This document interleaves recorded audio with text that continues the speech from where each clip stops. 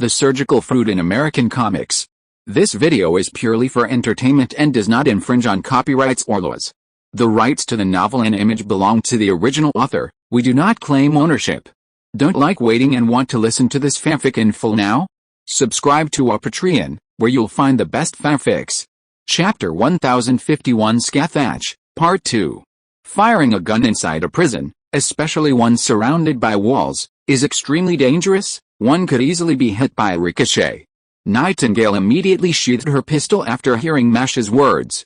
She had simply been venting her frustration. While her gun was powerful, this cell wasn't just any prison, it was one enchanted by magic. They were a heroic spirit and a master, and no ordinary prison could hold them. Don't worry, Miss Nightingale. We'll be out soon, Mash reassured her after she stopped. You're quite confident, miss? Before Mash could contact Chaldea, a strange voice suddenly rang out from within the prison, startling the three inmates. Be careful, no servant reaction detected, Roman said hurriedly, signaling Mash and the others to be cautious. If any servant reacts, they'll be discovered soon. As he spoke, a dark-skinned servant with many black braids and a green cape appeared in the cell. He raised his finger, signaling Mashu and the others not to be surprised, then magically unlocked a lock. Hello, Master of Chaldea. We've been waiting for you for a long time. I'm Geronimo. After releasing Mashu and the other two, the servant immediately introduced himself. Geronimo, that's not it, Roman explained, briefly explaining Geronimo's situation. You said you were waiting for us. Why? If I'm not mistaken, you're the Resistance. Yes, we'll discuss the details once we get outside. This isn't the place for us to talk, okay? I didn't expect there was such a secret passage here. Led by Geronimo, Mashu and the other two descended to the lower level of the prison, where a hidden underground passage provided shelter from Edison's troops and servants. The last thing we lack in this era is land. Although it was a secret passage, it wasn't narrow. On the contrary, it was quite spacious, resembling an underground corridor. Geronimo explained the passage's origins, revealing that it had been built when Geronimo and his men had sided with Edison. However, the two sides soon parted ways, as Geronimo realized Edison had no intention of saving humanity. Excuse me, Geronimo, I have a question I'm not sure if I should ask, Roman said suddenly after a moment's silence. Please ask, I have nothing to hide. From what I understand, you're a local Apache warrior. Are you truly willing to act to save America? Roman's question had nothing to do with the fact that America and the Native Americans shared a deep hatred. It could be said that the founding of America had nearly wiped out the Native Americans. I understand what you mean. Personally, I don't want to. But this isn't just an American problem, it's a problem for all of humanity. Geronimo made no secret of his feelings. Of course, he didn't want to, if he could help it. However, the issue of human incineration wasn't just a matter for one country, it concerned the survival of all of humanity. Faced with such a profound issue, Geronimo had a clear understanding of right and wrong. He wasn't as short-sighted as Edison. Actually, Edison had been confident in recruiting Geronimo. After all, if he followed his ideas, the Native Americans of North America wouldn't be exterminated, but would actually thrive. Yet, Geronimo had rejected him. Sorry, I shouldn't have asked that question, Roman apologized immediately. There's no need. In fact, you're not the first to ask that question. It's not that easy to escape, is it? You go ahead, I'll stop him. When the group reached the exit of the underground passage, Geronimo immediately told Mash and the others to leave, then began to chant softly. Spirit, son, lend me your power at this moment, your great ease, creator of the earth. It's Karna, let's go. Seeing Karna standing before them, Mashu and the other two didn't hesitate, taking advantage of Geronimo's moment to use his noble phantasm and immediately ran to the side. Karna was about to stop Mashu and the others when a wolf's howl, reminiscent of a day, resounded through the sky. A giant golden wolf appeared before Geronimo, opening its mouth and spewing a ball of blazing flames at Karna. This was Geronimo's noble phantasm, creator of the earth, which could summon the legendary giant wolf of their tribe. Its power was immense, and it had served them well in many battles against the Celts. While they might still be no match for Karna, they could still hold him back for a while. Looks like I'll have to leave you behind. Dodging the giant wolf's fiery flames, Karna glanced at Mashu and the other two, who had already retreated. Then, he fixed his gaze on Geronimo, who stood before him, apparently wanting to keep him. Sorry, I have important matters to attend to. I won't stay here. Karna, do you really think what Edison did is right? Think about it carefully. Goodbye. Geronimo looked at Karna and shook his head slightly. Then, with a flick of his green cloak, he vanished without a trace, his servant's presence vanishing as well. A noble phantasm of invisibility, Karna sighed softly as he watched Geronimo disappear. His spear suddenly glowed golden, and he charged towards the oncoming golden wolf. Mr. Geronimo, I'm so glad you're okay. Mashu and the others, who had left earlier, breathed a sigh of relief when they saw Geronimo catching up from behind. They had been deeply worried about him. Don't worry, I've borrowed a valuable noble phantasm to save you this time, Geronimo said, raising his green cape. Looks like my assistance won't be needed for now. Shen Fei, who had been preparing to head out, saw Mashu and the others escape, temporarily putting aside his previous thoughts and deciding to wait until Mashu and the others reached the rebel base. The four of them then set off on their journey. As for their master, Fujimaru Ritsuka, Nightingale carried her forward. Mashu had been planning to carry her, but Nightingale got there first. The heroic spirits, hurrying along, soon arrived at the rebel base, a small town that had been completely evacuated by the East-West War and now served as a temporary base for the rebels. We've actually sought you out for another purpose, to use Ms. Nightingale's power to rescue a servant. Her strength is essential to defeating the Mad King of the East. Upon arriving at the western base, Geronimo immediately took Mashu and the other two to see the injured servant. Seeing the injured servant, Nightingale, with her compassionate heart, immediately began treating him. I didn't expect it to be Rama. Who could have injured you so badly? Upon discovering the injured victim was Rama, Rama was astonished. He was a legendary figure, a hero on par with Karna. It was S.H.I.E.L.D. I fought him earlier and his spear pierced my heart. But I can't die yet. I haven't seen S.H.I.E.L.D. yet. Rama was truly remarkable. With his injuries, anyone else would have been consigned to Valhalla, but he managed to survive. Even his other injuries. A half-broken heart alone would have been fatal.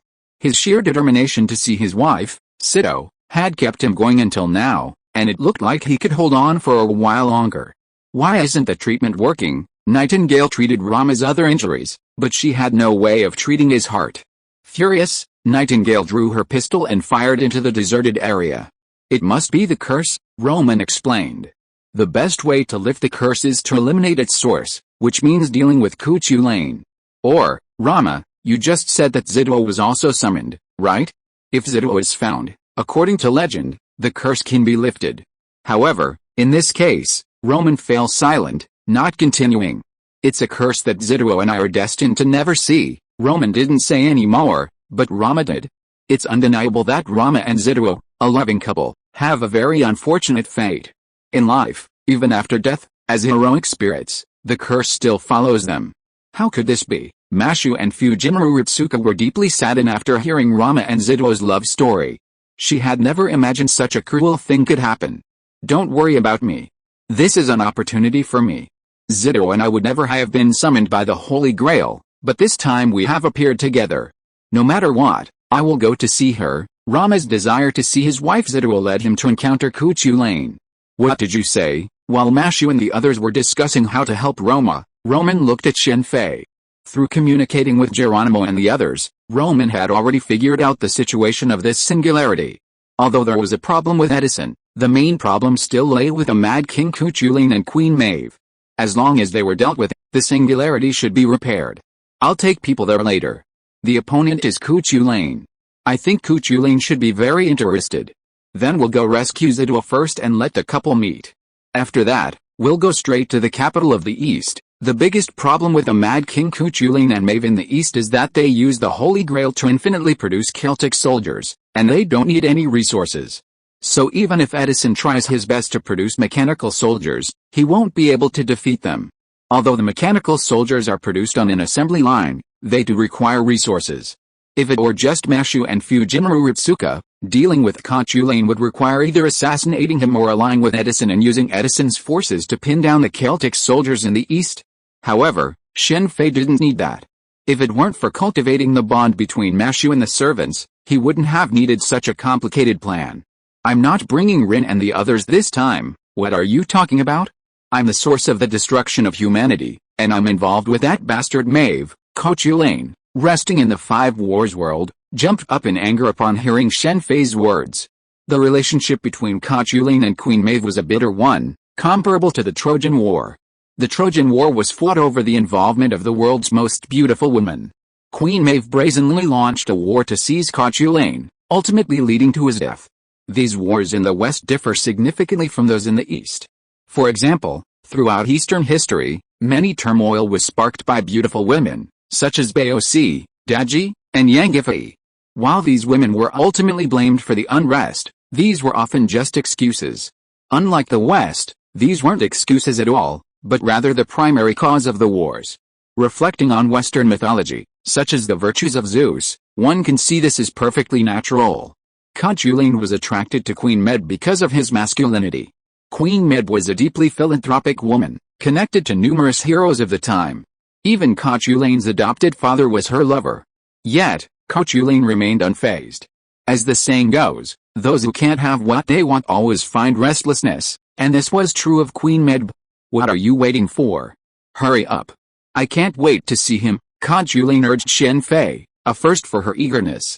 I'm looking forward to seeing you two meet, but before that, you have to promise me one thing, don't act rashly. After making an agreement with Quinjet, Shen Fei brought the two King Arthurs, Quinjet, Black Jean, and Da Vinci to the fifth singularity. Da Vinci came to check on Rama's injuries. Quinjet, Geronimo was shocked to see Quinjet, and immediately became alert. Don't look at me like that guy is not me. After some explanation, Geronimo finally breathed a sigh of relief. With several powerful servants, the situation had suddenly turned around. Thank you very much, everyone. I'm very grateful. Rama was very grateful after hearing that Chaldea planned to rescue Zidua first and reunite the couple before attacking the Mad King Quinjet. Don't be so polite. One more servant means more strength, let's act now. I have two companions in the next town. Having made their decision, the group immediately prepared to move. Nightingale strapped Rama to her back so she could heal him at any time to prevent his injuries from worsening. Be careful, there are enemies, don't attack, I'll do it alone. Arriving at the second town, Quinjet charged forward, brandishing his red spear, the Kaelborg, as he watched the Celtic soldiers and wyverns surrounding the town. He desperately needed to vent his anger. Hey, Quinjet. Why is he here? Robin Hood and Billy the Kid, who had been engaged in combat, were surprised to see Quinjet suddenly appear. Geronimo immediately informed them of the situation and returned his green cloak to Robin Hood. This was Robin Hood's magical guise, the Faceless King, but after becoming a heroic spirit, it seemed to have become a noble phantasm. Are you going to rescue Zidua? I happened to meet other lone servants on the way, maybe I can recruit them. Chapter 1052 Scathach, and that singing voice, it's definitely her. After Quinjet had dispatched his enemies, Robin Hood and his men immediately set out to search for the servant he'd encountered along the way. Before they could even see him, they heard a distant voice, or rather, a singing voice, a voice beyond description. Each syllable sounded perfectly beautiful, but once they connected, everyone present frowned. It was Elizabeth's voice. Yes, the Dragon Lady Elizabeth had been summoned again, bringing her total to 5 singularities, a total of 3 summons. Hey, isn't that Puppy? We meet again. Surprisingly, Elizabeth seemed to have some memory of the past. Upon seeing Ritsuka and Mashu, she immediately greeted them with a smile. For some reason, her address to her master Ritsuka was quite different. Miss Elizabeth, Mashu said, smiling. You two know each other, that's wonderful. Robin Hood breathed a sigh of relief upon discovering their acquaintance. Knowing each other meant it would be easy to recruit one another. Servants are all very strong characters, and it would be very difficult to recruit one without their approval. Miss Elizabeth, even if you built Broadway here, no one would come to your concerts right now. Upon discovering Elizabeth's plan to hold a concert here, turning it into a music center comparable to later generations, Mash immediately addressed the problem, pointing out the biggest problem with Elizabeth's plan, the lack of an audience. As for Elizabeth singing, no one would raise that issue in her presence. I see. Why aren't those guys interested in my singing? Elizabeth immediately joined the group. That's His Majesty Nero. With Elizabeth joining, the group continued their journey, passing through the primeval forest, defeating the monsters that blocked their path, and arriving at another town. There, they encountered His Majesty Nero, dressed in a bridal garb, battling a servant. It's Fergus. I didn't expect him to show up. Leave it to me, Quinjet. Upon seeing the figure battling Nero, a rare flicker of nostalgia crossed his face. This was none other than his good friend and adoptive father, Fergus. While the two had a close relationship, they had previously been hostile. Fergus had joined Queen Maeve's side, becoming an enemy of Quinjet. He was one of Queen Maeve's lovers. My apologies, pretty lady. I didn't mean to strike, but it was an order, Fergus, though expressing regret, struck without mercy. Just as Nero was about to activate his noble phantasm, a red spear suddenly appeared before Nero, blocking Fergus's sword. This is truly unexpected. Fergus froze at the sudden appearance. As a renowned war hero, he wouldn't have been surprised if anyone else had appeared, but not Quinjet. I'm surprised too, that we'd meet under these circumstances. Quinjet's expression was remarkably calm. Although the two had a close relationship in life, that relationship had also frayed. In another time, perhaps they would have sat down to drink and chat, but now, only one of them could survive. It seems you all understand the situation. Then there's no need for me to explain. Come, as you wish. As they spoke, their bodies moved simultaneously, and the red spear and the strange sword collided instantly. Fergus's weapon, while reminiscent of a knight's lance, was actually a sword, a demonic sword, his noble phantasm. Looks like we don't have to intervene this time. Everyone present knew the connection between Fergus and Quinjet, and those who didn't were briefed by Roman, who practically became the heroic spirit's background commentator. Your Majesty, Nero, we meet again. Mash and Ritsuka hadn't paid attention to the fight between Quinjet and Fergus. They were overjoyed to see Nero there. Sorry, have we met before? This Nero was the bride, the Nero of the celebration. He had no memories of his previous singularity, and that didn't affect Mash and Ritsuka's attitudes. It seems our showdown will have to be postponed. Elizabeth, for her part, showed no interest in fighting either. She walked directly to Nero's side, smiling and greeting him. From her tone, it seemed as if they knew each other before. Later, the group learned that the two had met by chance, and as both servants pursuing the arts, they immediately shared a common language. They then made a bet to see whose artistic prowess was superior, leading to Elizabeth's desire to establish a Broadway in this era. Meanwhile, Nero's reason for appearing in this small town was to turn it into Hollywood. She's actually interested in filmmaking? I remember her hobby being the same as Elizabeth's, singing. Could it be because she's the bride? If the Mad King Quinjet were to attend their concert, perhaps he could be defeated without a fight. Watching Nero and Elizabeth conversing cheerfully, a thought suddenly occurred to Shen Fei. Amazing. As if they were heroes of Celtic legend, while Nero and Elizabeth discussed art, Roma, Geronimo, Robin Hood, and the two King Arthurs watched the battle between Quinjet and Fergus. Both were powerful servants, possessing top-tier combat skills and experience. The only ones capable of engaging them in one-on-one combat were Roma and the two King Arthurs. Geronimo, Robin Hood, and Billy the Kid weren't strong servants in frontal combat, but their support duties were truly formidable. With such abilities, they could easily become hidden servant, but they were conjurers and archers.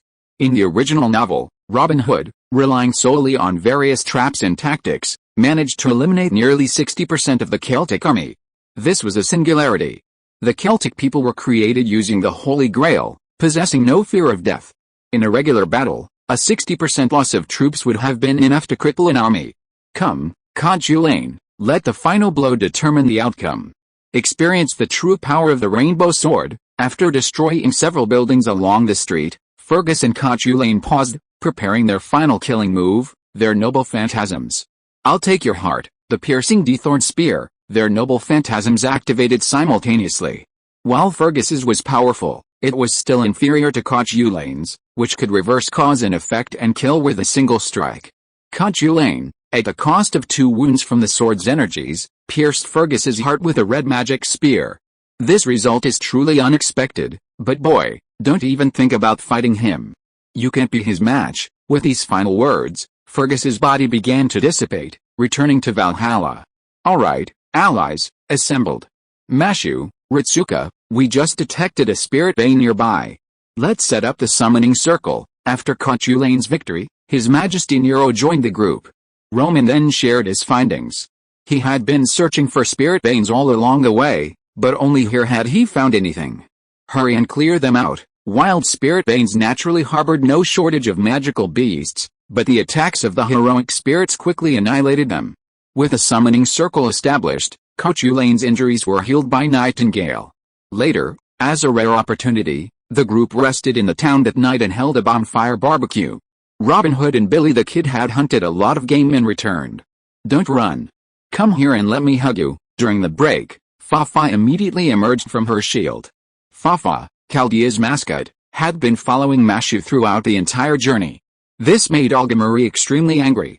Even a pet, a mascot, could transfer spirit particles, but she, the monarch's daughter, lacked the qualifications to be a master. What a rare opportunity. "I'll sing for everyone." The atmosphere was truly heated when Elizabeth suddenly stood up, microphone in hand, announcing her performance. Her words caused the servants present to pause for a moment. "Roman, it's time to discuss our next steps," Shen Fei said, just as the group was unsure how to dissuade Elizabeth. He didn't want to hear Elizabeth sing. Fortunately, it was Nero, the bride, who had appeared this time. If it had been the normal Nero, it would have been a true duet from hell. "Well, yes, while the most urgent task is to rescue Lord Zito, we don't need everyone present to go with us. We also need to keep an eye on the situation with the Mad King. First, investigate his whereabouts, and then we can attack him directly." Roman, of course, didn't want to hear Elizabeth sing, unless it was from the magical girl Mary. He cleverly changed the subject. Hearing Roman discuss business, Elizabeth abandoned her singing plan. That was Elizabeth. If it had been His Majesty Nero, he probably wouldn't have given up so easily. "That's what I was thinking. A few of us can go rescue Lord Zito, while we can investigate the Mad King and his men first." Geronimo nodded in agreement with Roman's proposal. "Let's split our forces into two groups. First, we'll rescue Lord Zito. Considering the necessary medical care, Lord Nightingale and Da Vinci will definitely need to accompany us. Then, since we're just investigating, Robin Hood's noble phantasm will be very useful." After some discussion, it was decided that Shen Fei, Mashu, Ritsuka, his servants, and Billy the Kid would lead a rescue mission to Devil's Island. The rest of the group would gather intelligence in the eastern capital. Kochulane insisted on joining them, and Shen Fei naturally didn't stop him. Kochulane had long since decided to fight the Mad King himself. Even if he might not be a match for him, he wouldn't give up.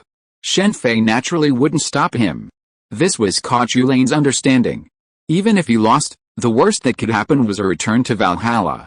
Kochulane and Maeve are such bad tastes. After fetching Mashu and the others from the other side through the arcane gate, Shen Fei shook his head speechlessly as he looked at the seemingly sturdy castle in the distance on Devil's Island. With a Mad King and Maeve as their masters, basically no servants who opposed them would be left alive. They had driven quite a few servants to this singularity. The rebels had more servants than just Geronimo and his companions at the beginning, but the others were killed. Fergus had killed 3 servants before he met Nero. However, they made an exception for Zito and did not kill her. Instead, they imprisoned her. It seems that they knew the relationship between Zito and Rama and did it on purpose. "I didn't expect such luck. I thought I'd never see you again after arriving on this island, but you've not only come, but you've brought others with you. Are you interested in becoming my brides?" As Shen Fei and his group dispatched numerous Celtic soldiers, 2-headed dragons, and other monsters, they encountered 2 familiar faces in front of the island's castle, Finn and his chief knight, Diarmait. "Shut up. You're a king after all, yet you act so frivolously." Finn's words immediately infuriated Black Arthur. But just as she was about to strike, Black Jean struck first, clearly angering her as well. "My king," Diarmait quickly blocked Black Jean's attack, looking at his king with a hint of frustration. The king's words were completely disregarding the situation, even though the other side clearly had the upper hand. "I didn't expect there were servants like you. If I had known, I wouldn't have stayed here." Beowulf, another servant in Finn's group, seemed excited. "Mashu, you go rescue the people first, leave this to us." The enemy had 3 servants, and he had an absolute advantage, so naturally, there was no need for Mashu and the others to fight. Beowulf was just about to stop Nightingale and the others when White Arthur drew his sword and stopped him. "Golden sword, Night King, haha, looks like I'm lucky." Beowulf became even more excited when he saw that his opponent was the Night King. He gripped his weapons tightly and rushed towards the golden sword. Sword of promised victory, Black Arthur fought Finn. After several rounds, He immediately activated his noble phantasm, and a black light shot straight into the sky. Awaken, my spear, it's time to make a big move, invincible purple grass. Finn was slightly stunned after seeing Black Arthur's noble phantasm, and then immediately used his own. This is the roar of my soul, tempered by hatred. Roar, my rage, distinguish, the line that divides life and death. Hiya, it's here, waves of rage. Seeing the two use their noble phantasms, Black Gene and Diremate also used theirs. Diremate, manifesting as a sword, naturally used his magic sword instead of his spear. The noble phantasms of both sides clashed, and the first to be eliminated was Finn. While his noble phantasm was formidable, he was unlucky to encounter the sword of promised victory. The high-pressure water jet from his spear was completely annihilated by the black beam of light, and he himself was directly struck by the beam, returning to Valhalla. Diremate had been engaging Black Gene's noble phantasm, but Finn's return distracted him, and Black Gene's noble phantasm sent him back to Valhalla. Had he not been distracted, the stalemate could have continued for a while. Chapter 1053 Master. This curse is truly powerful, Shen Fei sighed as he watched Rama, who had been able to communicate, suddenly become more injured and fall unconscious just as he was about to meet his wife, Zidro.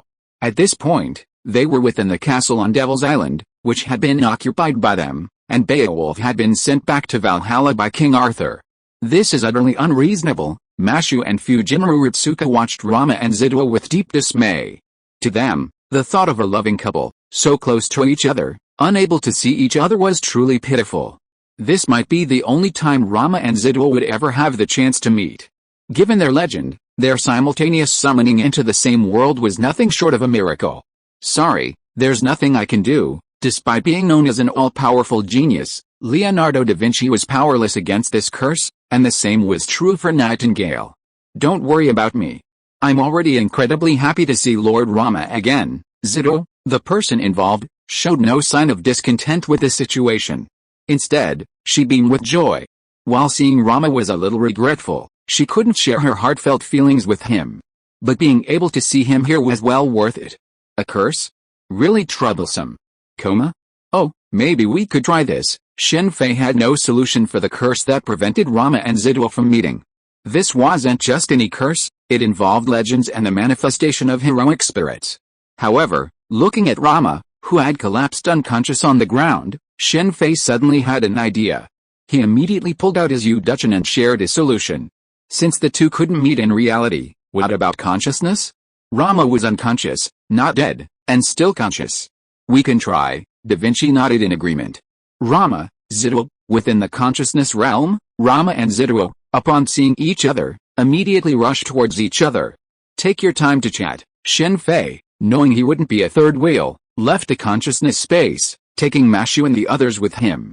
Mashu and Ritsuka wanted to witness the two men's meeting, so he used the feather dust to pull their consciousnesses in as well. Seeing the two men actually meet, Mashu and Ritsuka were overjoyed.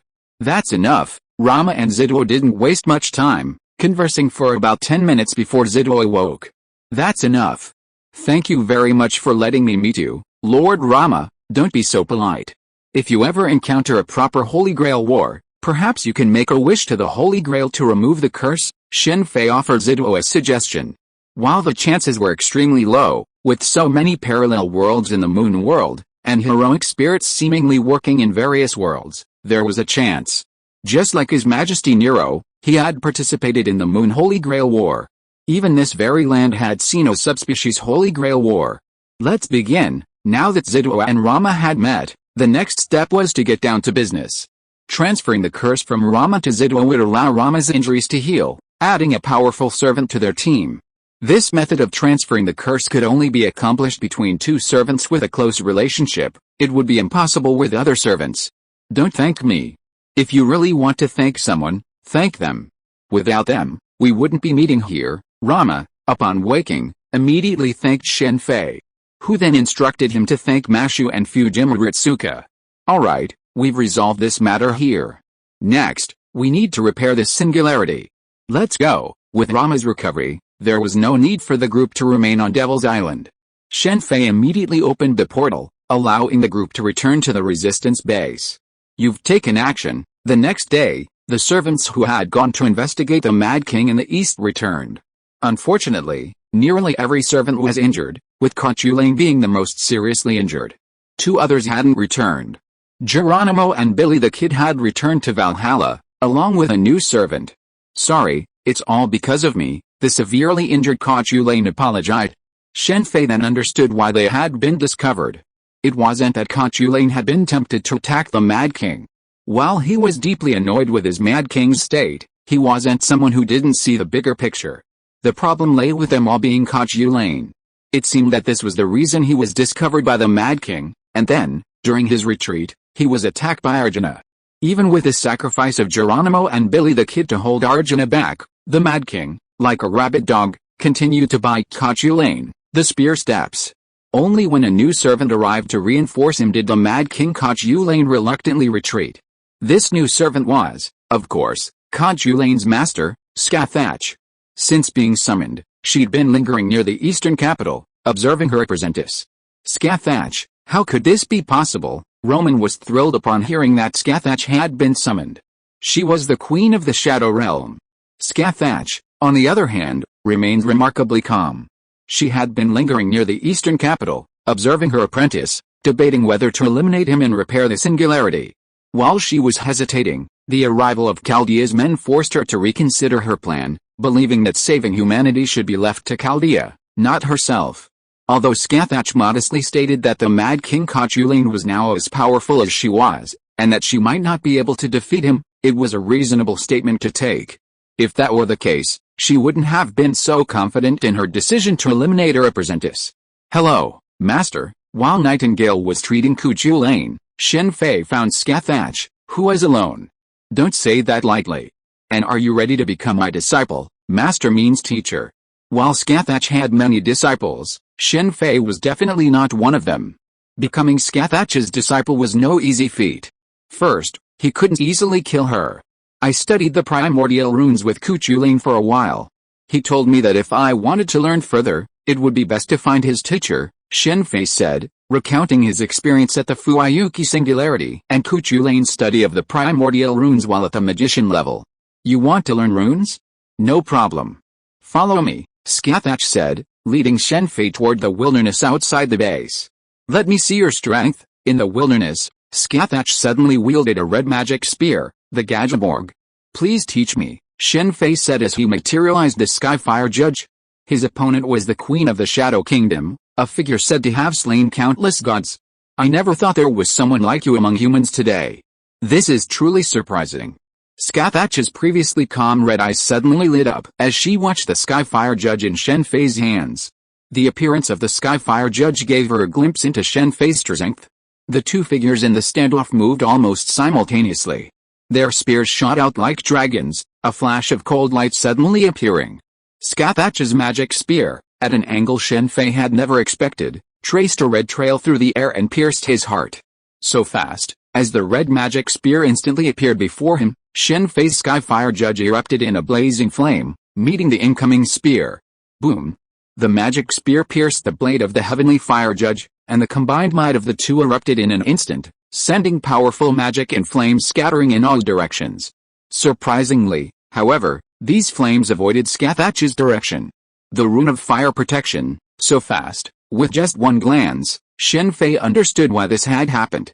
S.H.I.E.L.D. had, at some point, activated the fire-repelling primordial rune. "But I don't rely solely on fire." Since fire was useless, Shen Fei stopped activating the flames of the Heavenly Fire Judge and instead engaged S.H.I.E.L.D. with swordsmanship. Shen Fei had never slacked off in his swordsmanship, constantly using shadow clones to practice with him. This wasn't some advanced sword technique, but rather basic training, like Notaro practicing the Fist of Gratitude. For him now, summoning a shadow clone wasn't a significant drain.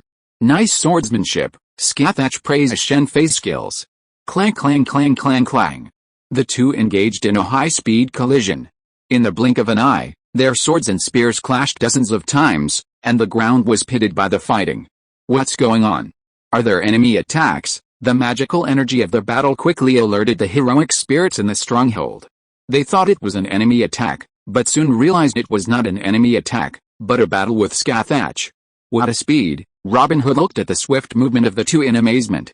He was also known for his speed, but now he was overwhelmed by the battle between the two. To be able to fight that queen of the Shadow Kingdom to this extent, is she really human? Roman, who could only sense the battle through magical detection, looked extremely excited. To be able to use runes to this extent, Orange is nothing compared to her. Aozaki Orange's use of runes had once amazed Shen Fei, but compared to Scathach, there was no comparison. Neither of them had sustained a single wound. Well, to be more precise, any injuries they sustained were instantly healed. Shen Fei possessed numerous healing abilities, combined with a hair share of Death's Core, making it difficult to sustain any injuries. Meanwhile, Scathach was constantly utilizing runes to heal her wounds. Your strength shouldn't be limited to this. Why don't you show your true power? After forcing Shen Fei back with a single shot, Scathach paused instead of pursuing. Then there's no way to control her. Thank you for your guidance. Seeing Scathach pause, Shen Fei followed suit. He naturally had many unused tactics, such as the Heavenly Fire Judge's destruction. Even with Scathach's runes to protect her from the fire, it wouldn't be possible to completely block it. He had come to learn from Scathach about the primordial runes, not to fight her to the death. Similarly, Scathach remained silent, her noble phantasm remained unused. Then after this is over, let me see for myself. I want to know if you can kill me. Sure, Shen Fei considered it for a moment before agreeing. Scathach was now a heroic spirit, so her death would simply return her to Valhalla. Speaking of this, he found it strange that Scathach, who lived in the Shadow Realm, had also died in the burning of humanity. Logically, living outside the world, she shouldn't have been affected by the burning of humanity. I accept you as my disciple. After the battle, Scathach accepted him and immediately handed over the primordial runes to Shen Fei. Thank you, Master. Compared to the previous instruction from Cuchulain, the magician, Scathach's teachings were undoubtedly more detailed. Alright, now it's time to strike directly at the heart of the matter. Cuchulain, do you still stick with your previous choice? Shen Fei's study with Scathach came to a temporary halt after Cuchulain's injuries healed. My disciple is very stubborn. Scathach shook her head slightly at Shen Fei's gaze. Cuchulain was in grave danger against the Mad King, but since he insisted, Shen Fei couldn't stop him. This was his heroic determination, just like Elizabeth's determination to defeat her Camilla. Even if she lost, she wouldn't let anyone else interfere. Then it's settled. As for Arjuna, I'll find him a worthy opponent. Since Karna had been summoned to this world, he couldn't be left idle, even if their team could handle Arjuna. Master, are you interested in exploring other worlds? After deciding to take action tomorrow, the group immediately prepared to rest and celebrate. They would say goodbye tomorrow, so Shen Fei went straight to Scathach. Another world? Yes, another world. Not a parallel world, but a real other world. Shen Fei explained his origins to Scathach. Scathach's wish was for his disciple to kill her, but he wouldn't let her die like that. That would be a shame. The biggest problem for Scathach, who wants to die, is that she is the master of the Kingdom of Shadows. In the Moon World, she has no way to escape this identity, but once she enters the Moon World, it will be different. Endless worlds, endless strong people, and even Scathach from other worlds. Shen Fei said and gave a brief account of some of the situations in other worlds, including the world of death, the world of collapse, and the world of Arknights. This is really shocking. It seems that I have accepted an extraordinary disciple this time. As for the me in other worlds, to be honest, I am tempted. The endless world and endless strong people, for someone like Scathach, the attraction is needless to say.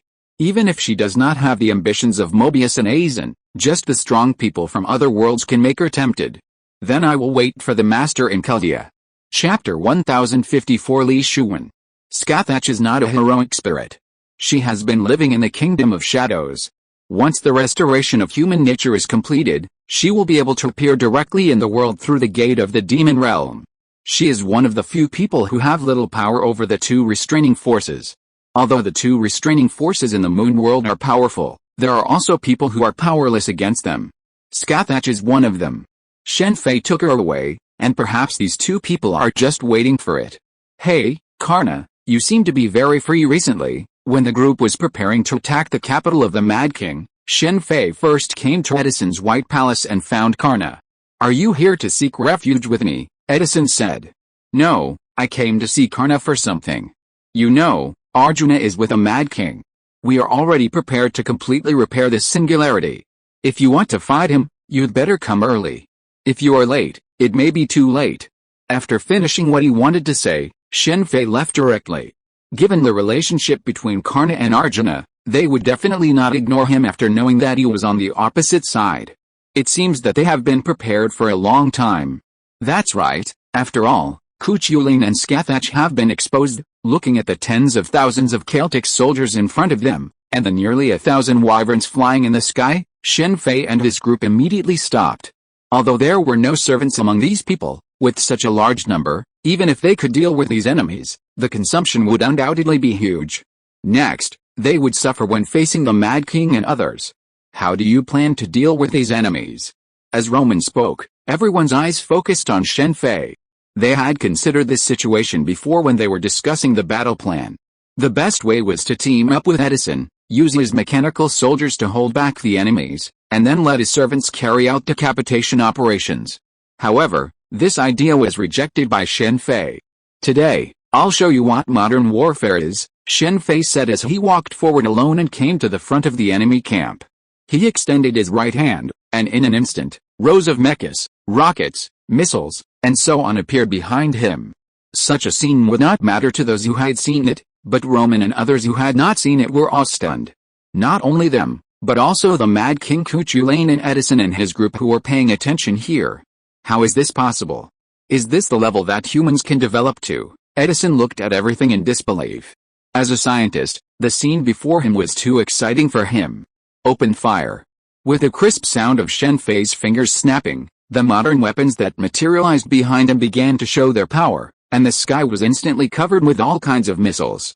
Accompanied by the sound of continuous explosions, nearly 1,000 two-legged flying dragons in the sky were destroyed in the first time, followed by the tens of thousands of Celtic soldiers on the ground.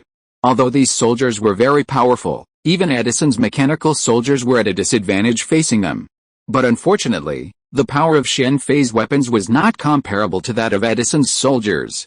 Under the bombardment of countless missiles, tens of thousands of elite Celtic soldiers were wiped out in less than an instant of time. This is understandable. Even the army of all the heroic spirits of the Conqueror King is not a match, let alone the Celtic soldiers created by the Holy Grail. With such an attack, I'm afraid even the heroic spirits are no match. Roman, who witnessed this annihilation battle with his own eyes, couldn't help but sigh deeply. The heroic spirits are not fools. They will not stand there and allow modern weapons to bombard them. Shen Fei shook his head slightly in his heart at Roman's words, and then eliminated these modern weapons. Modern weapons are indeed powerful, but if the heroic spirits know their characteristics, they can completely play to their strengths and avoid their weaknesses. With the speed of the heroic spirits, it is too easy to avoid the center of the bombing. We can start now. Seeing that the enemies blocking the way ahead were annihilated, Shen Fei immediately turned around and spoke to the people behind him, but at this moment, a blue light streaked across the sky and instantly appeared in front of Shen Fei, pointing directly at his forehead. Only then could he see its appearance clearly. It was an arrow. Just as Shen Fei was about to make a move, Scathach suddenly appeared beside him and knocked the arrow away with a gun. The arrow that was knocked away fell to the side with a violent explosion, and a large pit with a diameter of several meters was left on the ground. Arjuna, finally a pure bow level has appeared, although we didn't see who shot the arrow, but with such speed and power, we can guess that it was Arjuna who shot it without asking. Shen Fei has seen many bow-class servants, and this is the first one who uses the bow and arrow as his life weapon. The other bow-class servants are all very strange. Imaya is good at materializing Ganjang and Moi in close combat, and Gilgamesh doesn't use bows and arrows at all, he just throws his treasures. Of the two archers encountered in this singularity this time, Billy the Kid is a gunplayer, and although Robin Hood uses a bow and arrow, he relies on his other treasure, the Faceless King, and is better at setting traps. He is here as expected. A golden light suddenly appeared in everyone's sight. Karna, with short white hair and holding a golden spear, finally couldn't help but appear after seeing Arjuna's bow and arrow. At the same time, Arjuna on the opposite side also appeared in everyone's sight, and the two of them only had eyes for each other. Can you please fight aside? After hearing Shen Fei's words, Karna nodded slightly, and then flew to the right. Arjuna immediately followed. A moment later, there was a sound of explosion in the distance, and golden light and blue light flashed in the sky. These two are both great heroes in mythology. Their fight can be compared to the battle in mythology. Either of them has the strength to eliminate the enemies that Shen Fei faced just now. Even the aftermath of the fight between the two is enough to deal with them. Come on, Mad King. After Karna and Arjuna fought, Cuchulain immediately stood up and challenged the Mad King himself. The Mad King also came out. Just as Cuchulain wanted to deal with the Mad King himself, the Mad King also wanted to deal with Cuchulain himself. Let's go, our target is Maeve. When the two Cuchulain faced each other, Mash and the others immediately rushed towards Maeve's position, and then faced acquaintances, Finn, Diarmate, Beowulf, Fergus and others who were summoned again. In addition to these servants, there were many shadow servants and a huge stone giant about 10 meters tall, the Guardian. Sword of Promised Victory, Invincible Purple Grass, Bow of Prayer, Rainbow Sword, the distant Ideal City. There was no nonsense or prelude from both sides this time. All of them activated their noble phantasms at the first moment. For a moment, the lights of various noble phantasms intertwined. Under the protection of Mash's shield, these servants who were summoned again were once again sent back to Valhalla, penetrating the immortality of Rakshasa. After destroying those servants, including the shadow servants, Rama found an opportunity and directly activated his noble phantasm, hitting Maeve. Rama's noble phantasm is very peculiar. Although he uses a sword, its essence is an arrow shot from a bow. This is the manifestation of his defeat of the demon king Rahwana. People who don't know it can easily be hit by his noble phantasm. Queen Maeve, I'm sorry, this is war. Although Rama's actions were suspected of being a sneak attack, which did not fit his identity as a hero, heroes also have to consider the occasion. There has never been any sneak attack in war. Even the Night King agrees with this concept. The Night King has also sneak attacked the enemy during his lifetime. Of course I know this is a war, so any means are acceptable. Thank you for finally allowing me to complete the ceremony. Hit by Rama's treasure, Queen Maeve, who was about to disappear, not only did not have the slightest anger or unwillingness, but instead showed a smile of success. Boom. At this moment, the Mad King Cuchulain repelled Cuchulain with one blow, and then appeared next to Maeve in an instant, letting her trembling body lean on him. The Pleasant Queen's game is finally over. I am very happy with this trip. Let me show you my last trump card, the 28 warriors who defeated Cuchulain. Hearing Queen Maeve say this, Rama and others were shocked in their hearts, and then became cautious and alert, but nothing happened around them. How is it possible? Is this something that can be done? Is the Holy Grail used? When Rama and others didn't understand what was happening, Roman's scream came from Mashu. It's the demon pillars, 28 demon pillars, appearing in the area ruled by Edison in the north. Why are they there? No, this time the restoration of humanity is calculated based on the masks they rule. We can't let them defeat Edison's army and occupy that place, otherwise the humanity here will completely collapse. Roman's originally puzzled voice finally turned into a scream. I'll leave this place to you, I'll go and deal with them. Hearing Roman's anxious voice, Shen Fei immediately opened the portal and rushed towards the area where Edison was, and Scathach followed closely.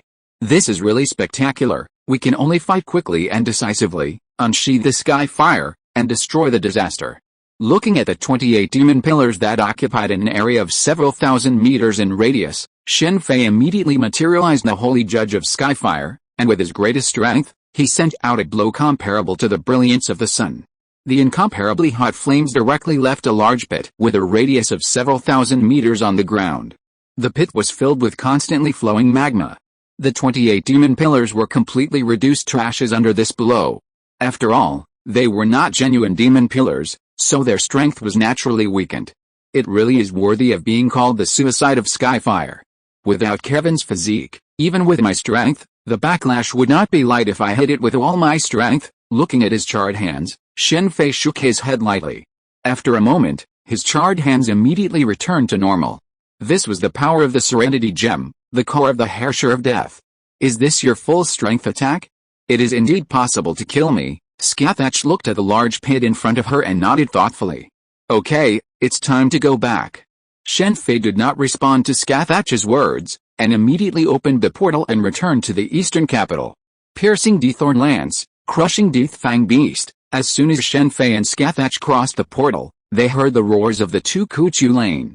The two activated their noble phantasms at the same time. Both of them had the ability to reverse cause and effect and launch a fatal blow to the enemy. As a result, the two did not die together, but their noble phantasms cancel each other out. However, although the effects of the noble phantasms were cancelled out, the attacks of the two were not cancelled out. The magic spear of the spear-level Kuchulain pierced the chest of the Mad King, and the Mad King's claws also pierced the body of the spear-level Kuchulain. Using the Dthorn lance as armor and exoskeleton, he is really worthy of being the Mad King. The Spear of Dthorn is the magic spear Gadgeborg used by Scathach and Kuchulain. Under normal circumstances, it is extremely difficult to control one. For example, Kuchulain only uses a spear. But it is different for the Mad King. He controls multiple spears of Dthorn, and his treasure even conceptualizes this, so the spear becomes an exoskeleton and claws. It looks like a lose. I can only hand it over to you from now on. Unlike the Mad King who possesses the Holy Grail and can use runes at will, Kuchulain of the Spear class does not have the ability to use rune magic. In this case, he naturally will not be the opponent of himself in the Mad King state, but he is very happy to be able to stab himself in the heart. Mad King, you have no chance of winning now, hand over the Holy Grail. Although Kuchulain failed and returned to Valhalla, they still have many heroes on their side. Both Rama and King Arthur are capable of fighting against the Mad King Kuchulain. If you want the Holy Grail, come and get it yourself. Maeve is determined to get my heart at all costs. I can only respond to her with continuous killing. The state of the Mad King Kuchulain was caused by Maeve using the Holy Grail.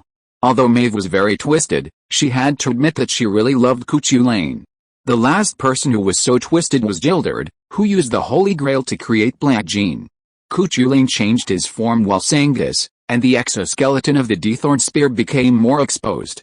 Kuchulain, this is a rare opportunity. I have a trick. I wonder if you can take it. Just when Rama was about to besiege Kuchulain, Shen Fei suddenly stood up with a huge axe sword in his hand, the nameless axe sword, the weapon of Hercules. This is, interesting, come on. Feeling the aura emanating from Shen Fei and looking at the familiar weapon in his hand, the Mad King suddenly laughed out loud. Be careful, shoot 100 heads. Shen Fei slowly raised the axe sword in his hand and used the treasure of Hercules. Although this is a treasure, strictly speaking it is also a school of martial arts. It is an attack technique that sends out 9 consecutive hits in an instant. Dang dang dang.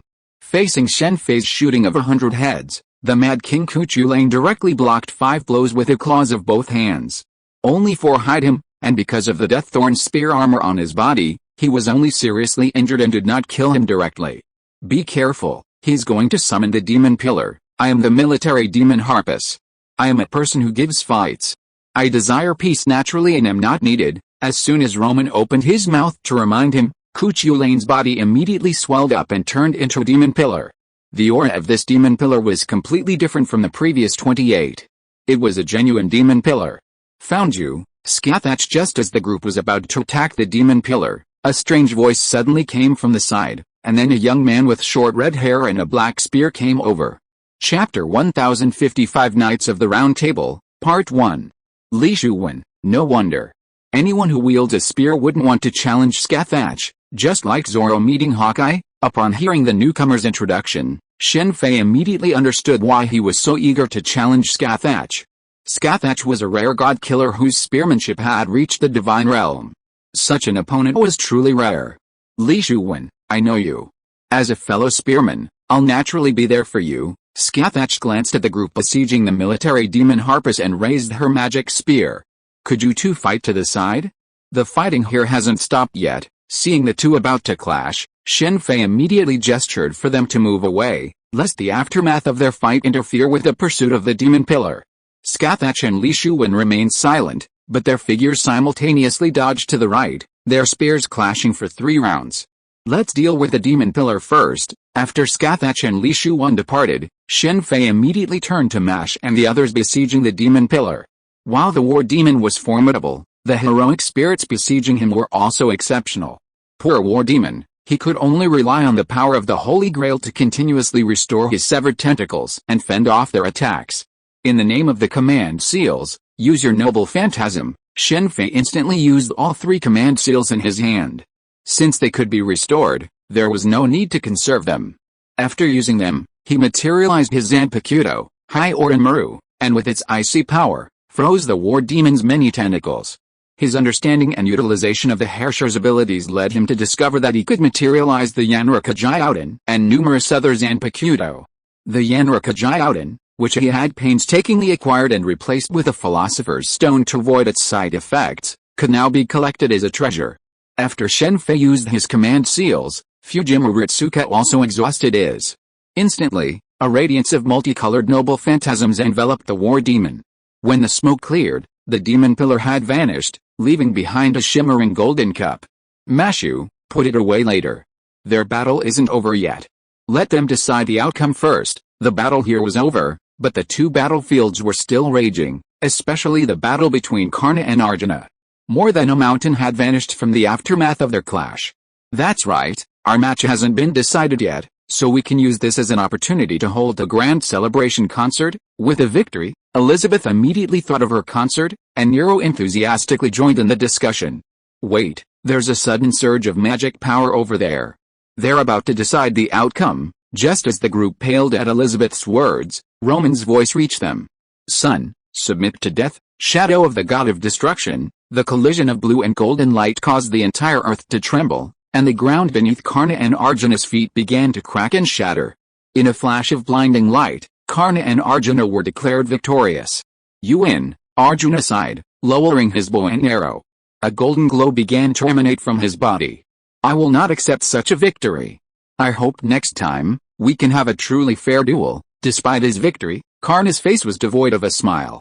Others might not have noticed, but he did. Arjuna hesitated at the last moment.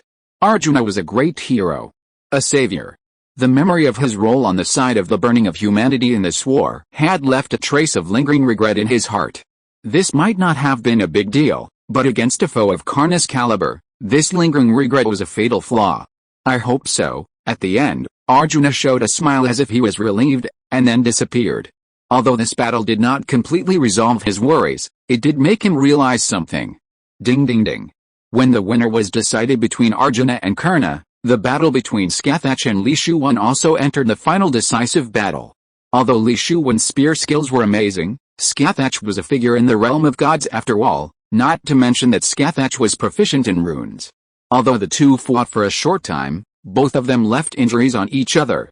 Unfortunately, Skathach's injuries recovered quickly, while Li Shuwen did not have such ability. In addition, he was good at fighting without his second, so naturally he could not, nor did he want to, fight a protracted battle with Skathach. My spear is a sure killer. Against this spear, hailed as the divine spear, there's no contradiction. The divine spear is unbeatable. The spear is me. I am the spear that pierces death. Black and red rays of light intersected in an instant. The outcome decided. Li Shuwen, looking at the broken spear in his hand and the hole in his chest, burst into laughter. Is this the spearmanship of the divine realm? You're not bad at all. As far as I know, there aren't many who have achieved that level of pure spearmanship. This manifestation is truly a good thing. With these words, Li Shuwen's figure slowly faded, returning to Valhalla. He had answered the call this time to battle Skathach. What a shame, Skathach sighed softly as she watched the disappearing Li Shuwen. As for the reason for her regret, perhaps only she knew. It's quite impressive that Skathach left such injuries on me. It's a pity that I'm not a spearman. Li Shuwen's noble phantasm also left serious injuries on Skathach. This is already very rare. After all, one is a human and the other is a god. If Shen Fei was a spearman, he would definitely choose to ask Li Shuwen for advice, even though Skathach is more powerful in spearmanship. My hand slipped, my electric slip. After finishing with Skathach, the group rushed to Edison's side, ready to say goodbye, and then they saw an unbelievable scene. Edison was fighting with someone. It was a real fight. Tesla, I didn't expect him to show up. Could it be to see Edison? The one fighting with Edison was Tesla, whom Shen Fei had met before. In reality, things turned out just as he'd imagined. Without him, Tesla would have been summoned to confront the 28 demon pillars, a true testament to his human mythical power. However, thanks to Shen Fei's intervention, his presence was no longer necessary. But Tesla still came to meet Edison and mock him. Despite Edison's numerous inventions, Tesla, relying solely on alternating current, completely outclassed him, even with Edison's current line head. Help, The final rows of galloping stars, Elizabeth and Nero finally joined forces to hold a celebration concert. Shen Fei, prepared for this, immediately followed Scathach's lead and stayed away. The others, however, were not so lucky, especially Mash and Ritsuka, who were forced to attend due to previous commitments. While some servants knew Elizabeth and Nero intimately, others were unaware of their abilities. Elizabeth then taught them the true meaning of a true singer. To prevent their escape, Nero activated his noble phantasm, enclosing the Golden Theater's inherent barrier. After the concert, the servants present seemed to have lost their souls and spirits, leaving the venue with faces of despair. Intensive Fist, Inch Force opens the heavens. In the wilderness, Shen Fei and Scathach clashed again, but this time Shen Fei didn't wield a weapon. Instead, he used Fuhua's martial arts. Not bad, try again. Scathach, feeling the power of the blow firsthand, excitedly brandished her magic spear. Inch Force Thunderbolt, Inch Force Rock Break, Inch Force Mist Kick. Shen Fei then unleashed a full set of Inch Force Fist techniques. Although this set of martial arts originated from Fuhua, he had now incorporated it into the 6 styles of the Navy. In reality, Fuhua was doing the same, but while both had incorporated the 6 styles of the Navy, their emphases were completely different. It's almost time. We should go back. See you next time. 3 days later, Mashu finally stored the Holy Grail within her shield, completing the restoration of her humanity. While those 3 days were somewhat painful for some, Elizabeth and Nero were incredibly happy. Nero, in particular, had fulfilled her dream of filming a Western in this era. To be more precise, it featured Nero and other servants like Robin Hood. Of course, Shen Fei provided all the equipment, as he planned to summon Nero later for her own viewing. The foundation of the 5th singularity is complete. Now we only need 2 more singularities to complete the restoration of humanity. After Mashu and Ritsuka returned, Roman immediately sent them to rest. This wasn't due to exhaustion from repairing the singularities, but rather Elizabeth's singing. It had to be said that it was a perfect noble phantasm for humans. Mashu and Ritsuka, however, didn't regret it. After all, it was a promise they had made, and going back on their word or escaping it wasn't their style. This, in turn, strengthened their bond. I didn't expect you to set your sights on her, Da Vinci said in his magic workshop, laughing as he recounted Scathach's story. Even though she hadn't been with Shen Fei, she had guessed his purpose for approaching Scathach. I just think she's a little bored staying in the Shadow Kingdom. Really? She's a rare beauty. Don't you have any special thoughts? No, Shen Fei denied hastily. Well, there's no need to deny something like that. Besides, didn't you say you were the emperor of an empire? Isn't this normal? Da Vinci said, then immediately changed the subject, asking what Shen Fei and Scathach were studying. The two then turned to their research on runes. While Chaldea was busy analyzing the coordinates of the 6th singularity, Shen Fei and Da Vinci were studying magic ceremonials and runes. Meanwhile, he would occasionally return to the world of the 5th War, taking King Arthur and the others on culinary adventures across the world. With his portal, he could travel anywhere at will. The 6th singularity has been successfully analyzed. This singularity is located in the 13th century, in the Holy Land, during the Crusades. Of course, this is just a reference. You'll need to investigate the specifics. Chaldea worked tirelessly to quickly decipher the 6th singularity. Roman then explained the historical context and briefed Mashu and Ritsuka on the historical background. This time, you'll spearhead the attack. If you need support, I'll bring others. Just like Scathach's decision regarding the 5th singularity, she could have repaired the singularity single-handedly, but ultimately chose to let Chaldea handle it. Mashu and Ritsuka needed to grow. Understood. Anti-summoning system activated. Soul transfer begins 3, 2, 1 seconds until the transfer begins. Following the announcement, Mashu and Ritsuka, entering their frames, quickly completed the transfer. What's the situation, Dr. Roman? The situation here is completely different from what you described. We're in the desert now, Mashu's voice swiftly echoed, and the video system activated. How is this possible? Roman stared in disbelief at the swirling sandstorm surrounding Mashu and Ritsuka through the video. As far as he knew, there was no such vast desert surrounding the Holy Land. It must be related to the singularity, Doctor. Let's investigate the surrounding area and see if we can find anything. Be careful. According to our detection, the swirling sandstorms around us are imbued with powerful magical energy.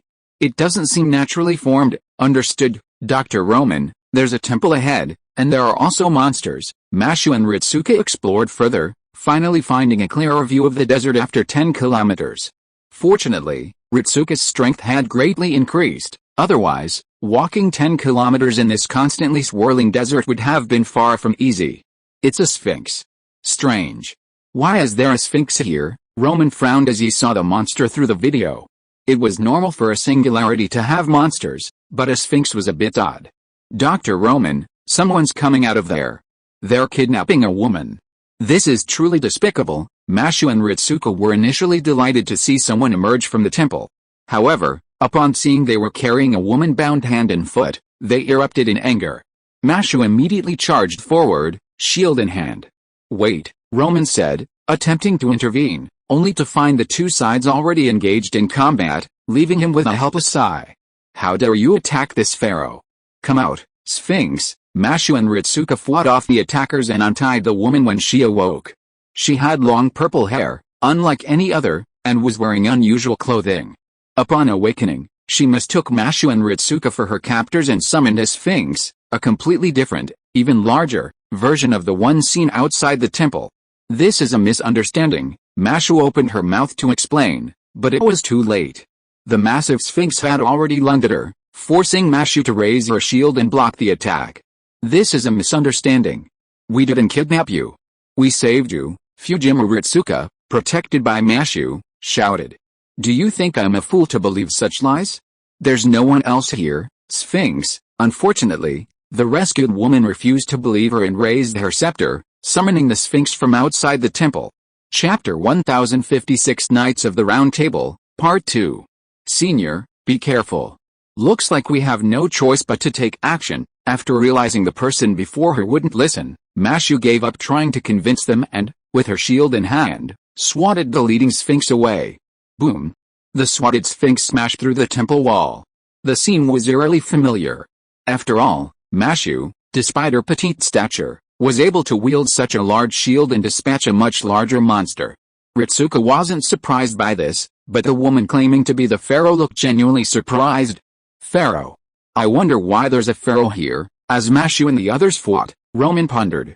He knew about the pharaoh, of course, but his appearance at this time was odd. Because of the powerful magical energy contained in the dust, while Chaldea could establish communication with Mashu, the detection system was disabled by the magical interference, making it impossible to determine if the pharaoh before them was a servant. Now you can trust us, right? If we truly wanted to kidnap you, now is the perfect opportunity. While Roman pondered, Mashu and Ritsuka collaborated to defeat all the Sphinxes before them. Their current strength was significantly greater than their original counterparts. Who knows if this is your conspiracy? The woman claiming to be the pharaoh seemed to believe them, but her words were somewhat harsh, with a touch of tsundere about her. Pharaoh, I can prove that what they say is true. It's a group of mountain dwellers who kidnapped you. Just as Mashu and Ritsuka stared at the pharaoh helplessly, unsure how to convince her, a gentle voice suddenly rang out. Following the voice, they saw a stranger with a delicate face and eyes as clear as green gemstones stepping out from behind the temple's massive stone pillars. Mountain dwellers, so that's them. The woman claiming to be the pharaoh's words suddenly dawned on her, as if she had finally grasped something. Thank you for your help, sir. We are from Chaldea, and we are here to restore humanity. Mashu and Fujimu Ritsuka once again stated their identities directly. Hello. I'm Lucius. The handsome young man smiled and nodded to Mashu and Ritsuka, then stated his name. Lucius, no way, could it be him? Roman, upon hearing Lucius's name, seemed to recall something, his face thoughtful. You are from Chaldea. I was wondering who else it was. The female pharaoh, after hearing Mashu and the other two's introductions, glanced at them curiously before introducing herself as Nitocris. A servant indeed, Roman immediately confirmed. You asked about the Holy Land, which has long been destroyed. Let's go, the king wishes to see you. As she spoke, Nitocris raised her scepter, and the wind and sand that swirled across the desert suddenly stopped. They're all servants, as expected. As Nitocris stopped the desert wind, Chaldea's detection system immediately activated, revealing the identities of Nitocris and Lucius. I didn't expect the Holy Land to be destroyed. This is truly troublesome. Mashu, Ritsuka, go with her and meet the king she mentioned. Someone Nitocris called a king was undoubtedly no ordinary figure. Communication magic, Neither Nitocris nor Lucius expressed surprise at Roman's presence. How is this possible? Why is there a pyramid here? Gazing at the massive, shimmering golden pyramid before them, Roman exclaimed in disbelief. Mashu and Ritsuka were also utterly astonished. The two, along with Lucius, had followed Nitocris to the king's palace she'd mentioned, though Nitocris hadn't mentioned a shimmering golden pyramid. This is all the king's power. The king protects this place, Nitocris declared, leading the three into the pyramid. I didn't expect it to be Sun King Osmanthus. After entering the pyramid, Mashu and the other two quickly met the king and learned his identity. It was Sun King Osmanthus. No wonder Nitocris held him in such high esteem. This king was said to be the son and incarnation of the sun god. Shen Fei admired him most for marrying the most beautiful women in the world. The phrase 3 palaces, 6 courtyards, and 72 concubines barely even describes his harem. Any normal man would be envious, though only for the sake of envy. Master of Chaldea, you're too late. The Holy Land has been completely destroyed, and humanity has collapsed. Upon meeting Mashu and Ritsuka, Sun King Osmanthus bluntly declared that humanity in this singularity had collapsed, shocking Mashu and Ritsuka, and also startling Roman and Chaldea.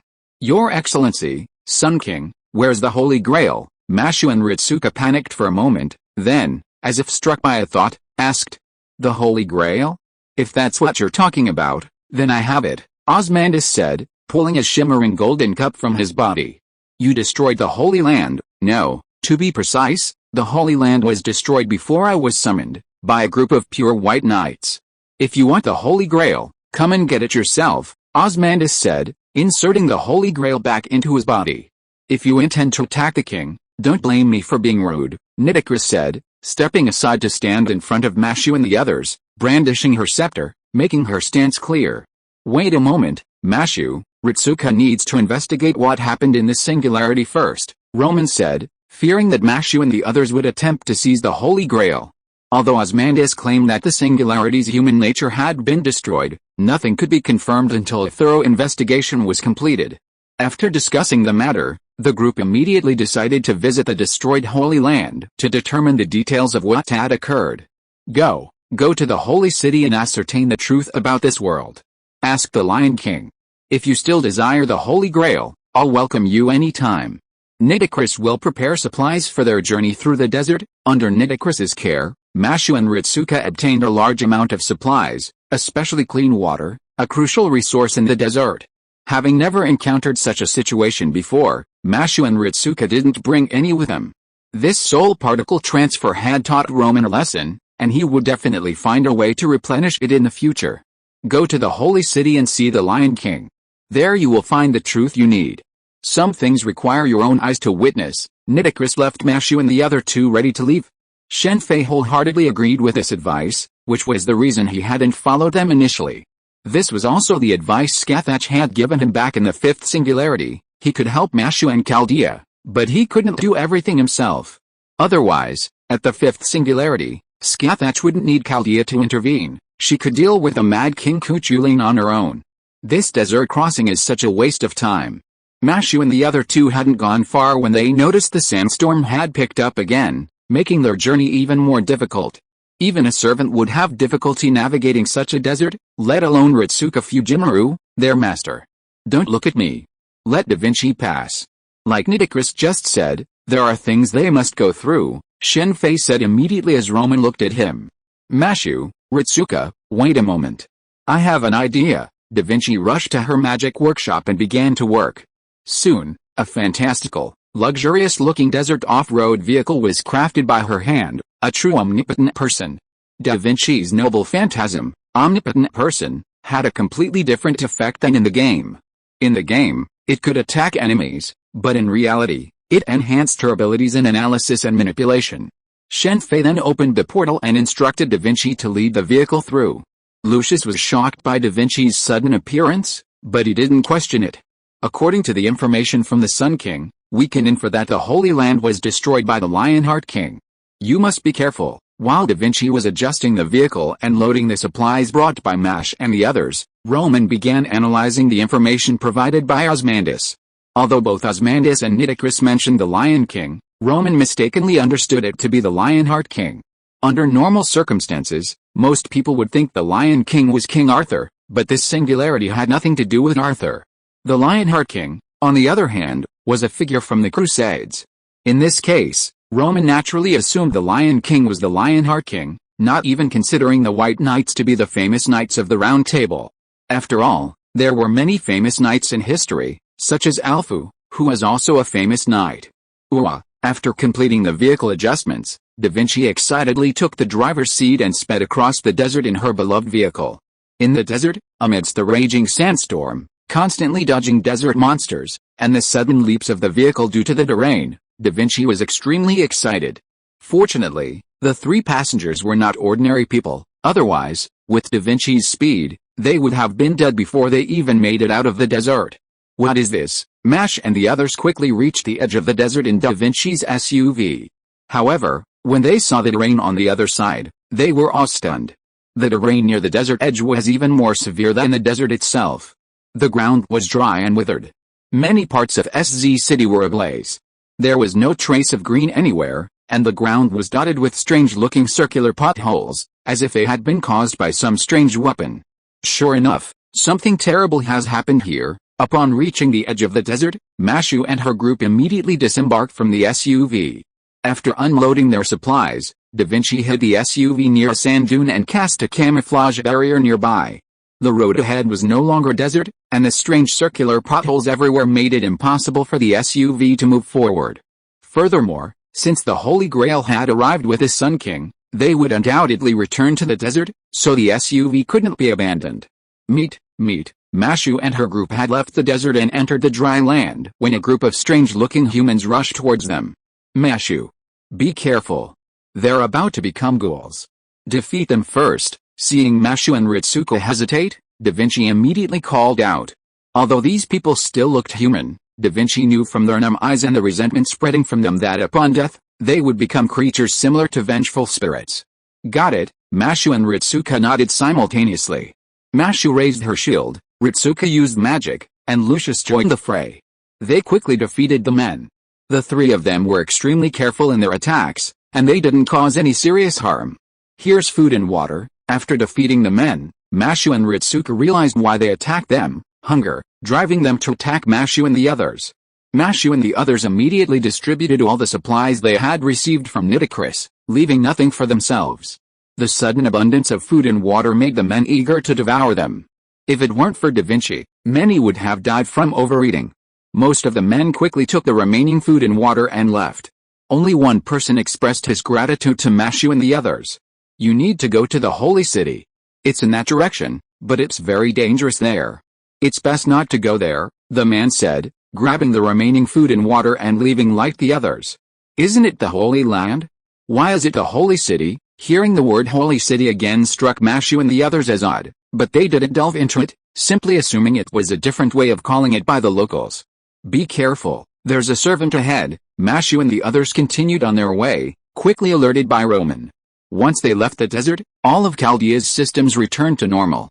Mashu and the others immediately slowed down, but then, upon hearing violent screams from the front, they sped up. From a distance, they saw a young man with long red hair, a handsome face, eyes closed, wielding a longbow, slaughtering civilians. He stood motionless, but with a simple flick of his finger, the civilians dozens of meters in front of him were decapitated. Mashu was about to charge, but was immediately stopped by Da Vinci. Calm down, this isn't just any servant. Da Vinci left the rest of the sentence unsaid, meaning it was too late for Mashu to charge. No one was around. Chapter 1057 Knights of the Round Table, Part 2.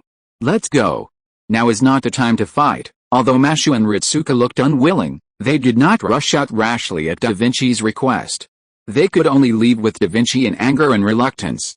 Lucius, who left with them, looked completely different from his previous calm expression, but Da Vinci and Mashu did not notice this at the time. Da Vinci and his group soon arrived at a village with human life. It was a small village, but there were quite a few people living there. Little sister, this is for you. Upon entering the village, Mashu saw a girl holding her mother and constantly complaining about being hungry, and immediately gave them the remaining food she had. How could it be the Knights of the Round Table, the Lion King? How is this possible? After talking with the villagers, Mash and the others finally understood that the Holy City wasn't the Holy Land. The Holy Land had been destroyed in the previous war, but the White Knights had subsequently appeared and slew those who had destroyed the Holy Land. Then, overnight, a magnificent city had sprung up from the ruins of the Holy Land. That city was the Holy City, Kamar-Taj. This realization left Roman in disbelief. It can't be them. The Knights of the Round Table wouldn't massacre civilians. Roman, I don't know what happened, but it's certain that the Knights of the Round Table are indeed in the Holy City. Da Vinci's words dispelled Roman's last glimmer of hope. That's Tristan. Lucius, who had been silent, suddenly spoke. You said the knight who attacked earlier was Tristan. It seems the singularity has indeed undergone significant changes. We must go to the Holy City. I just asked some people about the Holy City. Da Vinci then shared the information she had gathered. People in the Holy City were divided in their opinions. Some said it was a paradise, where once inside, one would be free from worries about food, clothing, and illness. Others said it was hell. All those who had previously visited the Holy City had vanished, never to be seen again. No one knew what lay within the pure white city. In this situation, Da Vinci and his companions needed to go to the Holy City to uncover the truth and witness it for themselves. It just so happened that there were also people there who wanted to participate in the Holy Grail. To enter and live in the pure white city, one must pass the Holy Grail. Although the Holy Grail was said to be very strict, many still ventured forward, hoping for a chance at the Holy Grail, believing it was better than waiting for death here. Since it's Kamar-Taj, why not invite them over? After finalizing the plan with Da Vinci, Mashu, and the others, Roman immediately turned to Shen Fei. With the Knights of the Round Table and the appearance of Kamar-Taj, the two King Arthurs would surely be very interested.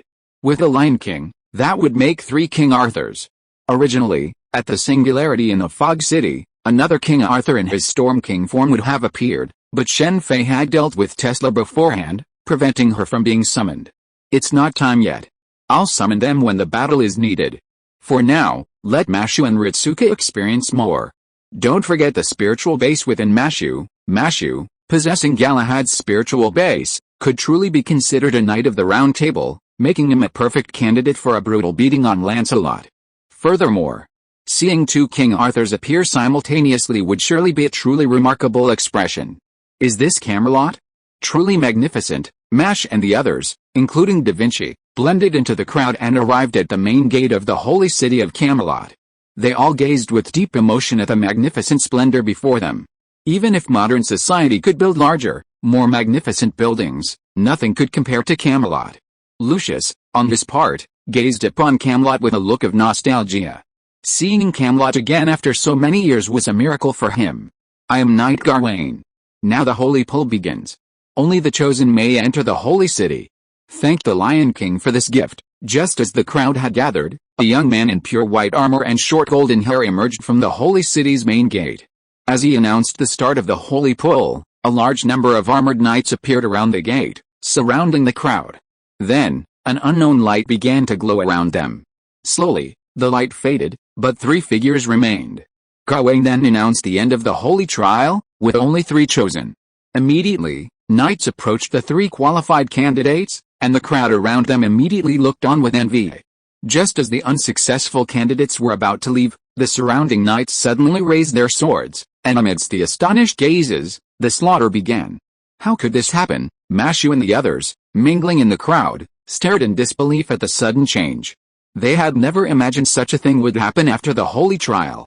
Let's go, Da Vinci said decisively, preparing to take Mashu and Ritsuka away. This was at the gates of the Holy City, the headquarters of the Knights of the Round Table, and there might be multiple knights guarding the area. Bang! Mashu, seemingly oblivious to Da Vinci's words, brandished her shield and charged towards the white-armored knights behind her, their swords drawn. In her rage, she sent the knight flying. Run! After sending the first knight flying, Mashu yelled to the panicked crowd around her while continuing to attack the other knights, breaking through their encirclement. That's truly impressive. It's a shame you can't do that in the game. Watching Mashu single-handedly breach the encirclement through the video, Shen Fei couldn't help but recall his first time attacking the 6th singularity. He'd initially ignored the earlier singularities, having initially been unfazed by the relatively easy challenges. However, He discovered that this singularity immediately became much more challenging, and the Knights of Justice were no match for him. Hey, let's go. Seeing Mashu move, Da Vinci immediately produced a claw-shaped magic talisman, donned it on his left hand, and began attacking the surrounding Knights of Justice who were carrying out their massacre. Ritsuka, Lucius, and others also joined in. Their attacks, combined with a breach in Mashu's encirclement, forced the remaining troops to desperately charge towards the breach. Shoot! Gawain, standing at the main gate, frowned at the chaotic scene before him. He then signaled the soldiers on the wall to begin firing. Saint Bastion had held countless battles, but this was the first time it had been so chaotic.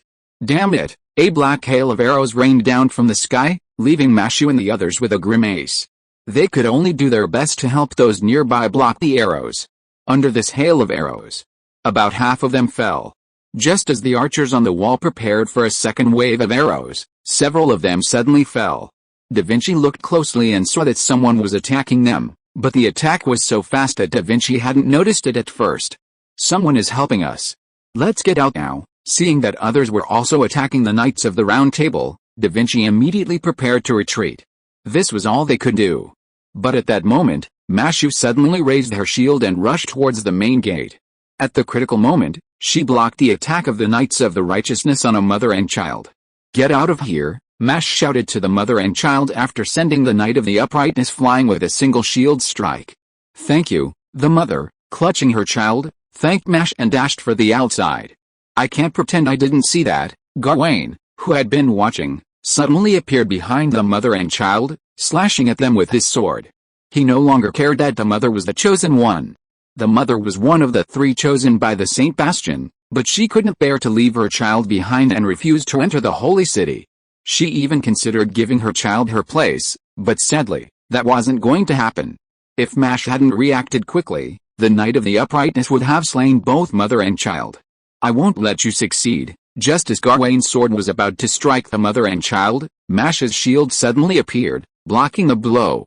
What is this shield? Gawain cried out involuntarily, feeling the force of his noble phantasm striking the shield. He recognized the shield. Mashu, retreat, Da Vinci said, his left glove unleashing his magic power. He unleashed 4 magic balls in quick succession at the surrounding Knights of Uprightness. The violent explosions instantly sent them flying. Whoever you are, if you dare to disturb Saint Ba, stay with me. This sword is a replica of the sun. The purifying flames of the sun, burning away all impurities, the rotating sword of victory. After a brief silence, Gawain activated his noble phantasm. Blazing flames instantly covered the longsword in his hand, spreading into the air, instantly scorching the air around them. Get out of the way. Tear everything apart. My arm, a flash. Silver arm. Seeing Gawain use his noble phantasm, Mashu prepared to deploy it defensively, but just then, Lucius suddenly rushed forward, his right arm gleaming with a brilliant silver light. Mashu, hearing Lucius's words, immediately dodged to the side. Boom! The red sword and the silver arm collided with a resounding sound, shaking the ground. Surprisingly, Camelot showed no reaction to the violent tremors. Simultaneously, the terrifying collision of their magical powers sent shockwaves through the surrounding magic, instantly sending the upright knights surrounding Gawain and Lucius flying back. Your Bedivere. How could that be? Gawain, holding Lucius's right arm with the holy sword of the sun in hand, cried out in surprise upon recognizing the man before him. Sir Gawain, do you know what you're doing? Lucius stared at Gawain, bewildered and puzzled. He couldn't accept that a once honorable knight would massacre civilians. Why are you here now, when you didn't respond to the king's call? Gawain said, his sword suddenly increasing in power, knocking Lucius back. But just as he was about to attack Lucius again, 2 arrows pierced his body, one on the left and one on the right. Gawain immediately swung his holy sword, dissolving the 2 arrows with flames. However, Lucius took advantage of this opportunity to flee. After a moment's silence, Gawain sheathed his holy sword and did not pursue. Hello, I'm Arash. Thanks to you, we were able to rescue so many people this time. This is Hassan. After Mash, Ritsuka, Da Vinci, and the others escaped the Holy City's territory, they soon encountered the man who had previously aided in the attack on the Knights of Justice. This man was also a servant. After he introduced himself, they realized it was the great hero Arash. Along with him was the renowned Hidden One, who had been hiding in the crowd to help rescue people. I didn't expect it to be Bedivere. After Mash, Da Vinci, and the others were introduced to Arash and Hassan, their attention quickly focused on Lucius, also known as Bedivere. I don't know what happened to the king and Lord Gawain. Bedivere looked at Mash and the others who were trying to get information from him and shook his head vigorously, indicating that he didn't know either. His only goal was to see the king. Although you are a member of the Knights of the Round Table, your actions just now show that you are different from them. This is not a place to stay for long. Let's get out of here first. Hassan, while not enthusiastic about the Knights of the Round Table, had just witnessed Bedivere blocking Gawain's noble phantasm with his own eyes, so he didn't say much and nodded in agreement with Arash. What exactly is the so-called holy phantasm? Da Vinci asked Arash and Hassan on the way. We don't know exactly what it is, but we know it seems to choose those with pure souls. This information was obtained at great cost to us. There's definitely something fishy about this Lion King. It seems we must find a way to enter the holy city. We can work together. We're also very curious about what's happening inside the holy city. After reaching an agreement with Arash and Hassan, the group reunited with some previously escaped residents they met along the way and headed towards West Village, Hassan and his group's base. There, they encountered the legendary Sanzang. Mashu and the others were extremely curious about Sanzang, especially her three disciples. It wasn't just Mashu, Shen Fei was even more curious. Is there a Sun Wukong in the moon world? Judging by Sanzang, there should be. I just don't know the genders of these three. Shen Fei was extremely curious. I'm not sure what that king's purpose is, but I'm sure it doesn't give me a good impression. That's why I left the holy city. Sanzang had passed through the holy city and received invitations from the Lion King and the Knights of the Round Table, but she declined both. Rescue them? Then we'll do it tonight. Before the Lion King's specific purpose became clear, Mash's group and Hassan's group decided to collaborate. Their first step was to rescue the captured Hassan and the disciples Sanzang had recruited from the Singularity. Bedivere didn't participate in this operation. After all, he was a member of the Round Table. His previous attacks on Gawain and the Knights of the Righteous were due to their actions, so it was impossible for him to actively attack them. Mash and the others understood this and asked him to stay at the base to protect it while they went to rescue the people. If you're listening to this novel on a channel other than Fanfic World, it means they downloaded and uploaded it without effort. We cordially invite you to visit our channel, Mundo Fanfic Novelis. There you'll find the original version of this story and you can explore many other novels of various genres. We're waiting for you to immerse yourself in a world of incredible novels. Chapter 1058 Knights of the Round Table, and according to intelligence, Serenity is being held in this fortress. Having decided to rescue them, Mashu, Ritsuka, Arash, and the Hassans, along with their servants, took advantage of darkness to reach a fortress occupied by the Knights of the Round Table. The Lion King's territory in the Singularity wasn't just a holy city, there were several fortresses surrounding it. Something's not right. They're still on high alert at this hour. Hassan, who had gone to investigate, returned quickly, but with bad news. They'd chosen this time to rescue them, anticipating that most of the guards would be resting, but surprisingly, the security had tightened. Perhaps something has happened. We must find out. After a brief discussion, the group decided that Hassan the Cursed Arm would infiltrate the castle to investigate. Speaking of which, not only had all the Knights of the Round Table appeared in this Singularity, but also the Hassans, the assassination group, had appeared. However, in the battle with the Knights of the Round Table, many of the Hassans had perished at their hands. When Mash and the others encountered Tristan massacring civilians, Hassan the Smoky Drunk was killed by him. There are two Hassans present now, Hassan the Cursed Arm and Hassan the Hundred-Faced. Serenity, the one they're trying to rescue, is also one of the Hassans, and a very special one. This is why they were determined to save her. If it were any other Hassan, this rescue might not have happened at all. It's not that the Hassans lack affection for one another, but rather that they understand that saving someone might involve even greater sacrifice. Every Hassan is prepared for this sacrifice.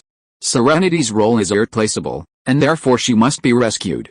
Only Sanzang's apprentice was there, a person Hassan stumbled upon while investigating Serenity's location. It's clear now. It's a Giwan coming over. About an instant of time later, Hassan the Cursed Arm returned, explaining the reason for the continued alert at this late hour.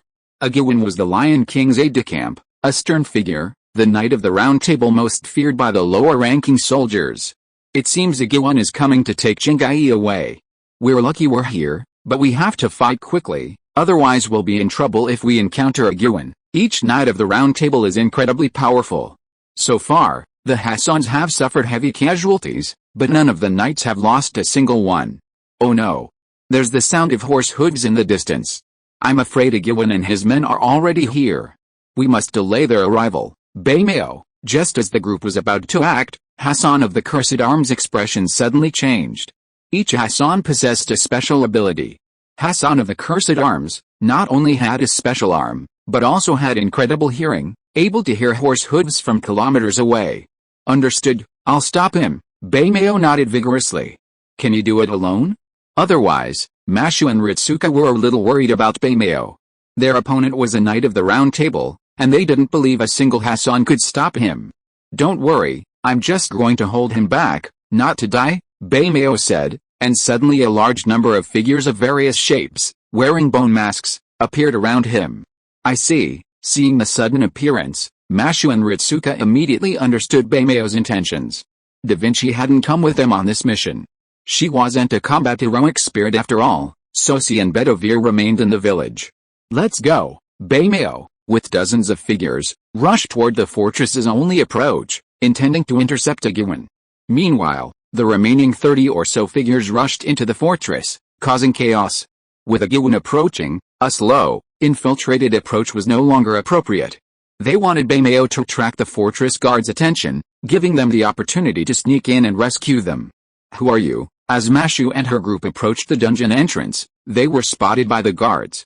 Before they could signal, Hassan of the Cursed Arm stabbed them in the neck with a flying knife. This was just an ordinary fortress, devoid of the holy city's righteous knights. It was only garrisoned by ordinary soldiers. Naturally, the soldiers here failed to capture Hassan of Tranquility, nor did they possess the abilities of Sanzang's disciples. It was the Knights of the Round Table who captured them and imprisoned them nearby. The Knights of the Round Table in the Holy City didn't care much for Hassan and her companions, otherwise, they wouldn't have been held captive for so many days, without anyone coming to question or transfer her. It's fair to say that if it weren't for the disturbance caused by Mashu and the others in Saintba, the Knights of the Round Table wouldn't have remembered her. Indeed, the reason why Igwan had come so late to take Tranquility for questioning was precisely because of the disturbance caused by Mashu and the others in Saintba. This way, upon entering the dungeon, Hassan of the Cursed Arm immediately led his group rapidly deeper into the dungeon. Mr. Cursed Arm, you look familiar with this place. You've been here before, Sanzang asked curiously, seeing the Cursed Arm's familiarity. I haven't been here before. I'm familiar with it because the underground cells in all fortresses are similar. As a stalker, familiarity with architectural structures is essential, otherwise, how could one be an assassin? Strange, is this dungeon that big? We've been walking for so long, why haven't we reached it yet? This attack must be outside the fortress. After advancing for a while in the underground passage, Mashu couldn't help but speak. This is designed as an underground maze. It looks like I was walking in a straight line, but it actually slopes downward. We're probably on the third underground level, probably the last. Hassan the Curse-Armed explained the structure of the underground cell. Because the slope was very small, and the various decorations concealed it, it would be difficult for non-experts to detect. Looks like this is the bottom level. Rounding a corner and looking at the cell ahead, the Curse-Arm couldn't help but breathe a sigh of relief. They had already wasted a lot of time. If they continued, the 100 Faces might not be able to hold out. Hassan the 100 Faces, although called 100 Faces, actually didn't have 100 clones. To be more precise, there were only 88 clones. Sanzang, Tauta, everyone arrived at the cell and immediately saw a leisurely figure inside. Upon seeing this person, Sanzang immediately shouted excitedly. Simultaneously, the leisurely figure inside the cell excitedly jumped up from his bed, opened the cell door, and rushed out. His cell door was not even locked. Tawara Tauta was Sanzang's disciple at this singularity. Although he was a junior disciple, the two had a very good relationship. Quiet, while Sanzang and Tawara Tauta were reminiscing about the past, Hassan of the Cursed Arms found Quiet Hassan, who was tied to the wall in another cell. She had numerous injuries on her body. Compared to the treatment Tawara Tauta was receiving, this one was being treated like a true prisoner. Kill me, I won't tell, Quiet Hassan, bound to the wall, seemed oblivious to the arrival of someone to rescue her, believing they were there to interrogate her. "Here's the key." Mashu and Ritsuka immediately took the key to the cell on the other side and opened the magically enchanted door. Then, Hassan the Curse Arm told the two to step back and told Jingmi to hold her breath before he stepped forward to untie the black chains that bound Hassan. Jingmi realized it was someone she knew. After receiving his warning, she nodded gently, understanding, and held her breath. "Be careful." As Hassan the Curse Arm untied the chains that bound Hassan the Curse Arm, Jingmi slid down the wall, seemingly falling forward without any strength. Ritsuka, watching this, instinctively reached out to support her. "Fujimaru-sama, be careful." Seeing Ritsuka trying to help Jingmi, Hassan the Curse Arm's expression changed, and he tried to stop her, but it was too late. "What's wrong?" Hassan, who had supported Jingmi, looked at Hassan the Curse Arm with a puzzled look on his face, looking anxious. "Fujimaru-sama, you're alright." Seeing that Fujimaru Ritsuka showed no signs of discomfort, Curse Arm was stunned. Not only him, but Hassan of Tranquility, who was being supported by Ritsuka, also looked at Ritsuka with a look of disbelief. "Fujimaru-sama, Tranquility's body is special, and ordinary people can't touch her." Hassan of Curse Arm explained the special features of Hassan of Tranquility. Poison is Tranquility's ability. The delusion of poison body is her noble phantasm. Simply put, she is a poison woman. Her breath and body are highly toxic. In some ways, she is very similar to Chen Duo from Under One Person. Curse Arm wanted to save her because of a plan they had in mind, and her poison, if used well, could be powerful enough to withstand 1,000 enemies. Poison? I don't feel anything. After listening to Hassan of Curse Arm's account, Ritsuka looked at her hands in confusion. Even after hearing Hassan of Curse Arm's description of Tranquility's poisonous nature, she didn't let go of her hands. "Master Jingmi, congratulations." Jingmi was overjoyed to find someone who wasn't afraid of her physique and could even touch her without fear. "Dr. Roman, what's going on?" It's probably because of the contract with Mashu that Ritsuka has become immune to poison. When Mashu asked Roman for the reason, Roman pondered for a moment and ultimately attributed the result to Mashu, as there was no other explanation. "Be careful, there's a massive magical reaction around here." As Sanzang, her apprentice, Mashu, Ritsuka, and Jingmi were conversing, Roman suddenly shouted. At that moment, Mashu and the others in the cell felt the ground shake, and then they discovered a stone giant several meters tall, blocking the cell door. "It must be a guardian. Defeat it quickly, it's too late," Roman warned them loudly. "Got it." Mashu then took the lead, wielding her shield, while Sanzang, Tall Rhoda, and Hassan the Cursed Arm attacked the stone giant. Ritsuka tended to the injured Jingmi and Hassan. As for Arash, he didn't follow him into the underground prison at all. He remained outside, coordinating with Hassan's clones to create chaos within the fortress. Thanks to the efforts of a servant, the stone giant was quickly destroyed, and the group immediately prepared to leave the underground prison. "Tauta, carry me," a breathless Sanzang offered his hands to his apprentice. This left Tawara Tauta speechless, but he eventually obliged. Upon meeting Tawara Tauta, the group realized that the apprentice Sanzang had long cherished was actually just wishful thinking. Tawara Tauta had no idea when he had become Sanzang's apprentice. Their meeting was a matter of fate. Sanzang, leaving the holy city of Camelot, became hungry on the road and, unable to find food, encountered Tawara Tauta. The two traveled together and came across the fortress. Intrigued, Sanzang challenged him, unexpectedly encountering Lancelot, who was patrolling nearby. Tawara Tauta then stayed behind to cover Sanzang's escape. He was subsequently captured by Lancelot and thrown into prison. Lancelot, however, did not harshly punish him, as he was related to Sanzang. Furthermore, the unique effects of his noble phantasm ensured that the guards treated Tawara Tauta with exceptional care, even leaving the cell door unlocked. It was Lancelot who captured Tawara Tauta, otherwise, he would have been treated like a distinguished guest by the fortress's guards. "Be careful. There's a lot of magical activity out there, and there's a servant. It must be a Gwyn," Roman warned as the group was about to return to the surface from the underground prison. Mash immediately led the group to the surface, where they spotted a servant in black armor. It was undoubtedly a Gwyn, whose death had caused a schism within the Knights of the Round Table. A Gwyn had denounced Lancelot and Guinevere's men before being killed by Lancelot. This, in turn, sparked a civil war within the Knights of the Round Table, leading to the fall of Britain. It's safe to say many people regretted this incident, including Lancelot and Guinevere. Lancelot regretted it leading to Britain's downfall and the king's death, while Guinevere didn't regret informing on the two, but rather regretted his own death leading to Britain's downfall. Despite Guinevere's treacherous demeanor, he was King Arthur's most loyal servant, otherwise he wouldn't have denounced Lancelot and Guinevere. Many knights of the Round Table knew about the affair between Lancelot and Guinevere, even King Arthur himself, but he feigned ignorance. While she could feign ignorance in private, publicizing it was a completely different matter.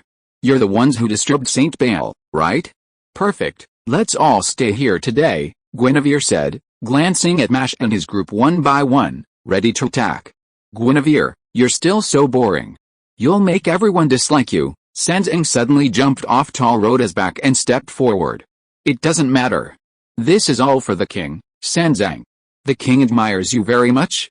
I can give you another chance to join the Knights of the Round Table. Since Galahad hasn't shown up, you can fill his vacancy. Again, I've been to the desert and the mountain people. What is Shen Fei's purpose? Why kill all those who didn't choose him? What exactly does the Lion King want? Sanzang's voice suddenly rose. Shen Fei did everything voluntarily. As for killing those people, it was just to get them off the road sooner. They'll die in the wilderness sooner or later anyway, so even if they resent Chengdu, it doesn't matter. The truth is, the king doesn't care about you at all, otherwise he would have handed down a judgment long ago. But I didn't expect his mercy to be mistaken for weakness. Chapter 1059 The Lion King, Part 1. Oggywen's words were truly correct. With the Lion King's current power, if she truly wanted to exterminate the mountain people, she could have done it long ago. Aside from the initial use of holy judgment to eliminate the Crusaders and a few others, the Lion King hadn't used it since then. Otherwise, with the Lion King's power, casting 17 or 18 holy judgments daily would have been no problem. For the Lion King, a single holy judgment would seal the holy city, and everyone outside would be dead. In this situation, she wouldn't need to use holy judgment to attack those outside the holy city. Of course, if necessary, the Lion King would show no mercy. The Lion King had now mastered a divine power, considering everything from the perspective of the gods. It seems there's nothing more to say, Oggywen. Come on, Sanzang said, ready to attack. It was clear that he was more skilled at physical persuasion than verbal persuasion.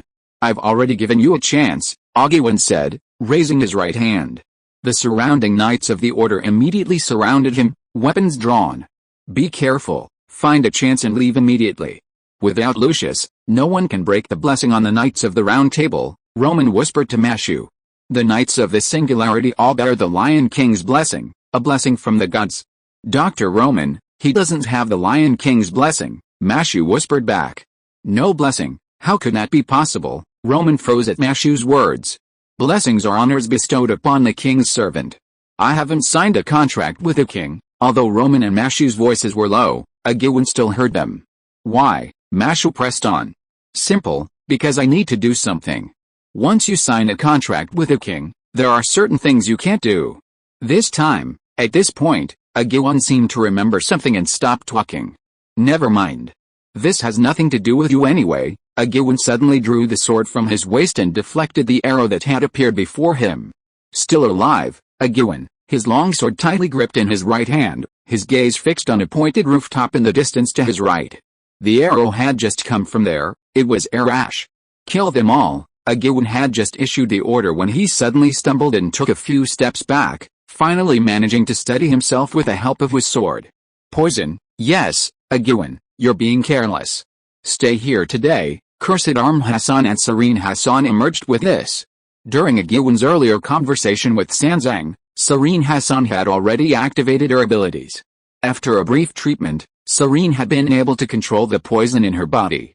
Unless he touched her directly, he didn't have to worry about her breath poisoning him. Cursed Arm Hassan had previously worried about this because Serene had been severely injured. Haha, even if you kill me, you can't be a match for the king. As the Knights of Justice began to fall, Oggywen's expression remained unchanged, as if he didn't care about his own death. But the next moment, the group was stunned as Oggywen suddenly turned and fled. At the same time, the remaining Knights of Justice rushed forward and stopped Mashu and his group. Mashu, break out quickly. If we delay any longer, the other Knights of the Round Table might be here too, Roman was a little surprised by Agilwen's sudden escape, but he still understood the importance of the matter. Yes, Dr. Roman, Mashu and the others immediately confronted the Knights of Justice.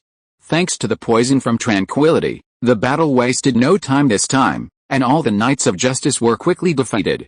I didn't expect the Knights of the Round Table to escape, Hassan, with cursed arms, said with some emotion after defeating all the Knights of Justice.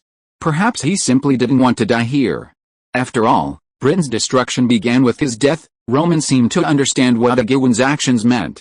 Agilwen cared more about the king than the dignity of the Knights of the Round Table. As long as it was for the king, his dignity meant nothing. Mashu and Ritsuka fell silent. Their own spiritual bases, coupled with their encounters with the two King Arthurs, made the events of Mashu and Britain crystal clear. You're too slow. I'm too exhausted to think. After Mashu and her group escaped the fortress, Hassan the Hundred Faces approached them. His words puzzled Mashu and the others. Perhaps noticing their confusion, Hassan the Hundred Faces briefly explained his situation. He fought with his personality as a weapon. To stop Agilwen, he had lost nearly all of his clones, and this loss reflected in his original body as a delay in thinking. It's a shame we couldn't stop Agilwen. Hassan the Hundred Faces said this with a look of deep disappointment. He had been outside preparing to meet Mash and the others when he saw Agilwen fleeing in a state of panic. He'd tried to stop him, but unfortunately, even with the poison, without the blessing, Agilwen was no match for Hassan the Hundred Faces. If he hadn't been so eager to escape, the Hundred Faces' true form might have vanished. Everyone's here. This is a perfect outcome. Let's go. I freed all the horses. Even if they try to chase us, it'll be too late. Just then, Arash arrived, and as the last stop, he attacked the stables. Looks like you're all going well. The group quickly returned to West Village. Da Vinci and Bedivere immediately met them. Seeing no casualties, they both breathed a sigh of relief. By the way, there's some bad news. With the increase in numbers, we're running low on supplies. The group's safe return was naturally a blessing, but the reality of the situation soon dampened their smiles. Because Mashu and the others had previously rescued many people and brought them to West Village, the supplies that would have lasted them for a while were now even scarcer. Dr. Roman, upon hearing the shortage, Mashu's group immediately contacted Chaldea, apparently hoping to have Shen Fei deliver them some supplies. If it were just Mashu and the others, they certainly wouldn't do this, but now many ordinary people in West Village were involved. Supplies? That's easy. Leave it to me. The feast noble phantasm, the endless rice sack. Before Mashu could finish her words, Tall Rhoda spoke, activating his noble phantasm. The rice sack on his shoulders suddenly expanded, and a large amount of rice flowed out. In a moment, a white pile of rice formed before everyone. Even so, Tall Rhoda's rice sack continued to flow, a true endless rice sack. Impressive, Mashu and Ritsuka exclaimed in unison, looking at the 3 piles of rice before them. Incredible indeed, Shen Fei remarked with admiration. While this noble phantasm lacked combat power, its ability to transform into endless amounts of rice was enough to surpass most offensive noble phantasms. Let's have a party. The abundance of rice immediately relaxed the demeanor of the stoic Hassans, and the group immediately gathered the villagers and began distributing supplies. To celebrate the arrival of the Chaldeans and the rescue of Serenity, they decided to hold a party. The Hassans even went to the countryside to hunt some wild animals and brought back some of their stored alcohol. The villagers of West Village, including the children, smiled for the first time since the Singularity began. Life for ordinary people in this Singularity was actually quite difficult. First, there were the Crusaders, then the battles between the Knights of the Round Table and the Crusaders, and finally the Knights of the Round Table and the Sun King. Our goal is to deal with the Lion King, and your goal is to see her. We can cooperate on this. The Lion King will not leave the Holy City. To see her, we must invade the Holy City. The next day, after everyone regained consciousness, the Hassans immediately gathered everyone to discuss their next move. Chaldea had earned the trust of the mountain people by rescuing Serenity. The Hassans shared the plan. They had already gathered approximately 7,000 troops, prepared for a desperate battle with the Knights of the Round Table. Even though the mountain people were unaware of the Lion King's plan, they understood that if they continued, they would have no room to survive. Although we've gathered a considerable force, these men are only adequate against ordinary people. They're no match for the Knights of the Round Table. Even if half of them were lost in the war with the Sun King, The remaining ones are no match for us, especially the Sun Knight Gawain. This singularity has a very complete collection of Knights of the Round Table. Except for Bedivere and Galahad, all the others have been summoned. The reason we don't see so many is because many died in the war with the Sun King. Of course, this was just Hassan's information. They had no idea that the sacrifices of the Knights of the Round Table weren't caused by the war with the Sun King, but by the civil war. Not all summoned knights agreed with the Lion King's decision. Since Gawain is difficult to defeat, why not send Lancelot there and recruit him, Sanzang suggested, and the crowd stared at her in silence. Theoretically, this was a solution. The reason Lancelot was summoned was because he was a traitor. Gawain, just as the group was racking their brains over how to deal with Gawain, Roman couldn't help but glance towards Da Vinci's magic workshop in Chaldea. Shen Fei was there. Initially, he'd watched the effects alongside Roman, but later, he'd gone back inside to research, leaving Roman to seek him out for the final battle. Actually, it's not impossible to get Gawain, if we find that master. No, absolutely not. Just as Hassan of Serenity suggested someone could deal with Gawain, 100 Faces quickly objected, drawing curious glances from the other servants. This is our last chance, Cursed Arms spoke up this time. In fact, the original Old Man of the Mountain, the three Hassans exchanged glances before recounting the story of the original Hassan and the Old Man of the Mountain, who also lived in this era. The original Old Man of the Mountain? Could he really take on the Lion King and the Knights of the Round Table? Roman questioned. After wishing to become human, Roman had lost many of his memories of his past as Solomon. And naturally, he had no idea what the original Old Man of the Mountain signified. If it's him, there's no problem. Bedivere wasn't the least bit surprised.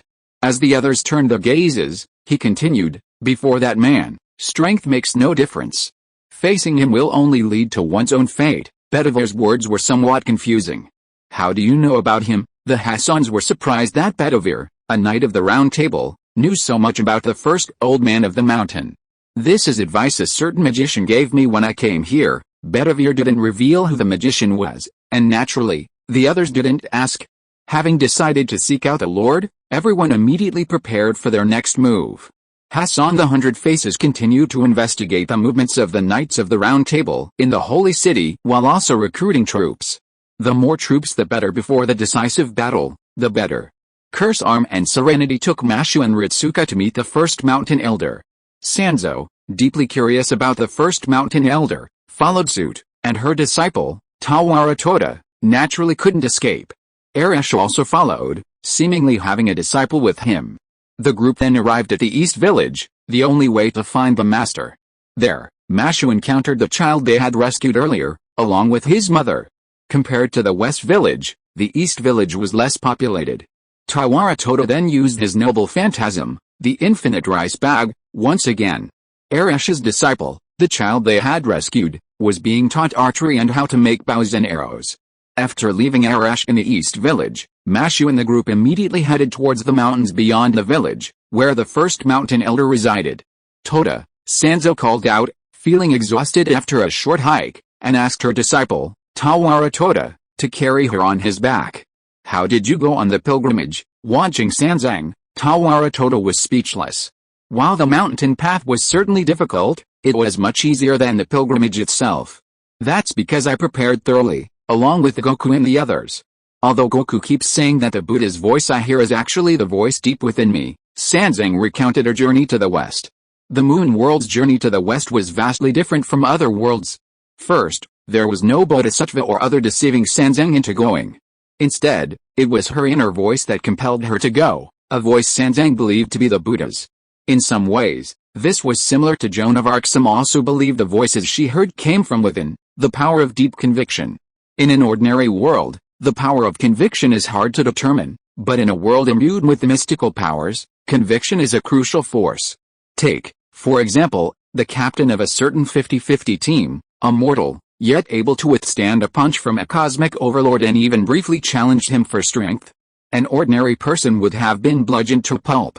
Chapter 1060 The Lion King, Part 2. Be careful, there are enemies ahead, Roman suddenly warned as the group trekked deeper into the mountains. Strange, there shouldn't be any enemies here. Hearing Roman's words about an enemy, Hassan of Cursed Arms felt a little strange. While creatures like demonic beasts were common in the mountains in this era, this was close to the original mountain's location, and even demonic beasts wouldn't stay here under normal circumstances. It's an undead spirit. It seems they don't want us to get close, Serene immediately said to Cursed Arms after seeing what the enemy was. Now that we've come this far, there's no reason to turn back, Cursed Arms said, rushing forward and dispatching the undead spirit. The group encountered several more undead spirits along the way, but none posed much of a threat. It wasn't until they reached a temple deep within the mountain that they encountered a massive undead spirit that posed a slight threat. With their combined strength, they dispatched it. After the battle, Hassan of Cursed Arms and Serene Hassan immediately began to tidy up their appearances, then slowly headed towards the temple with the air of a pilgrim. As Hassans, they held a reverence for the original Hassan that the others simply didn't understand. This is it. Following the two Hassans, Mashu, Ritsuka, and the others immediately sensed an unusual pressure upon entering the temple. What's wrong, Mashu? Roman asked hurriedly. Nothing, Mashu began, her expression suddenly changing as she waved her shield to the left. Her action put Ritsuka and the others on alert, but surprisingly, after waiting for a moment, no attack or presence was detected. Dr. Roman, did something happen just now? I felt like someone was attacking me. Someone was attacking you, but nothing happened here. No, it seemed like you disappeared for a moment. Strange, Roman fell silent, ordering the Chaldea staff to check the system. Although Mashu's disappearance was only for a moment, so brief that Roman had no time to react, it was still faithfully recorded by the Chaldea system. Chaldea's system was unlikely to experience the same lags as ordinary computers. Something must have happened in that moment, but unfortunately, nothing was found. While Roman checked Chaldea's systems, MASH continued their operations. The group reached the center of the temple hall, where Hassan the Cursed and Hassan the Serene knelt respectfully. Although they saw no sign of anyone ahead, they sensed a presence there, a strange feeling. Nothing here, Roman stared at the screen in surprise. No matter how he looked, there was no sign of MASH and the others. This was a new occurrence, considering even Solomon had been detected before his appearance. Just as Roman was contemplating his next move, a cold flash suddenly flashed across the screen, and the Chaldea screen went dark. If Mash's presence hadn't been detected, Roman would have jumped.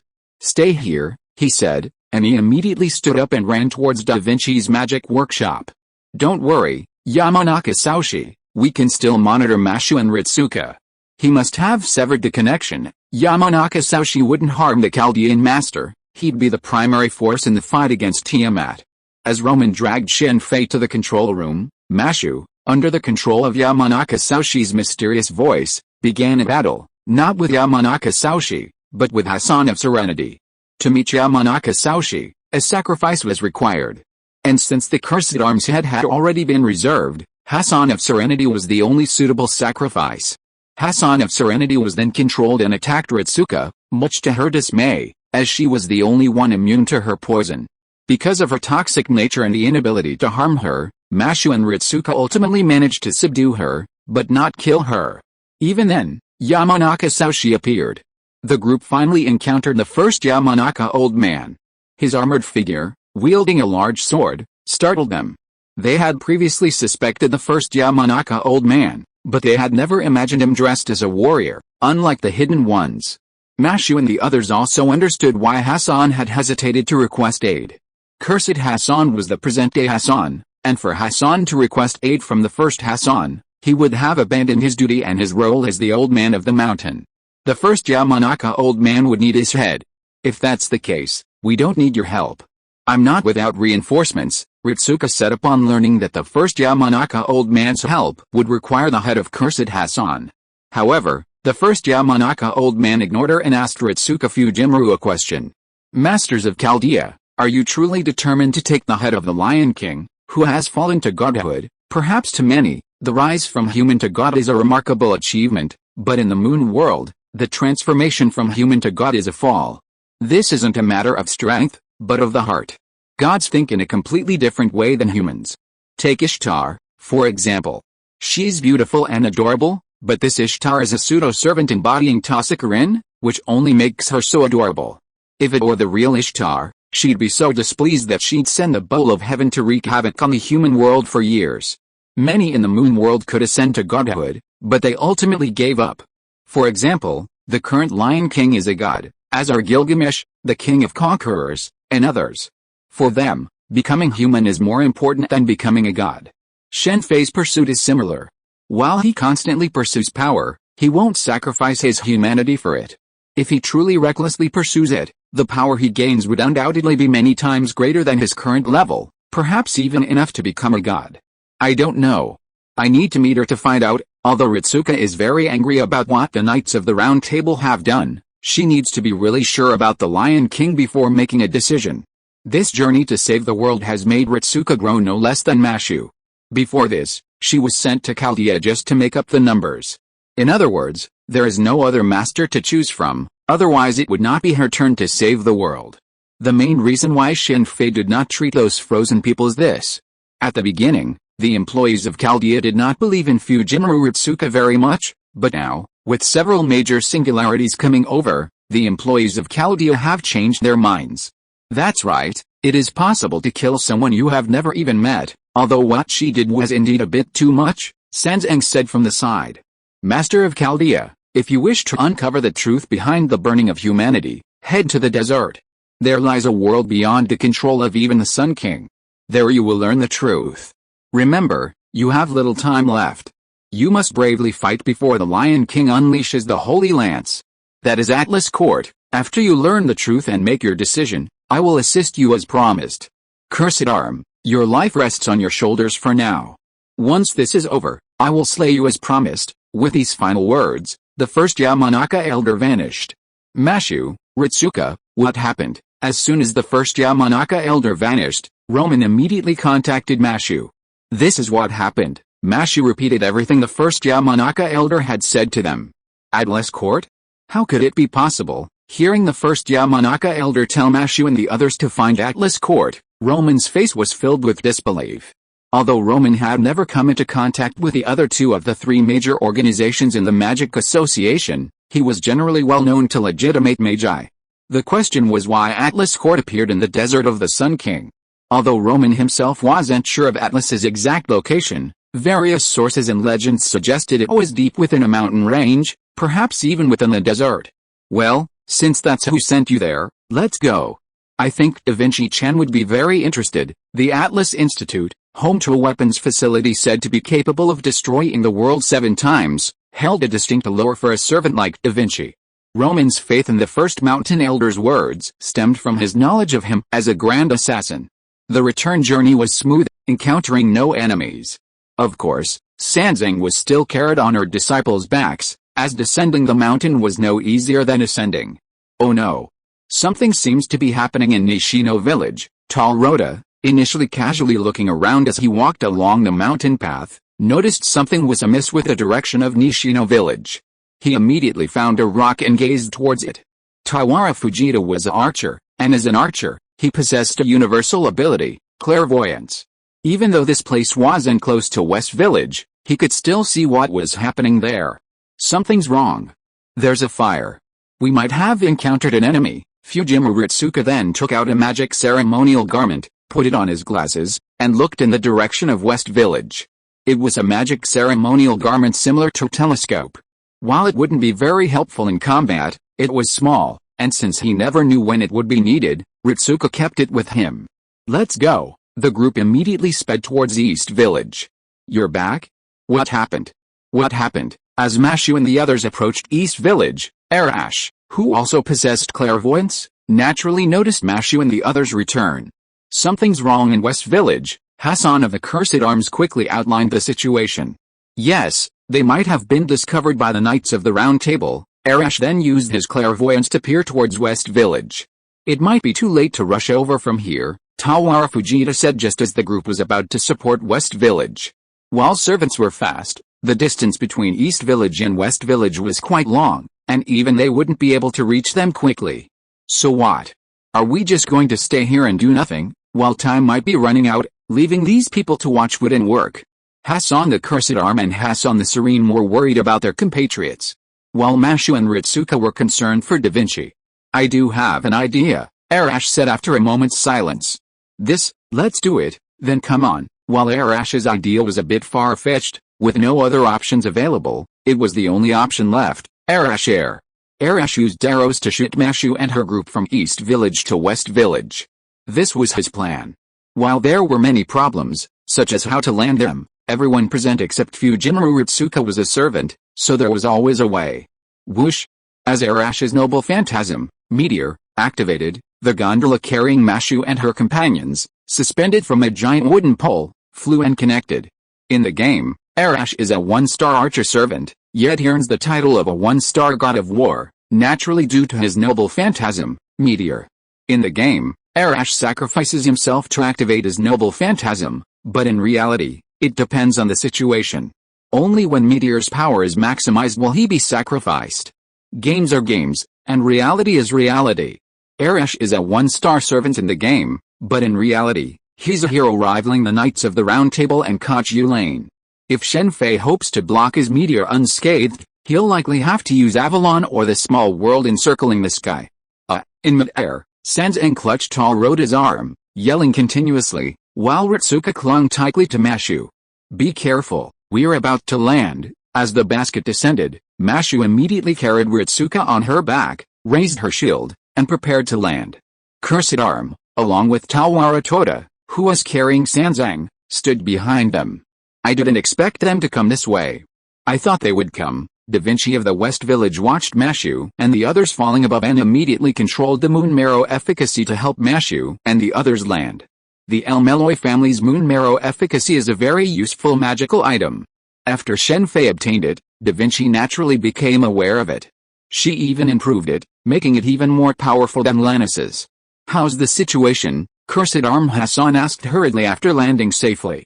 Fortunately, thanks to Da Vinci's many magical items, we stopped them at the foot of the mountain. Bedivere immediately outlined the situation. Da Vinci might not be capable of direct combat, but her numerous magical items allowed her to unleash strength far beyond her own. As for how she carried so many magical items, it was naturally her space ring. Fortunately, the enemy coming is Lancelot. If it was someone else, I'm afraid it would be troublesome. Lancelot didn't rush into the West Village because he was worried about the casualties of his men.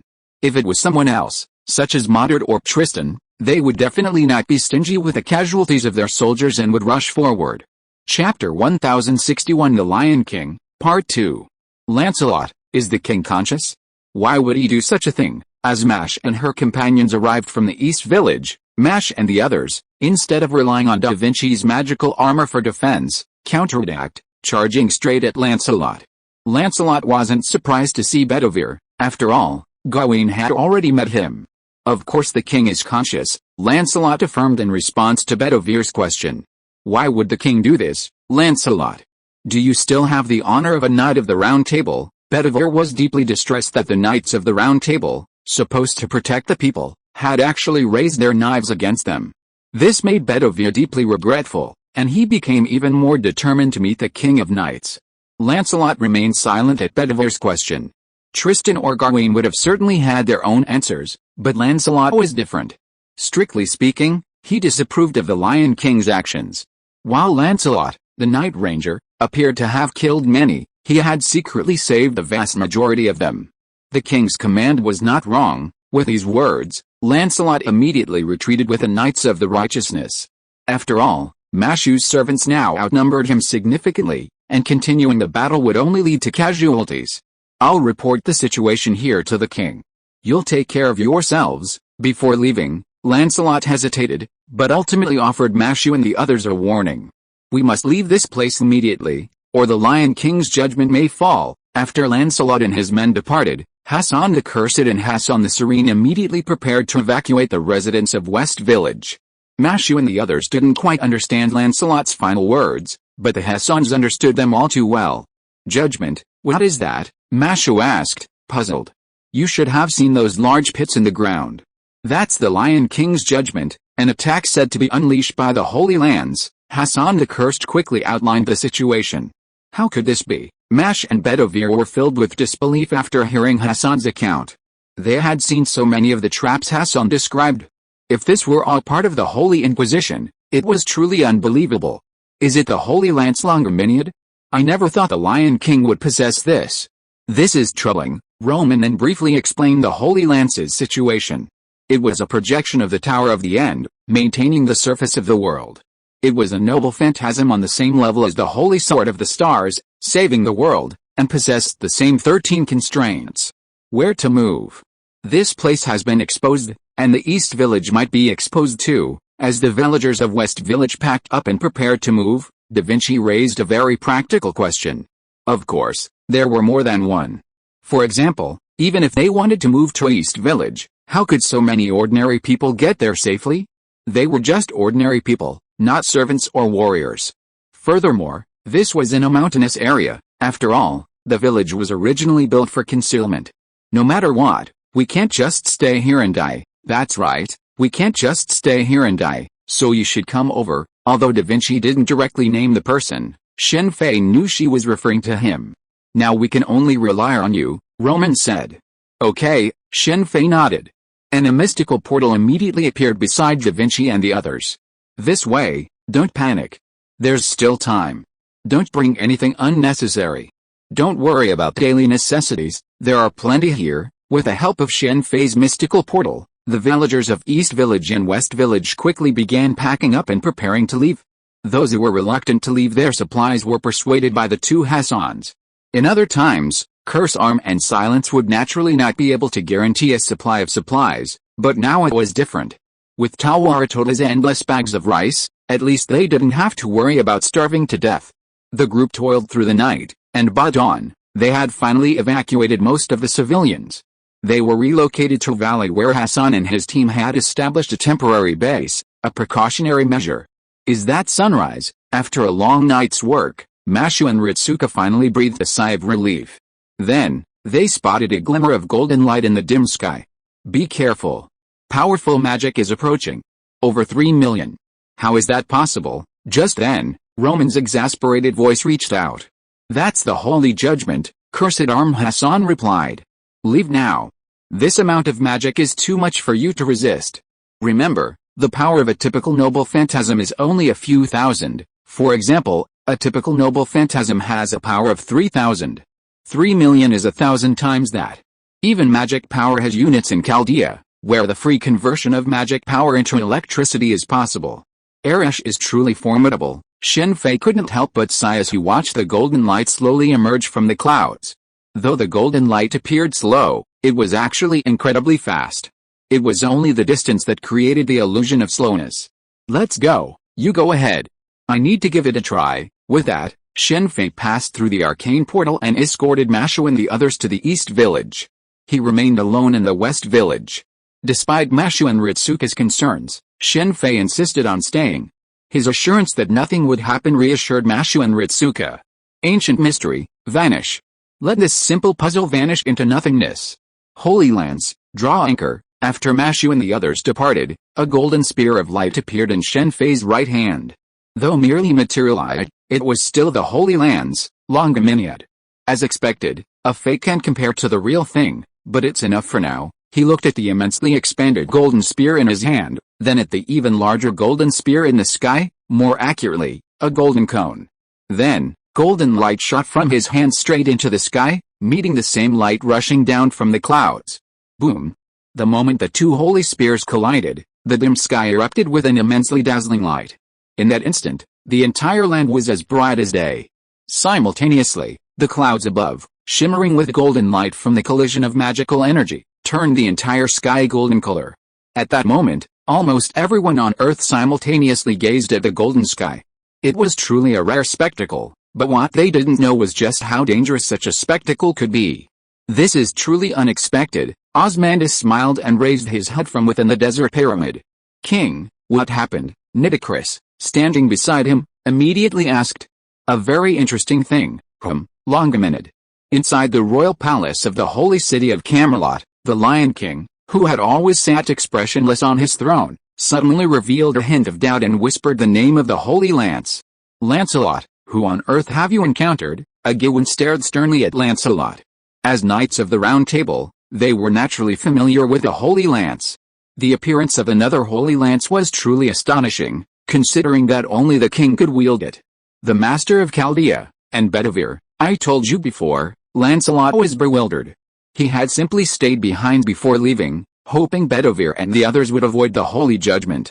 He had never imagined that someone would directly block the holy judgment, not to mention using the king's power. As for Tristan, have him return immediately. And Mordred, have them kill those guys. Sir Tristan is looking for new members of the Holy Lance. Although Lancelot brought back 10 earlier, the number is still insufficient.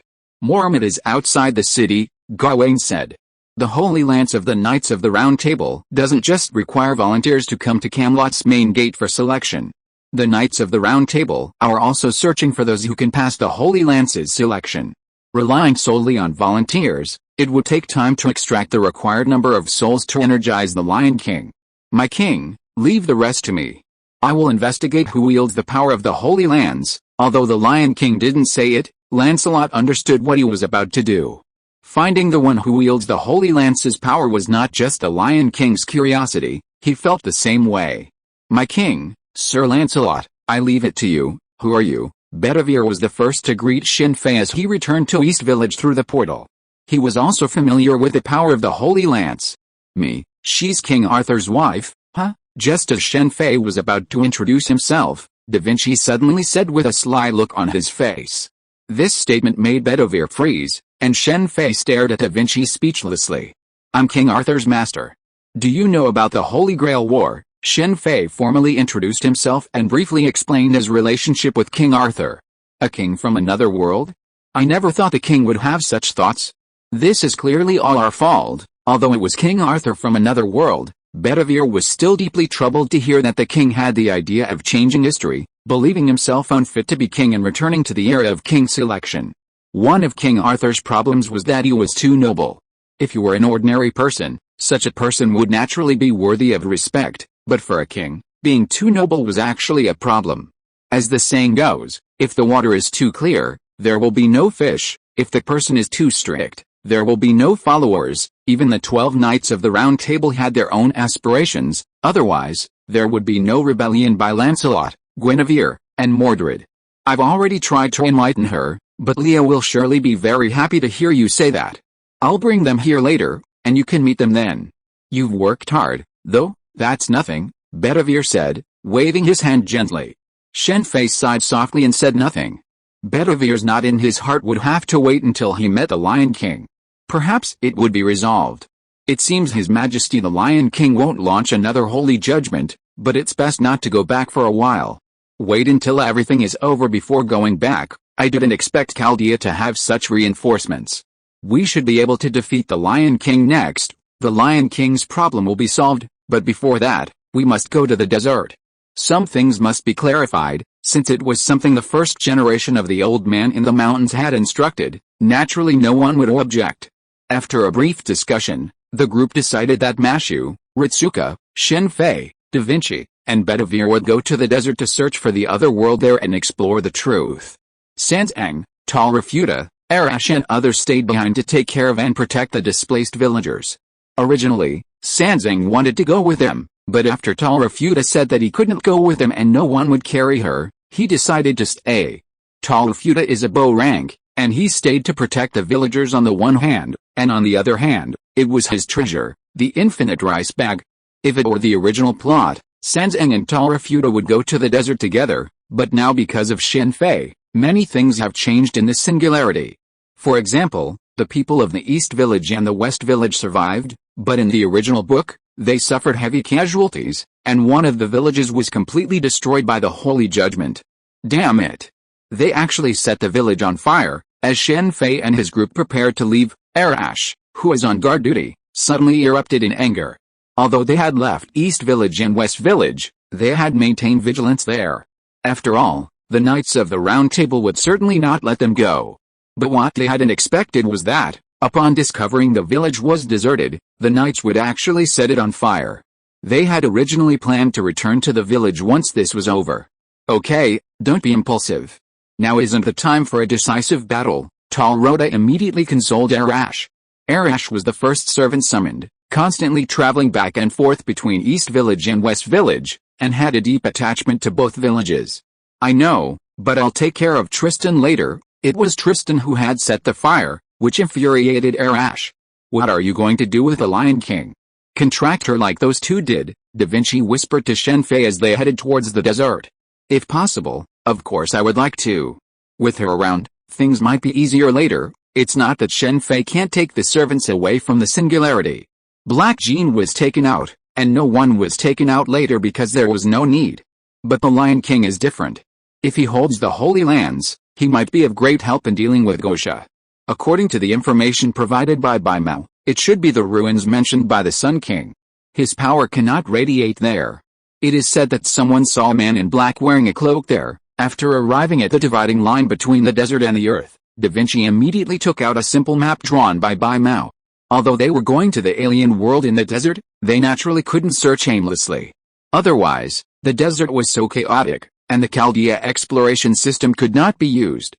Who knows how long it would take to find the so-called alien world. Fortunately, Hassan was very familiar with the information about this singularity, and he quickly determined the approximate location. Quotation mark. Chapter 1062 The Lion King, and looks like we're in trouble. Just as Shen Fei and his group found the desert buggy Da Vinci had hidden, they were overtaken by the enemy. It was Lancelot and a group of the Knights of Respect, chasing them on horseback.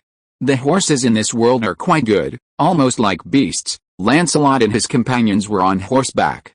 Their horses were the best Shen Fei had ever seen in the singularities. After all, they were capable of withstanding the steeds of the Knights of Respect. They could be introduced to the Tang Empire. By the way, should we also introduce the pirates for bearers and the Murlocs into the Tang Empire? As Shen Fei gazed at the mounts of Lancelot and his companions, a thought suddenly struck him. Since he was the Emperor of the Tang, the future development of the Empire would undoubtedly be completely different. If he was going to introduce the races from Arc-Knights into the Tang, then the Forbearers and the Murlocs might also be a possibility. Perhaps in the future, we can truly build an empire where all races merge. As soon as this idea struck Shen Fei, it struck him as highly feasible. None of these races had the problem of reproductive isolation, and with him at the helm, with time and effort, it might be possible. Bedivere, who possesses the power of the Holy Spear, Lancelot and the others dismounted from their horses upon seeing Shen Fei and the others, then approached with the Knights of Respect. Upon seeing Bedivere, they directly addressed his concerns. If you mean Longreminiad, it's me. Before Bedivere could even begin to speak, Shen Fei stepped forward. This was no secret. Come with me, the king wishes to see you. To see the Lion King? I will, but not now. You've arrived just in time. Mashu, give him a beating, Shen Fei said, pushing Mashu out. Mashu looked at Shen Fei in confusion. The opponent was Lancelot, and he was leaving her to deal with him alone. Don't forget where your power comes from. You also think the Knights of the Round Table are wrong, right? Then give them a good beating. Since Lancelot was going to show up, he might as well avoid it. This would allow Mashu to step in and win him over to his side, and also give Mashu the opportunity to better integrate Galahad's power. I understand. Mashu's eyes hardened at the mention of the power within her, and she slowly approached Lancelot, shield in hand. It seems we have no choice but to resort to force. My apologies. Lancelot paid little attention to Mashu, drawing his sword and signaling the surrounding Knights of Justice to attack. After all, Mashu appeared to be a petite girl, and even the Knights of the Round Table wouldn't be able to discern her true nature without a fight. Gawain was able to recognize her because he had touched the shield. Lancelot, are you still a Knight of the Round Table like this? Just as he was about to attack Shen Fei, to confirm his true power of the Holy Lands, Mashu suddenly shouted, then threw her shield towards Lancelot. That tone, although Mashu appeared to be a young girl he didn't recognize, the strangely familiar tone of her voice made Lancelot stunned for a moment. However, he was a seasoned Knight of the Round Table after all, and just as the shield was about to strike him, he reacted quickly and blocked it with his sword. As Lancelot's sword touched the shield, an inexplicable sense of familiarity immediately washed over him. This familiarity made him stand still for a moment, and then Mashu's fist smashed into his face, sending his body flying backwards uncontrollably, tumbling several times in the desert before he regained his balance. Who are you, Knight Lancelot? I'm angry. Are you still King Arthur's most beloved knight? Just as Lancelot was about to speak, Mash appeared in front of him, sweeping his massive shield across, sending him flying again. Mash's tone was very different now. Words are useless, Knight Lancelot. I challenge you to duel, Mash said, burying her shield in the sand beside her. waiting for Lancelot to stand up again. "Mash," Fujimaru called out worriedly. "Leave this to me, master. I will never lose to this man." Seeing Lancelot stand up again, Mash immediately rushed forward, brandishing her shield in one hand. The main character has come online. While the voice remained the same, the tone and address clearly indicated it wasn't Mashu.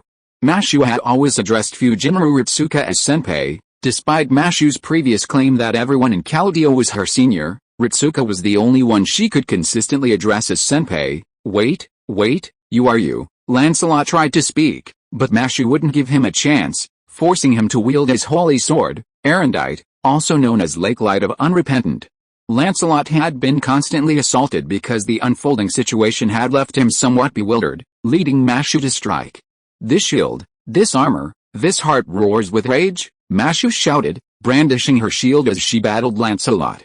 Poor Lancelot, the strongest knight of the Round Table, could only passively defend himself. Every time he tried to speak, he was interrupted by the attack of the shield. "My name is Mash Carrylight, a gifted heroic spirit named Galahad. I now take on this body to cleanse the knights of the Round Table." Lancelot, who had been passively defending himself, lost consciousness upon hearing Mash's introduction, and was then sent flying by Mash's shield. "If you doubt the king's actions, correct them. If the king makes a mistake, point it out, even if it means a fight. That's what a knight of the Round Table should be." The king made this decision to save humanity. "Although I pledge allegiance to the Night King, not the Lion King, in this doomed world, only the path the king has foretold is right. No matter how cruel this decision may be, we have no other choice, so I offer my sword." Lancelot, who had been on the receiving end, was now furious. He stopped defending and began to fight back. He knew the Lion King's decision was wrong, but compared to the world, it was the best solution. Is the choice to kill innocent people? Can't you see the situation on this land? Do you really think it's the right one? This isn't the time for personal feelings. The Lion King's choice transcends our ideals. It's the only way to preserve the future. Both the men were clearly furious, swords and shields clashing relentlessly. Fortunately, this was the desert, so even their fiercest battle had little impact on the environment, aside from the stirring up of a large amount of sand. Because of Shen Fei's involvement, their battle was brought forward. It was originally supposed to take place within the Sun King's palace. You know that ideal, the knight who wants to protect every last knight to the very end. Even if that ideal is so illusory, you'll risk everything to achieve it. That's the king you love, the only king, isn't it? Lancelot, caught on the fierce battle, took several steps back, bewildered by Mash's words. Why were all the knights of the Round Table the king's shifts? It was because of the king's noble character. Even knowing Britain would be destroyed, he still sacrificed everything for it. Other kings, like the King of Conquerors, were driven by selfish desires, like his desire to explore the Great Sea. But King Arthur was completely selfless, leading to the saying, "The king doesn't understand the human heart." King Arthur knew Britain was doomed when he first drew the sword from the stone. Just as Gilgamesh knew Uruk was doomed, she couldn't accept Britain's eventual destruction through division and civil war, prompting her to return to the past and seek change. "Are you ashamed of being a knight and a father?" Seeing Lancelot, who showed no sign of fighting, Mash sent him flying with a shield strike. "Are you awake now, Sir Lancelot?" Mash asked, standing on the dune, watching Lancelot lying in the sand. "Of course, if you're struck by the shield, you'll wake up. That shield is the Knights of the Round Table, and it's also my son's." Lancelot covered his face with his right hand and sighed deeply. "So be it, father." Hearing Lancelot's words, Mash's shield vanished. She then walked over to Lancelot, crouched down, and gave him a gentle smile, calling him father. It was completely believable that she had just been beating up her old father. "Don't yell at me like that. It's too much for my heart." As the strongest knight of the Round Table, he'd held his holy sword tightly even after being beaten by Mash. But Mash's words, "father," shook him so deeply that he couldn't even hold it. "You should go back first." The rest was simple. Lancelot joined the group, and he sent back the Knights of the Uprightness he'd brought with him. They were Lancelot's personal guards, so there was no need to worry about them reporting the incident. This increases our chances of winning, but the car won't fit with the current number of people. Originally, if a few people squeezed together, Da Vinci's desert buggy could still accommodate them, but with Lancelot, it was completely impossible. "Don't worry, another car will be enough," Shen Fei used the power of the harsher of reason to reconstruct a new buggy. I almost forgot about this. Let's go and have a competition. No problem. At Da Vinci's command, the two magic-powered desert buggies headed towards their target. On Da Vinci's side were Mashu and Ritsuka. Although Mashu had just experienced a battle, she was not at all tired. After the previous battle, Galahad's appearance had greatly increased her strength. In the game's terms, it was the return of the spiritual base. I'll leave those monsters to you. Lancelot was left to deal with any monsters that blocked his path. Although he'd been badly beaten by Mash, it only looked bad. His injuries weren't serious. At least with sword attacks were no problem. Our destination should be just ahead. Da Vinci-chan, look there. Just as Da Vinci was looking around, thinking they were almost there, Mash suddenly pointed at a sand dune and shouted. Everyone looked over and was shocked to see dozens of sphinxes appearing on that dune. One of them was enormous, about 3 times the size of the others. It must be their leader. It's Nitocris. Then, among the sphinxes, they spotted the pharaoh Nitocris they'd met before. Lancelot, why are you here? Do you want to start a war? Nitocris ignored Mash and Fujimura Ritsuka, who had immediately greeted her, and instead looked at Lancelot with a serious expression.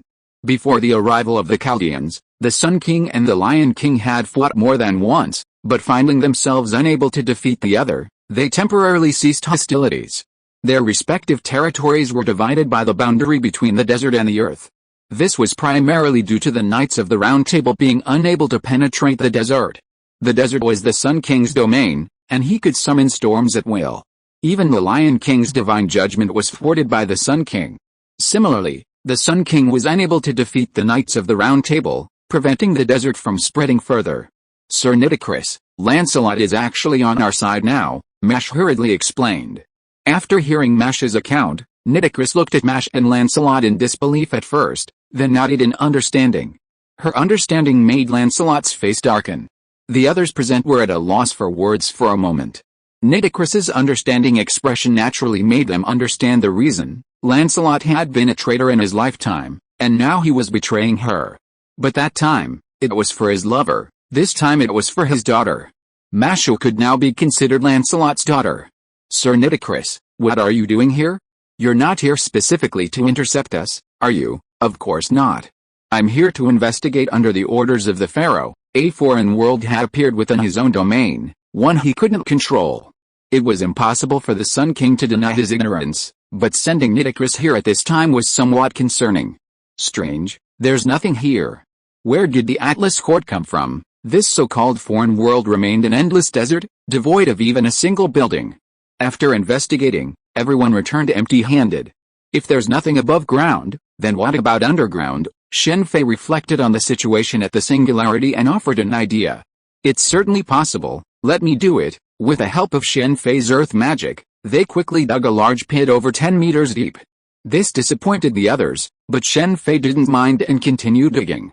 We've found something. It looks like an underground maze. This should be Atlas Court. The group entered the underground passage. Based on the passage's structure, they deduced that the labyrinth below was a massive one, perhaps no smaller than Albion's tomb in the clock tower. Yes, this is Atlas Court, a strange voice suddenly interjected. Chapter 1063 The Lion King and King Arthur. Who are you? The sudden voice put everyone on alert.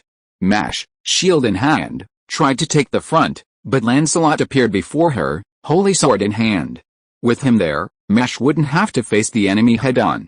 I'm just a detective, he said, as a handsome young man in a well-fitting black trench coat emerged from a corner. Detective? Yes, Sherlock Holmes. Everyone from Chaldea, I've been waiting for you for a long time, the man introduced himself, saying he'd been waiting for the Chaldeans to arrive. Sherlock Holmes, Mash seemed a little excited at the introduction, but it was understandable. To some extent, she was also a fan of Sherlock Holmes. In her free time in Chaldea, Mash's favorite books were detective stories, mainly about Sherlock Holmes. So, she knew where this place was. In other places, she might have asked for an autograph. This hobby was somewhat similar to Gray's. Charlotte Holmes, Irene, I'm a fan of yours. Seeing Holmes, Shen Fei suddenly remembered a story about a certain immortal. Why are you waiting for us here? Da Vinci asked immediately after Holmes finished introducing himself. Don't be so wary of me. This isn't the first time we've met, and I promised Babbage I'd assist you." Seeing everyone looking at him warily, Holmes then brought up Babbage and the events of the Fog City. "You're the one who left the information at the Magic Association," Mashu and Ritsuka realized immediately. Previously, in the Fog City, they had discussed who had compiled the information in such detail and placed it in such a prominent location. "Yes, I'm waiting here for two reasons. First, I need to investigate something at the Atlas Court, but due to the security measures, I can't get there. After all, I'm just a detective. Second, I'm curious about the true cause of the incineration of humanity and want to uncover its secrets." For a detective, the incineration of humanity is a case, the greatest mass murder case in history. Holmes paused before continuing. "I was going to give you a heads up, but you've gone even further than I expected, even inciting Lancelot to rebel." According to the original novel, it was here that Mash truly learned the identity of the heroic spirit who had given her her spiritual base, leading to her battle with Lancelot. However, thanks to Shen Fei, Mash learned the name of the heroic spirit she had fused with long in advance. It's no secret that Holmes knows a great deal, including the fact that the old man in the mountain had sent Mash and the others here. How on earth does this guy manage to move back and forth between singularities? This isn't a lost belt, it's a singularity. Never mind, he's probably not a bad guy. Holmes was arguably the most mysterious figure in this world. His ability to move back and forth between singularities was incredibly intriguing, if nothing else. Normally, a normal servant couldn't move back and forth. At most, they were repeatedly summoned, like Elizabeth, who was summoned several times. However, Holmes's actions suggested he wasn't being repeatedly summoned, but rather possessed a method of moving between singularities, something even Shen Fei couldn't achieve. He needed the help of Chaldea. After his mind was stumped, Shen Fei stopped thinking about it. Chaldea's restoration of human nature was already shrouded in mystery, like the mysterious death of the former director and the actions of Kirsch and the others. If Kirsch hadn't sacrificed himself to save the Master and the others in the second film, Kirsch and the others would have been nothing more than traitors. But with his action, everything seemed even more enigmatic. In this context, Holmes's a bit of mystery wasn't unacceptable. Then let's go. Holmes had already proven his support for Chaldea, so the group naturally wouldn't refuse him. Be careful, this is Atlas Court, full of traps. Following the passage, the group headed underground. According to Holmes, the true Atlas Court was approximately 500 meters underground, leaving them with quite a distance to go. The key point was that the path was not safe, with countless mazes, traps, and monsters. How strange. Logically, Atlas Court existed before the burning of humanity, which means it should have been inhabited. The group dismantled numerous traps and defeated numerous monsters along the way. As they neared the center of Atlas Court, Holmes frowned. They hadn't seen anyone along the way. While the Atlas Court didn't have as many people as the clock tower, it was still quite numerous, and theoretically, they should have seen members of the court at this singularity. It seems he's not aware that the Atlas Institute shouldn't be in this place, Shen Fei thought to himself, but he didn't say anything. This was Holmes, and he didn't think he was smarter than him. His only advantage was that he had more information. You've seen the Magic King, who calls himself Solomon. What's his appearance, voice, magic circuits, and what was your first impression of him? As they advanced, Holmes revealed some information about the Atlas Institute that outsiders didn't know about, demonstrating his considerable knowledge of the institution. Mashu and Ritsuka also briefly described the singularities they'd visited. When Holmes mentioned seeing the Magic King, his expression immediately lit up. Wait a minute, didn't you say you were in the Fog City? How come you didn't know the Magic King had appeared there? He was there. As Holmes's questions rang out, Da Vinci realized something was wrong. What? The Magic King appeared in the Fog City? That's incredible. I shouldn't have left so early. Holmes' face was filled with regret upon hearing Da Vinci's words. It turned out he'd left immediately after investigating the Fog City. Had he known the Magic King would appear, he would have definitely stayed. My first impression, something seems off, a little off, but I don't know exactly why. Fujima Ritsuka recalled his initial encounter with the Magic King and shook his head vigorously. Off, isn't it? This could be a very important clue. My previous investigation revealed that the Magic King has already completed the incineration of humanity, which is why he's shown no interest in your actions and hasn't offered any resistance. Of course, it's also possible that he's preparing for his next move and hasn't had time to address it. However, This also gives Chaldea the possibility of saving humanity. True to his nature, Holmes had deduced some unknown information from Mash and Ritsuka's descriptions of the Magic King. As for the Magic King being Solomon, he made no comment. Where is this? As the group continued forward, they finally reached the center of Atlas Court, where they saw a magnificent underground city. It was a vast, modern city, boasting facilities rarely seen even in the modern world. More importantly, even at a depth of over 500 meters, they could still see the blue sky, white clouds, and the sun, though of course, this was simulated. As expected of Atlas Court, it's much better than the clock tower. There was also a modern city beneath the clock tower, built for the spirit tomb of Albion, but its scale and opulence couldn't compare to this. Still no one. Let's go. That's our destination, Holmes said, pointing to the massive building in the city's center. That massive structure housed one of Atlas Court's greatest inventions, the Trismegistus, the spirit particle calculator. It was the prototype of Chaldea's Trismegistus. According to Holmes's previous statement, the magic world has had a magic quantum computer for centuries. We're lucky. The battery here can probably run 2 more times. Upon arriving in front of Hermes, Holmes immediately went to the control area and checked. He breathed a sigh of relief when he found that it could still run 2 more times. I already know your purpose. Let's investigate the Lion King's intentions, Holmes said, and began to run Hermes to investigate the Lion King's Holy Lance. I see.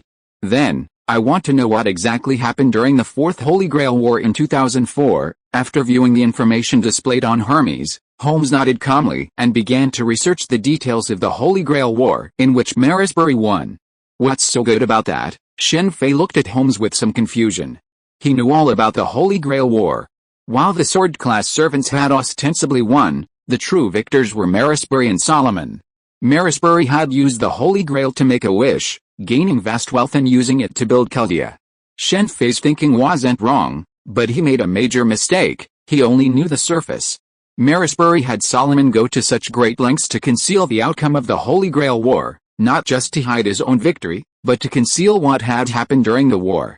Because of Solomon's involvement, even those magi suspected something was up, but they had no way of uncovering the truth. Even if they used their own clairvoyance to try to gain intelligence, the same would apply, as Solomon possessed the highest level of clairvoyance.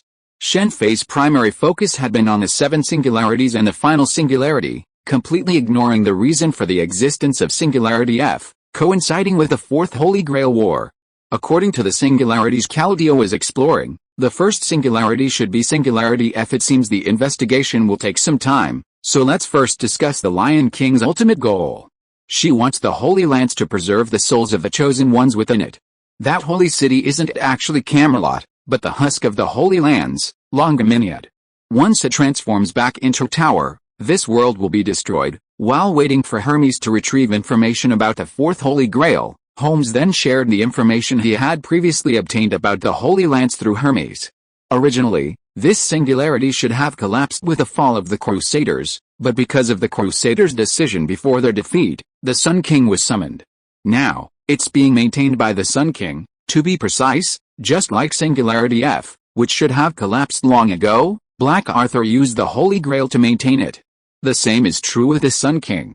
Interestingly, the one holding the Holy Grail was supposed to be hoping for the Singularity's swift collapse. But instead, the Sun King suppressed the Demon Pillar. How could this be? After hearing Holmes' words, the group immediately turned to Lancelot. Sir Lancelot, do you know this? Bedivere immediately confirmed. Of course, the king has told us everything, and it's up to us to decide whether to support this plan. Sir Gawain and the others all know. Bedivere looked incredulous. This is the best solution the king could come up with. Even now, Lancelot didn't believe there was anything wrong with the Lion King's plan. It might be cruel, but it was reality. I will definitely not let her plan succeed, Matthew said with a firm face. Lancelot, looking at Matthew, fell silent. I see. Hermes had finished searching, and Holmes nodded thoughtfully at the displayed content. Then, the Hermes screamed, the battery running out. This is up to you. I can only offer you assistance, but I'm warning you, be careful with Roman. Dr. Roman, why? He's a good man. Mashu and Ritsuka looked at Holmes in confusion, while Da Vinci showed no particular reaction. According to my research, Director Marisbury was the victor of the Fourth Holy Grail War. It's said he brought an assistant with him, and that assistant is Roman. Furthermore, there's no trace of his past before joining Chaldea. I know you trust him, but I'm reminding you only to maintain the necessary vigilance. So, what did you find out? Although Shen Fei had been standing by Holmes's side, he unfortunately couldn't understand what Hermes was showing him. Not only him, but even Da Vinci seemed to be the same. In that case, you're even more suspicious, Shen Fei suddenly said. Roman was suspicious, but Holmes, who had suddenly appeared, was equally untrustworthy. That's quite right. You must maintain the necessary vigilance. Holmes didn't deny Shen Fei's words, but nodded in agreement. In fact, I'm even more curious about you, or rather, you all. This human logic is burning, and you shouldn't exist, Holmes said, his eyes fixed on Shen Fei. His attention remained on him the entire time. Just like you said just now, for the sake of vigilance, I can't tell you for now. This one is better. I'm sure I can find out, Holmes smiled confidently. Chapter 1064 The Lion King and King Arthur, Part 2. How could there be so many monsters? After Hermes shut down due to power outages, and after completing their investigations, the group prepared to leave Atlas Court. However, to their shock, the monsters they encountered on the return journey were even more powerful than when they entered, including several guardians. That's because leaving Atlas Court is forbidden, Holmes immediately explained. Atlas Court is a place that's easy to enter but difficult to leave, so its defenses are primarily for internal use, not for external use. The three major organizations in the Magic Association each have their own unique characteristics. Atlas Court focuses primarily on alchemy, so its members are primarily magi with limited magical talent or lacking magic circuits. Their philosophy is that since they can't become the strongest, they can simply create the strongest alchemical items. The legendary 7 taboos of the magic world refer to the 7 weapons of Atlas Court. It's precisely because of this that the Clock Tower and Atlas Court, two of the three major organizations in the Magic Association, dislike each other. After all, the Clock Tower primarily recruits talented magi. The reason the Atlas Academy's passages are difficult to exit but easy to enter is to prevent the leakage of the alchemical artifacts within. Besides the 7 taboos, there are countless other dangerous items within. While they may not be as dangerous as the 7 taboos, their release would undoubtedly cause a devastating disaster for humanity, given the alchemists within. Strictly speaking, the alchemists within Fullmetal Alchemist are considered quite kind compared to their counterparts within the Atlas Academy. However, the maze grew increasingly complex as monsters multiplied along the way. With Holmes leading the way and Lancelot, a knight of the Round Table, by their side, the group quickly reached the previous entrance and returned to the surface. Mr. Holmes, aren't you joining us? Upon returning to the desert, Holmes immediately announced that he needed to leave for something. Mash felt a pity for him, as she seemed eager for Holmes to join them. I'm sorry, but we need to track down a phantom here. There's something I'm concerned about. But before I leave, there's a question you need to consider. Why did the Magic King choose to initiate the incineration of humanity now? He could have done it long ago, before Chaldea was even born, and there wouldn't have been any of you to stop him. Mashu and Fujimura Ritsuko were stunned by Holmes' words. This was a question they had never considered before. Let's make a hypothesis. Suppose the Magic King is Solomon, and he's starting the incineration now to incinerate over 3,000 years of human history. Holmes spoke before Mashu and Ritsuka could say anything.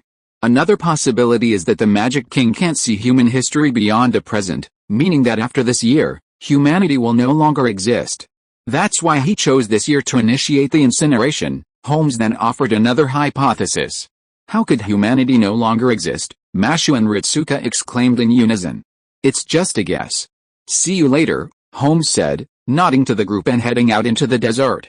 As expected of Holmes, he could even guess that, as for Gosha's reason for the burning of humanity, Mashu's birth was one factor. But the fact that he couldn't see human history beyond this year was the real reason for the burning of humanity. In other words, from this perspective, Gosha was actually trying to change humanity's future, which was doomed.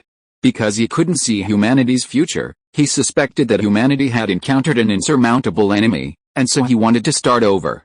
Speaking of which, this causal relationship is a bit strange. Shen Fei shook his head helplessly as he watched Holmes disappear into the dust. Because he couldn't see humanity's future, Gosha chose to burn humanity. And to save humanity, Chaldea was created.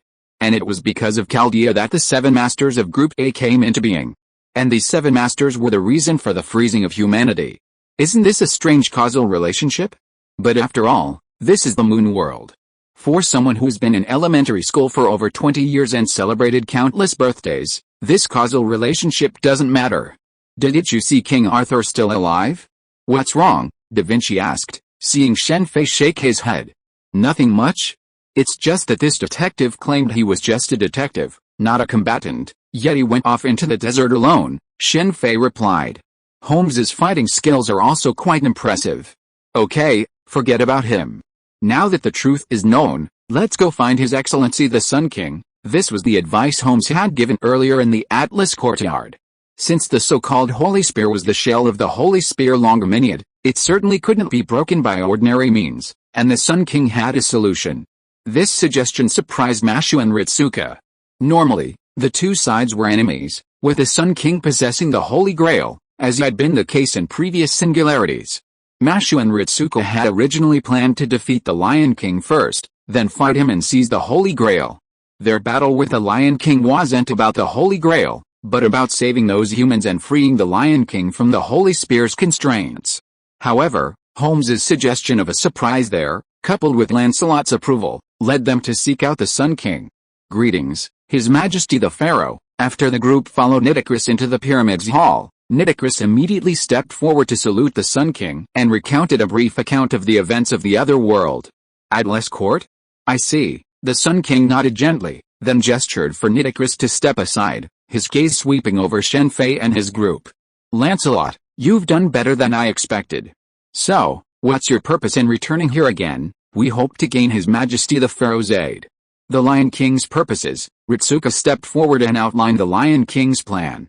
You know, heroes are all deeply sinful. Wherever they go, there's always heavy casualties. Solomon and the Lion King are actually very similar. Both seek to escape destruction, while you are seeking your own destruction. With yourselves, you are no match for the Lion King. The Sun King, unsure of what to think, looked somewhat melancholic. While heroes do inflict heavy casualties wherever they pass, without them, the situation is far more complex than just casualties.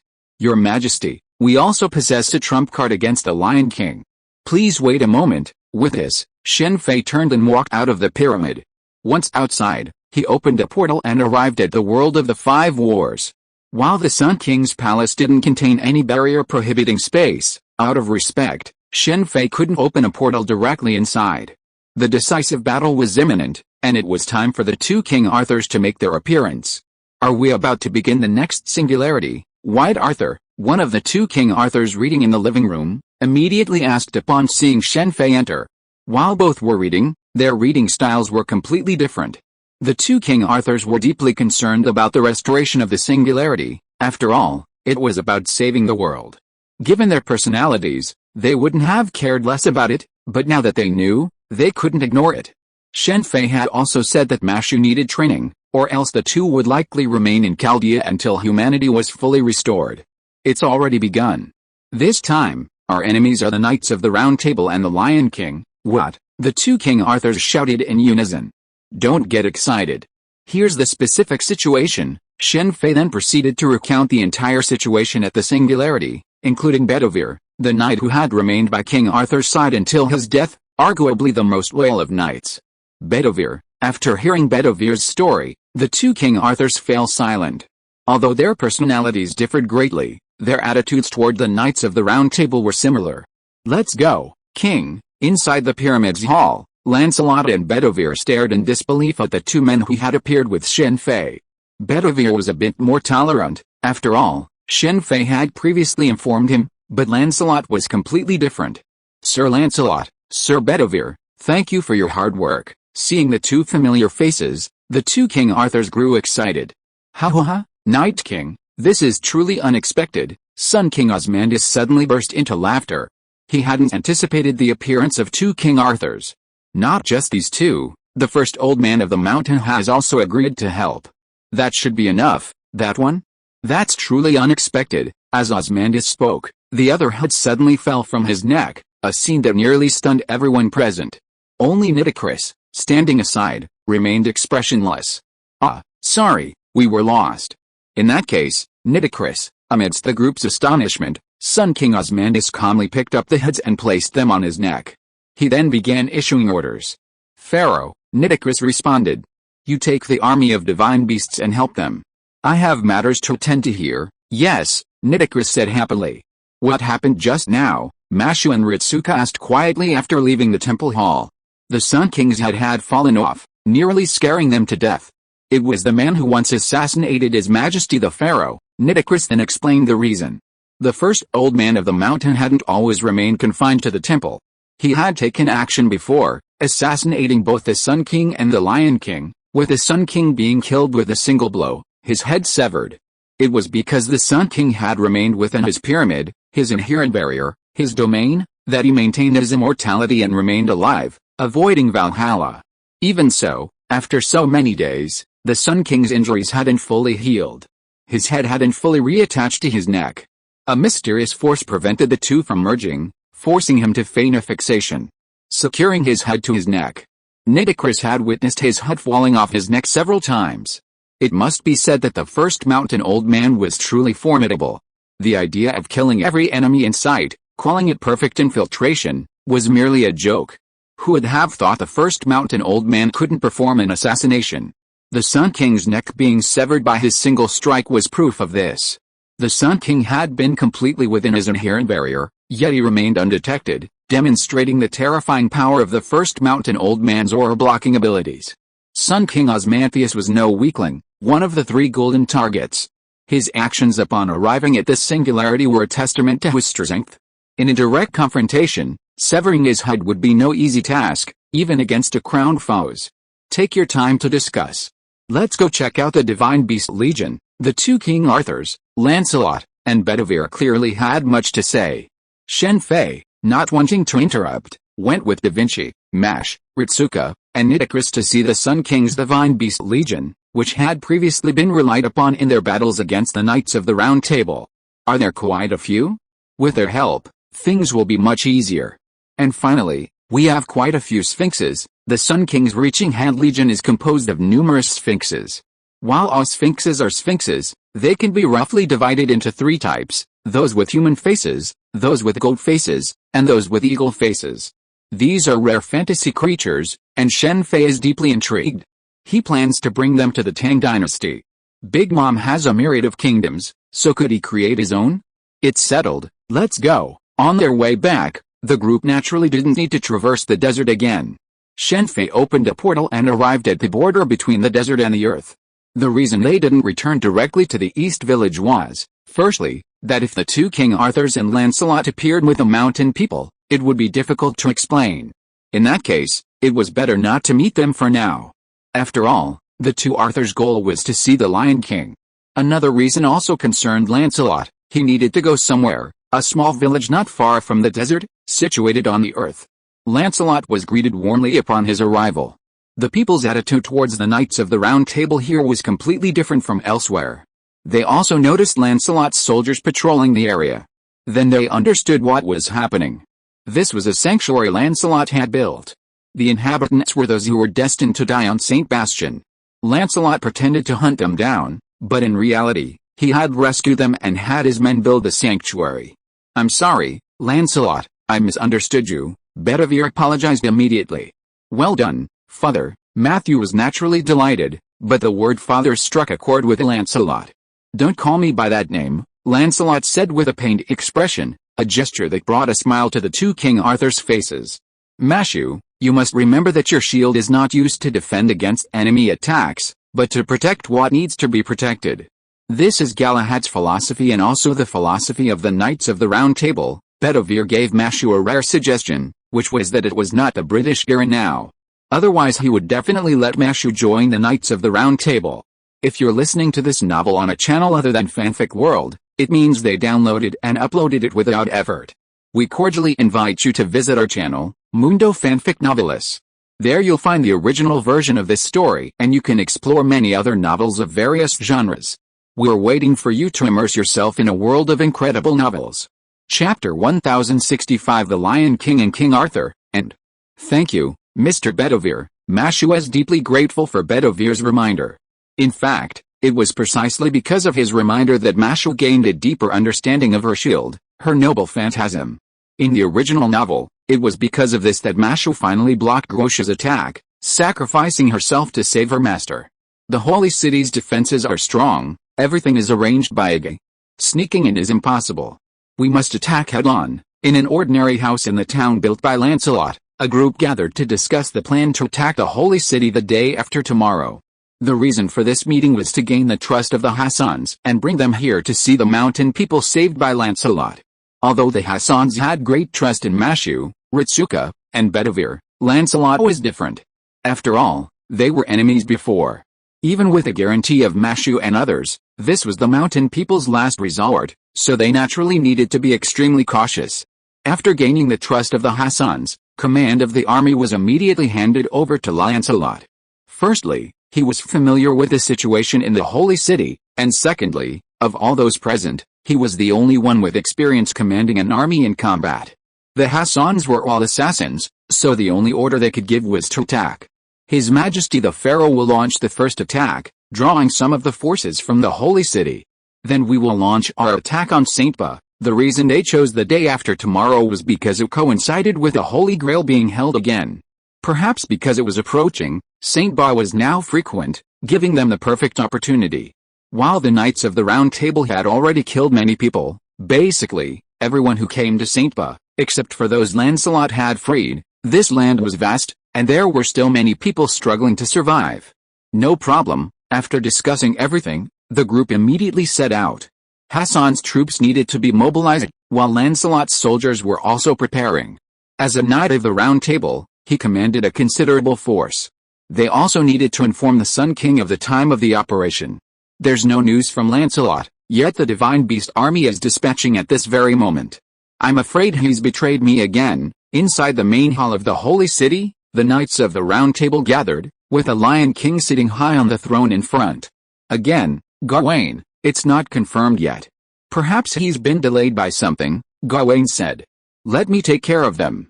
This time, I'll annihilate them completely. Mordred suddenly stepped out from the side. There's no need for that. The ritual is about to begin. Just have them hold off the Divine Beast army. There's been some unrest among the mountain people lately, so just secure the perimeter of the Holy City. The Knights of the Round Table were battle-hardened men. Even though they held the mountain people in contempt, they never stopped their necessary intelligence investigations. Mashu, Ritsuka, this is a gift from the Pharaoh. On the day of the decisive battle, as the group gathered their equipment and prepared for action, a black portal suddenly appeared, and Pharaoh Nitocris emerged, holding a golden box. Thank you, I'm sure we'll see each other again. I should be heading back. Just as Mashu and Ritsuka took the golden box from Nitocris's hands and were about to say something, Nitocris uttered a final word and turned away. Lord Pharaoh, the item has been delivered. Nitocris, returning to the pyramid's main hall through the portal, immediately addressed the Sun King above with a respectful expression. What do you mean by delivery? It's just some unwanted junk. It's the Holy Grail. After Nitocris left, Mashu immediately opened the golden box and discovered the Holy Grail, held by the Sun King. This delighted the group. Without the Holy Grail, this singularity would remain unrepaired. They had originally planned to fight the Pharaoh after defeating the Lion King, but they had unexpectedly sent the Holy Grail directly, averting a fight. Mashu, absorb it quickly, Roman said, noting it was the Holy Grail. According to previous singularity traditions, perhaps this war could be avoided. However, Roman's assumptions proved overblown. Although Mash had immediately absorbed the Holy Grail into her shield, her restoration of humanity hadn't been completed. No return. Looks like this war is inevitable. Seeing things weren't going as he'd imagined, Roman's expression immediately darkened. It must be something to do with the Holy Spear Longaminiad. Perhaps the Lion King had pinned this singularity with it, Da Vinci speculated. How generous. Even the gift box is so expensive. After Mash absorbed the Holy Grail, the golden box was no longer useful. Shen Fei took it and examined it briefly. It was pure gold and bore the Pharaoh's symbol. If sold in modern times, it would be priceless. Let's go. With the Holy Grail now secured, the battle against the Lion King would be the final showdown. The group donned black cloaks and headed towards the main entrance room of the Holy City. Passing by were all cloaked figures, and the group quickly blended in. In reality, None of these people were actually civilians participating in the Battle of St. Bastion, they were all soldiers of the mountain people. To achieve this, the Harsa had sent troops to intercept those who had actually come to participate. The Battle of St. Bastion begins. Action. At the main gate of the Holy City, Gawain had just announced the start of the Battle of St. Bastion when everyone present immediately tore off their cloaks and, with their swords in hand, rushed towards the surrounding knights. Just as Aguirre said, looking at the chaotic Battle of St. Bastion Square, Gawain snorted coldly, drawing his sword and intending to charge forward and slay all those before him. However, at that moment, a purple figure appeared before him, blocking his way. "Lancelot, you have betrayed me again. This time, I will not let you go." Gawain was furious as he saw Lancelot appear before him. Why was Lancelot a knight-errant, constantly leading his troops to hunt down those who rebelled against the Knights of the Round Table? The reason was simple: the Knights of the Round Table, with the exception of the Lion King, disliked him. They didn't want to see him, so they sent him on this mission. To the Knights of the Round Table, even Mordred, who had perished alongside King Arthur, was superior to Lancelot. While Mordred wasn't welcome, at least she could remain outside the Holy City. "I simply wish to rectify the mistakes of the Knights of the Round Table. My greatest mistake was not killing you." As Gawain spoke, the Holy Sword, the Sword of Calventine, erupted in blazing flames. Simultaneously, Lancelot's Holy Sword intensified in power. Both wielded holy swords, fighting for their respective convictions. The clash of swords deterred anyone within a dozen meters of them from approaching. Beware! Ambush! As Gawain and Lancelot fiercely battled, a large number of archers suddenly emerged from the walls of the Holy City. Countless arrows, like a black cloud, rained down upon the allied forces below. This sudden change caused Mash and the others to cry out in despair. Mash, for her part, immediately attempted to activate her noble phantasm. But at that moment, a distant bell rang out. Then, everyone felt the surroundings suddenly darken. A massive storm suddenly appeared overhead, scattering the dark cloud of arrows. The storm then enveloped the entire area. The archers on the city walls were unable to attack due to the storm's attack.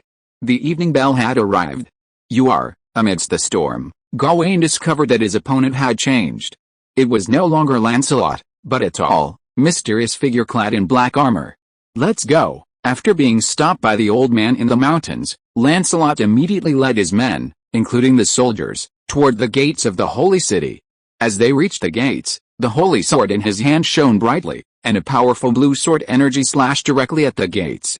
"Be careful, a magical reaction of the magnitude of a time-space rupture has occurred ahead." At that moment, Roman's impatient voice echoed in Mash's ears. Boom! A thunderous sound echoed from the gates of the Holy City, but unfortunately, Lancelot's blow left no mark on the gates. "The king has activated the Holy Lance's defenses." Lancelot was stunned as he gazed at the vast wall of light that had appeared around the Holy City. As a knight of the Round Table, Lancelot naturally understood the situation in the Holy City.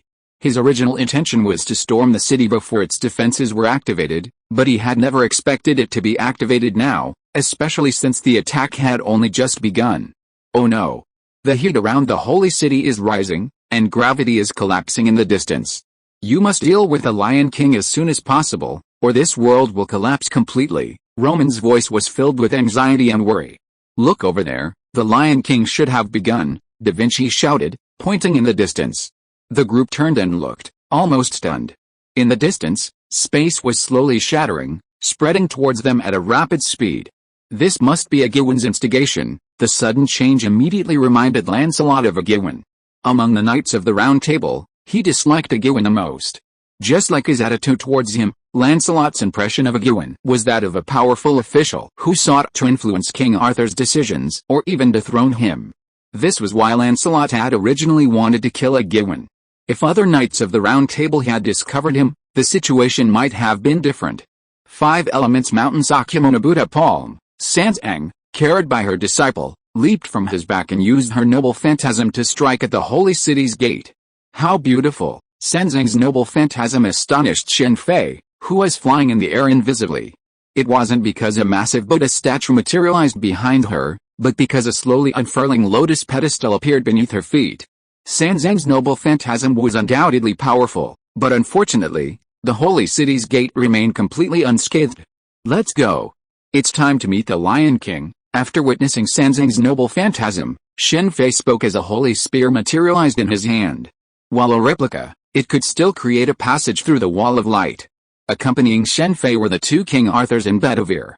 Dealing with the Lion King was simple: bring Bedivere to her and have her return the holy spear. This would restore the now divine Lion King to humanity, eliminating the need for a desperate battle. This was similar to their previous encounter at the Sun King's palace. In the original novel, the Sun King had unleashed the demon pillar to test Mashu and the others.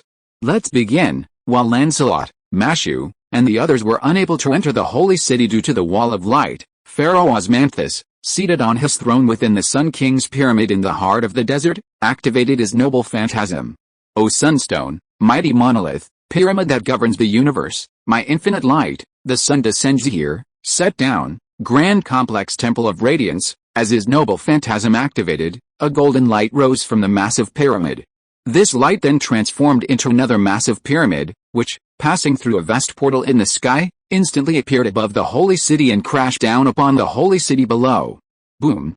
The pyramid of golden light slammed into the holy city's light wall, and instantly the entire holy city began to shake. The once indestructible holy city finally began to fray. Its walls began to crumble, its buildings collapsed, and the very ground began to crack. Osmanthus, Aguin, from his palace in the holy city, gazed at the massive pyramid in the sky, his face twisted with anger.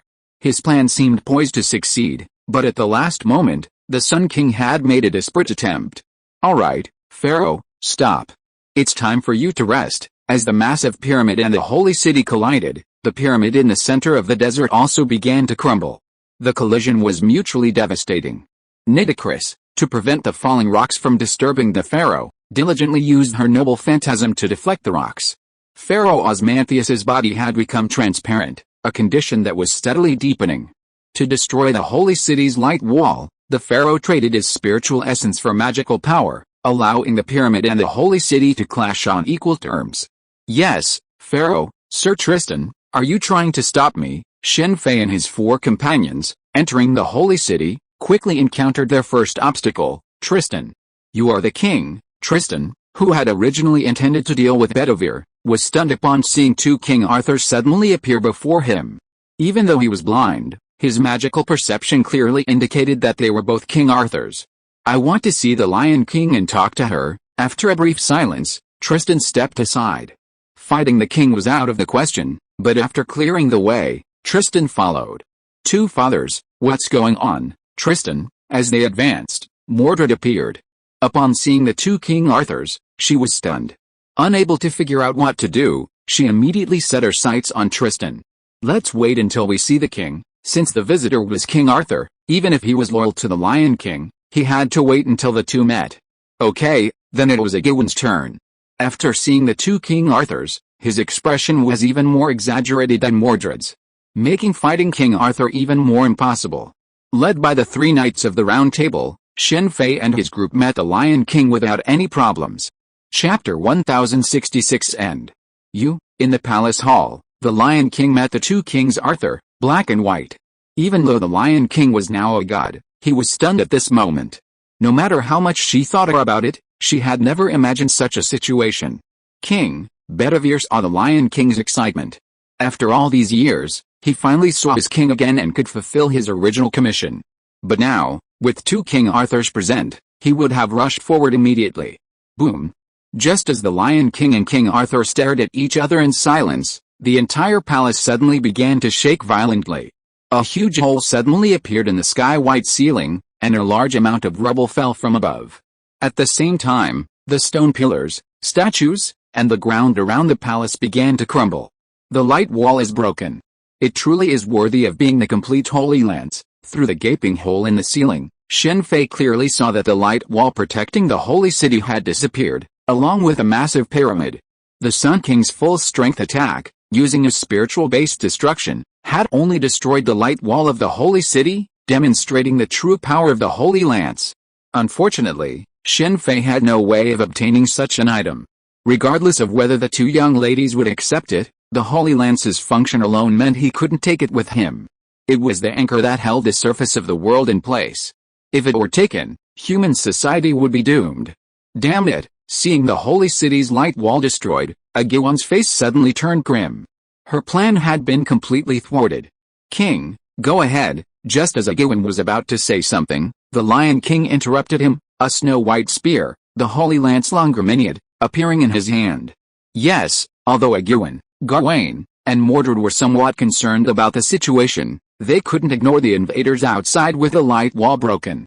This was Camelot, the holy city of the Knights of the Round Table. How could they allow the enemy to breach it before the Knights of the Round Table were completely wiped out?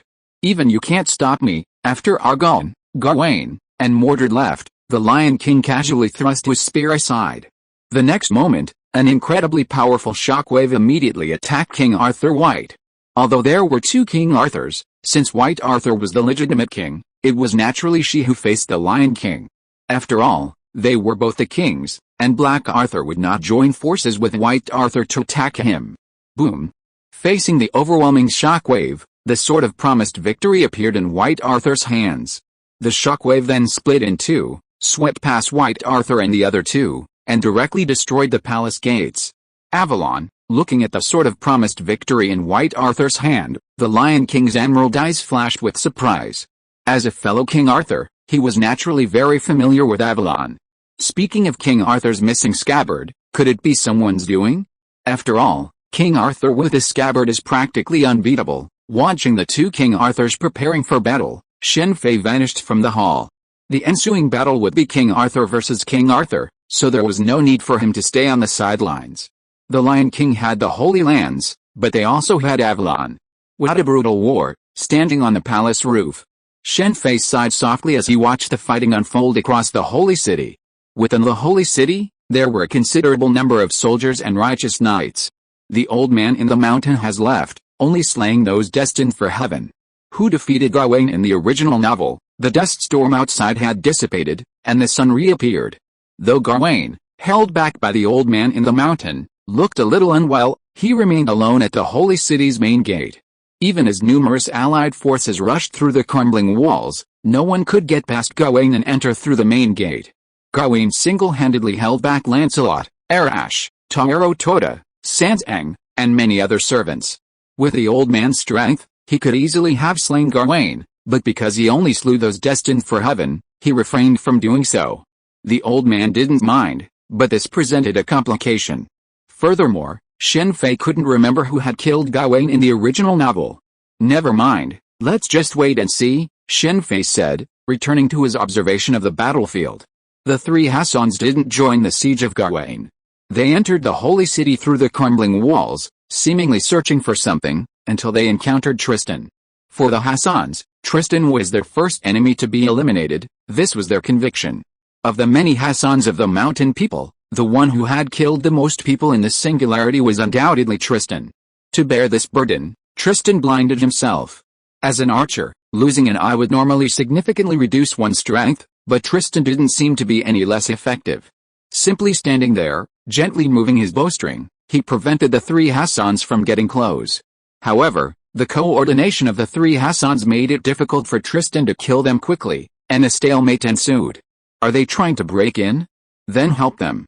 Room, slaughterhouse, watching Mashu and Ritsuka desperately rushing towards the innermost chamber, only to be stopped by a large number of soldiers and the Knights of Respect, Shen Fei waved his left hand and, using the power of the Operation Fruit, led them to the shattered gates of the palace. At this point, only Shen Fei, the King Arthurs, and a few others, including Bedivere and King Arthur's royal knights, were left in the palace hall. All of them had been taken away by Agyeon. They're inside. You can go in. Seeing Mashu and Ritsuka, who were on alert due to the sudden change in their surroundings, Shen Fei immediately jumped from the palace hall's roof. Be careful. Mashu's face suddenly changed, and she immediately appeared behind Shen Fei, brandishing a shield, blocking the shockwaves from the palace hall. Go. Shen Fei smiled and nodded to Mashu, allowing the two to enter the hall. As the masters of Chaldea, they would have to face the Lion King. Lancelot, Agyeon's roar echoed throughout the Holy City. From that sound alone, Shen Fei could tell how furious Agyeon was. Against the will of the gods, hearing against the will of the gods, Lancelot unleashed a powerful blow of sword energy at Gawain. While the others were holding him back, Lancelot rushed into the Holy City from the side of the city wall. Just as Hassan and his men were about to engage in a decisive battle with Tristan, so too did Lancelot, in against the will of the gods. Slaughterhouse. After taking in the situation, Shen Fei appeared at the holy city's gates, where Gawain and his men were to fight. Wow, how are you using your disciples' abilities? Shen Fei was surprised to see the power unleashed by Sanzang, who, due to Lancelot's departure, had to fend off Gawain head-on. At that moment, Sanzang blew out several strands of her hair, which then transformed into clones of her, attacking Gawain together. This was the power of a certain monkey. Sanzang's staff could also be transformed into the weapons of her 3 disciples at will. Leave this to me.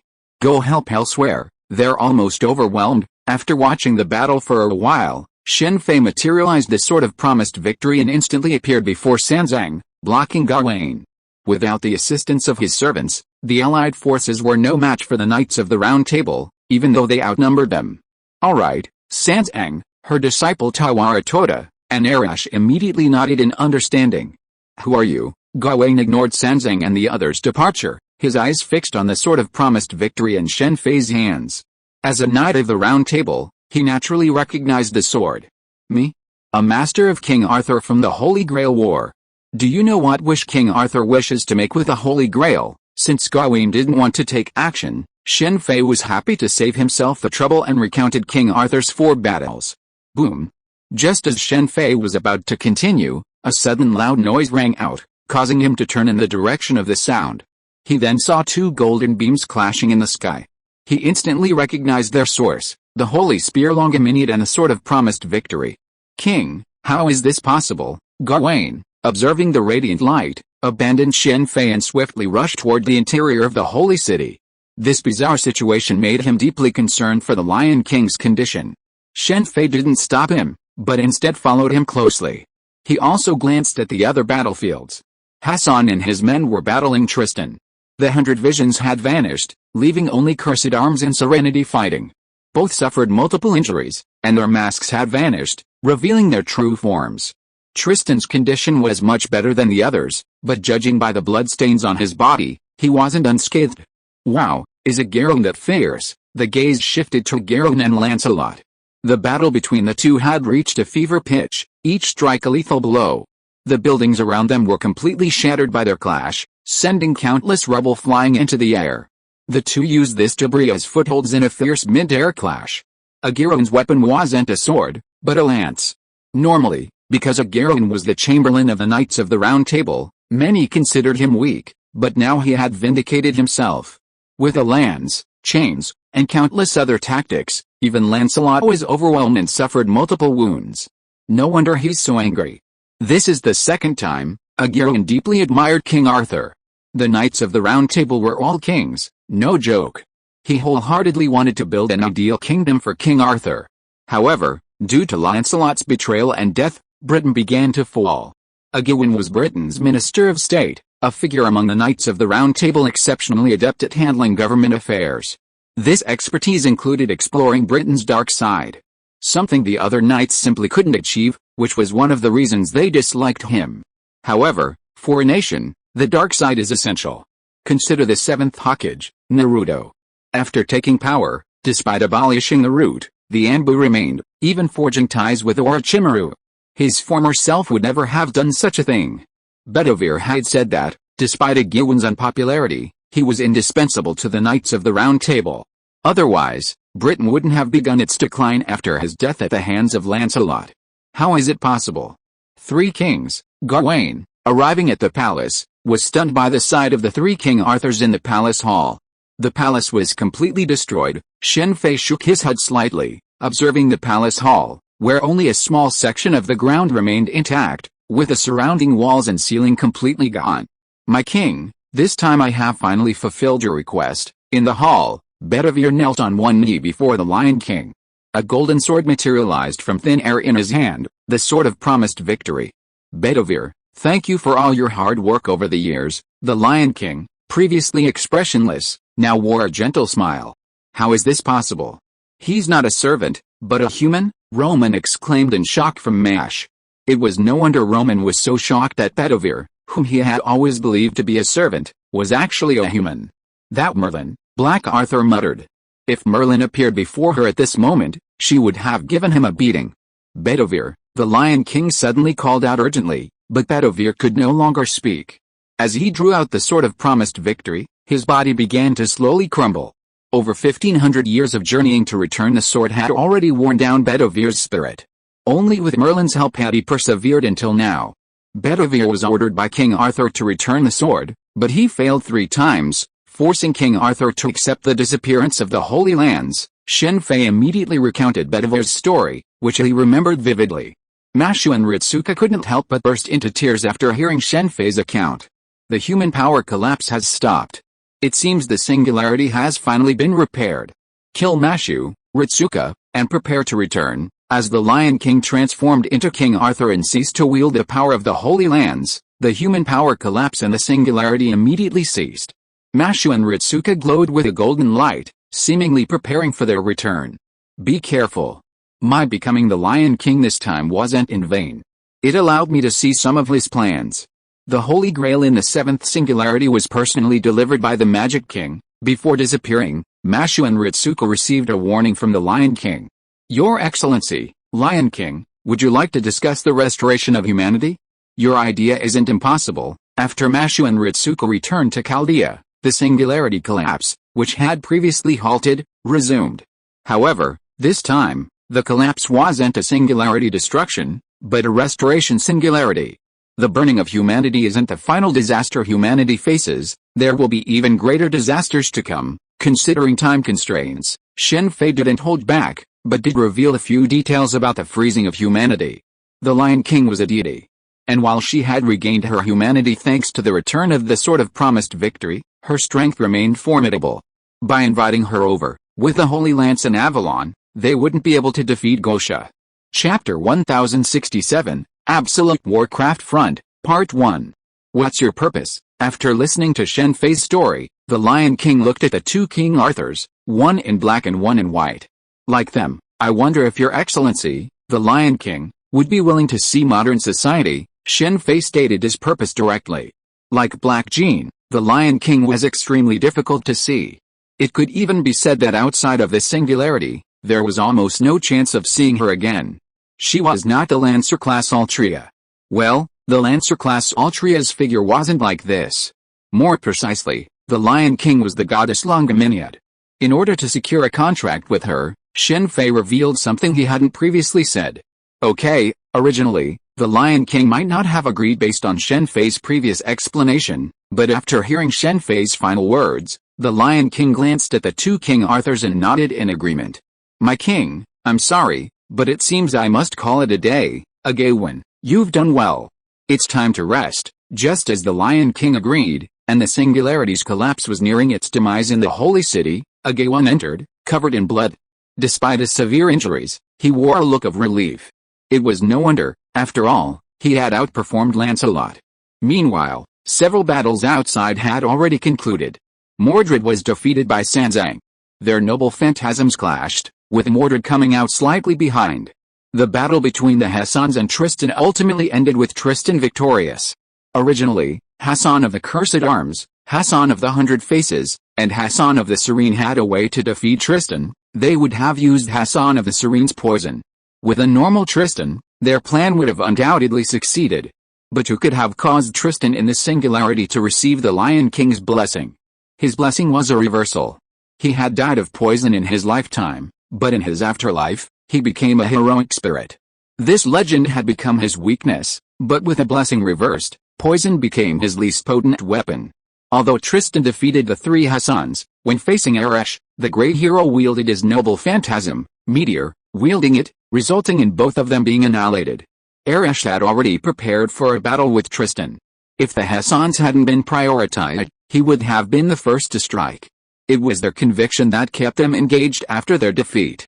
Alright, we should go. As the singularity's collapse spread to the Holy City, Shen Fei immediately opened the arcane gate and returned to Chaldea with the 3 King Arthurs and Da Vinci. Your Excellency the Lion King, Roman and the others were surprised to see the Lion King arrive. From her previous words, they knew she had some knowledge of the Magic King, which perfectly complemented Chaldea's lack of intelligence on him. If they hadn't just returned, he would have likely been tempted to ask. Mashu, Ritsuka, don't be so depressed. Although they won't have the memories of the singularity, your experiences are not fake, and neither is your bond. Upon returning to Chaldea, Da Vinci saw Mashu and Ritsuka looking somewhat downcast. They had returned in such a hurry that they hadn't even properly said goodbye to the others. Furthermore, with the restoration of the singularity, Chaldea's existence had been directly erased. Those who had previously sacrificed in the singularity would be resurrected, and everything would return to normal history. This outcome left the two deeply distressed, and Da Vinci, realizing this, immediately went to comfort them. Mashu and Ritsuka hadn't thought of this just because of the singularity. Previous singularities, such as Nero's, had also brought this out. It was only after witnessing Bedovir's actions that the situation erupted. Mashu, Ritsuka has good news for you. We've got a new spiritual base, Bedovir. Go get some rest first, and then we'll summon him later. Roman then approached, bringing news that delighted both Mashu and Ritsuka. Chaldea could now summon Bedovir. Come to think of it, I remember Chaldea had nearly 100 servants, yet they were only now starting to summon additional ones. That's a bit strange. Is it because of my appearance, or something else? Hearing Roman mention Bedovir's summoning, Shen Fei couldn't help but recall the situation in Chaldea in the game. The difference between the two was stark. Chaldea's unique magic power supply system allowed it to contract multiple servants, even with a single master. After all, Chaldea's original plan envisioned 48 masters to undertake the restoration of humanity, one servant per master, meaning 48 servants. Never mind. Now we should consider how to deal with Gosha. Although I know a little about the Magic King's situation, there are some things that are better for you to witness with your own eyes than for me to tell you. After letting Mashu and Ritsuka rest, Olga Marie, Roman, Da Vinci, Shen Fei, and the others arrived at the conference room to discuss the Magic King's situation with the Lion King. Unfortunately, the Lion King didn't provide any further information, but judging by the fact that her eyes mostly rested on Roman, she should be aware of his situation. I understand. With your help, I think no matter what enemy we face next, we won't have any problems. With 3 King Arthurs, a Lion King with a divine power, and Shen Fei, Roman couldn't imagine anyone who could stand up to such a lineup. However, the news of the 7th singularity detected by Chaldea made Roman's face fall again. The 7th singularity was set over 2600 BC in ancient Babylonia, a time when gods still lingered on Earth. The appearance of a divine servant here, coupled with the singularity they needed to repair being the age of the gods, made Roman uneasy. Because the singularity was in the age of the gods, Chaldea's location would take longer than previous singularities, giving Mashu and Ritsuka a rare chance to rest. During this time, Bedovir was summoned. Upon seeing the 3 King Arthurs, he was stunned. But Bedovir, after all, quickly recovered. His relationship with Mashu and Ritsuka blossomed. Mashu, Ritsuka, thank you for your hard work. Now we've finally reached the final singularity. We'll soon reveal the true identity of the Magic King. As time passed, Chaldea located the 7th singularity, and the group immediately prepared to repair this final singularity. Mashu and Ritsuka were fully armored by Leonardo da Vinci, wearing his latest magic ceremonial attire.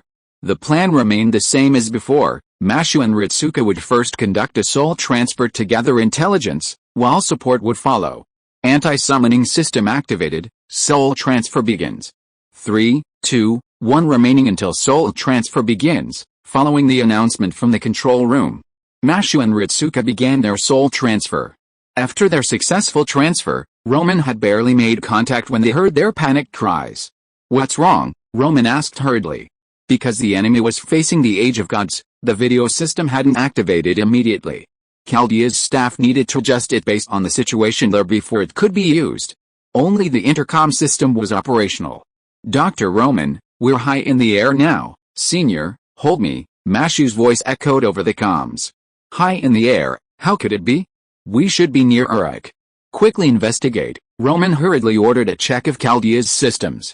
This was the first time the soul transfer had failed. Previously, it had always appeared near the designated target, the ideal city that's already far away. While Roman was checking Chaldea's systems, Mashu had already grabbed Ritsuka's right hand and had it wrap around her waist. She stared down and, upon seeing the ground, immediately activated her noble phantasm to cushion the force of their fall. Senior, are you okay? After landing safely, Mashu immediately inquired about Ritsuka's condition with a concerned look on her face. Mashu, Ritsuka, Are you all okay? Roman's voice came again. It's okay, Dr. Roman, we've landed safely, Mashu replied immediately. That's good. By the way, Ritsuka, did the magic of the air affect you in any way? This time it was Da Vinci who spoke, because their destination was the Age of Gods, and the magic in the air at that time was completely different from that of modern society. I'm fine, let's first investigate the intelligence of this era. We've already investigated the previous situation. It's the barrier in Uruk. You must have been ejected. Roman was naturally familiar with magic barriers, but what he hadn't expected was that this barrier actually covered the entirety of Uruk. It was truly worthy of the Age of Gods. Where are you now? After explaining why Mashu and Ritsuka hadn't moved to Uruk, Roman immediately inquired about their location. I don't know. There's only hills around here. There's nothing. Wait, there are magical beasts. Mashu glanced around. Just as she was about to say there was nothing there, dozens of magical beasts suddenly emerged from behind a hill. Due to the concentration of magic energy in the air of the Age of Gods, Chaldea's detection capabilities were unable to detect it. Be careful, understood, Senior? I'm going. Mashu nodded to Ritsuka, then brandished her shield and charged swiftly at the approaching monsters. Seeing Mashu, the monsters also sped up. Bang! Mashu's shield strike sent the leading monster flying, killing it midair. Mashu's battle with Lancelot in the previous singularity had fully fused her with Galahad's spirit, greatly increasing her strength. While these monsters were formidable, even stronger than the Sphinx from the previous singularity, they were no match for Mashu's blows. After dispatching the first monster, Mashu used her shield as a foothold to kick the second charging monster away, also killing it instantly. Meanwhile, Ritsuka was using magic to attack the monsters. While her magic didn't inflict fatal damage, it did help to alleviate the pressure on Mashu. With their combined efforts, the dozen or so monsters were completely dispatched without causing any harm to either of them. Dr. Roman, something's not right. These monsters don't resemble anything that would exist in this era. After dispatching the monsters, Mash immediately expressed her doubts to Roman. This singularity was in the Age of the Gods. During the initial location, Mash and Ritsuka had focused on studying the lore surrounding this era, including information on its mythical and fantastical creatures. Also, when they attacked me just now, I could sense murderous intent, not hostility. They weren't attacking us to hunt, but to kill us, Mash continued, before Roman could speak. They're not from this era, and they're not hunting, but annihilating us. Perhaps the situation at this singularity is related to them, Roman speculated after a moment's silence. Let's get out of here first. Head towards the barrier.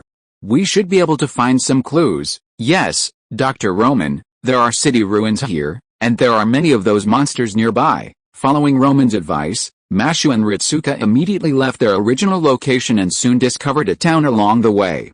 Unfortunately, it had been completely destroyed, leaving only the monsters that had appeared earlier. Let's avoid them first. Now is not the time to fight. Got it? What's that? Mashu suddenly cried out, dodging monsters as she continued her journey. What happened? Roman asked hurriedly. There's a massive wall up ahead. Mashu, standing on the mountaintop, quickly recounted what she had seen. The home video system hadn't yet been adjusted. Strange. I've never heard of such a wall in Uruk. Mashu could see it from such a distance, stretching as far as the eye could see. If Uruk had such a magnificent structure, it would have been recorded. The history of the moon world, due to its magicraft, presents a gap for ordinary people, leaving many puzzles. However, for Magi, this gap does not exist. Go there, if I'm not mistaken, it should be Uruk. Strange, Ishtar didn't show up. So that famous scene is over. Shen Fei, who was in the control room, couldn't help but feel a little strange when he noticed Ishtar's absence. You know, this is a famous scene, the famous car accident scene. Oh no, we're surrounded, Senior. Mashu and Ritsuka continued their advance and encountered monsters again. This time, the monsters were extremely loud, and they didn't officially appear until they surrounded the two. Mashu looked at the dozens of monsters around her and realized that now was not the time to fight. She immediately carried Ritsuka on her back and prepared to break through the encirclement. But just as they were about to move, a golden light suddenly appeared in the distance. Then they saw a golden chain shuttle back and forth. In an instant, dozens of monsters were wiped out. Who are you? Although the person who came in had eliminated all the monsters, Mashu and Ritsuka did not rush in, but instead looked at each other with caution. Master of Chaldea, you are finally here. I have been waiting for you for a long time. I am Enkidu." The visitor was a handsome man with long green hair. He quickly explained his purpose. He was sent by Uruk to pick up the Master of Chaldea. The head priestess of Uruk had predicted the arrival of the Master of Chaldea and that he would appear nearby. Chapter 1068, Absolute Warcraft Front, Part 2. Enkidu, he's Gilgamesh's best friend, trustworthy. Mash, ask him what happened in Uruk, and what's with that massive wall. Roman was immediately excited when the man introduced himself as Enkidu. Who is Enkidu? He was a divine weapon, originally created by the gods to fight Gilgamesh, but he'd become his best friend. Yes, Dr. Roman, Mash said, immediately asking Roman what he wanted to ask. That's the absolute demonic beast front, the alliance of the three goddesses. Enkidu then outlined Uruk's current situation. Over 6 months ago, the alliance of the three goddesses appeared on this land, commanding demonic beasts to destroy Uruk. To defend against the demonic beasts, King Gilgamesh constructed the absolute demonic beast front. Thanks to this front, Uruk had been holding off the attacks of the alliance for 6 months.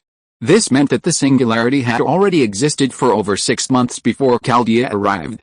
The three goddesses alliance? Those three goddesses, Roman demanded hurriedly. From Enkidu's words, he knew the singularity was likely the work of the three goddesses. The king will tell you the details when we get to Uruk. Indeed, Mashu and Ritsuka can rest assured now. With Enkidu with us, we'll be absolutely fine. Enkidu's appearance reassured Roman, and it was no wonder he'd said that. Enkidu's strength and status made him a formidable opponent. Enkidu, it's a divine weapon. Too bad we can't study it. Shen Fei didn't reveal Enkidu's identity directly. Only Mashu and Ritsuka were present. If he revealed their identities, they wouldn't be a match for him. He had no choice but to go over and help. Shen Fei was deeply curious about Enkidu.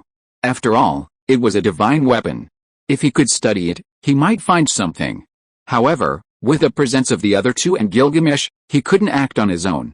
While he had defeated Gilgamesh more than once, those weren't always when the opponent wasn't fully focused. Once Gilgamesh got serious, he was a formidable opponent. Being one of the three golden targets was no joke. Once Gilgamesh got serious, he had the sort of separation for offense and a variety of powerful noble phantasms for defense. The king's treasury was full of items for both mana and health restoration. The reason Gilgamesh had fought Enkidu to a draw, and the two of them had teamed up to defeat the Bull of Heaven, was all thanks to his treasury. Hey, isn't Uruk southeast? Why are you heading north? After Mashu and Ritsuka followed Enkidu for a while, Roman immediately noticed something was amiss. While the video system still hadn't been repaired, preventing him from seeing what was happening there, he could still make out Mashu and the others' general route. We can't go directly to Uruk. We'd have to pass through the territory of the three goddesses alliance, and we'd encounter swarms of magical beasts if we went directly overland. We need to take a detour and use the waterway. This not only avoids the beasts but also saves a lot of time, Enkidu explained with a smile. It seems the land has been completely overrun by magical beasts, Roman said with some emotion. He hadn't doubted Enkidu before. Just kidding. Given Enkidu's friendship with Gilgamesh, there was no way he would betray him. Indeed, except for a few cities still resisting, everything else has been completely destroyed by magical beasts. Enkidu recounted the battle situation in Uruk over the past 6 months. No one knew exactly how many magical beasts the magic goddesses had summoned. The only thing that was known was that even after more than 6 months of fighting against the magical beasts, Uruk was still swarming with them. This is a cedar forest. Visibility is poor here, making it a good place to avoid monsters. Not far ahead is a dock.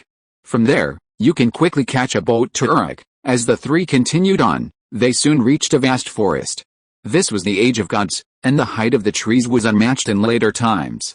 Naturally, they encountered numerous monsters along the way, but Mashu had no chance to engage them. Enkidu dispatched them all. Mashu's only task was to carry Ritsuka, her master, on her back. So there's a dock here? That's fantastic. We've been here for 3 days. Just as Mashu and the others were about to enter the cedar forest, an unfamiliar voice suddenly rang out. 2 figures emerged from behind a cedar tree. The white-haired man in front greeted Mashu and the others with a smile. The first of the two was a white-haired young man with a smile on his face, holding a strange wand. Behind him was a petite woman, her features hidden by a hood. "Who are you?" Mashu immediately stood in front of Ritsuka, shielding her behind her. "We're refugees, hoping to reach Uruk, but we got lost because of the monsters. From what you said, you're going to Uruk, too. Would you mind giving us a ride?" "Of course, the dock is just up ahead." Enkidu glanced at the two who had suddenly appeared, smiled, and nodded. "Hello, I'm Mashu." Mashu and Ritsuka introduced themselves, then mentioned Enkidu's name. "Who are you?" Mashu asked after introducing herself. "Enkidu? That's strange. I heard the current king of Uruk explored the underworld and obtained the herb of immortality." Upon hearing Mashu mention Enkidu's name, a strange look crossed the white-haired young man's face. Then, after carefully examining Enkidu, he smiled and revealed something. "What? Gilgamesh has obtained the herb of immortality?" "Mashu, Ritsuka, be careful." As the white-haired young man finished speaking, Roman's expression immediately changed. "Senior, be careful." Just as Roman was reacting, Mashu also reacted. She immediately appeared in front of Ritsuka, blocking Enkidu's sudden attack with her shield. "I didn't expect to be exposed. Forget it.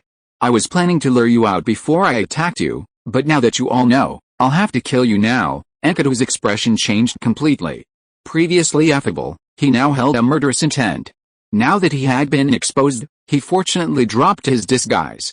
Although the group hadn't mentioned Enkidu before, anyone familiar with mythology knew one thing: Gilgamesh's search for the herb of immortality was due to Enkidu's death.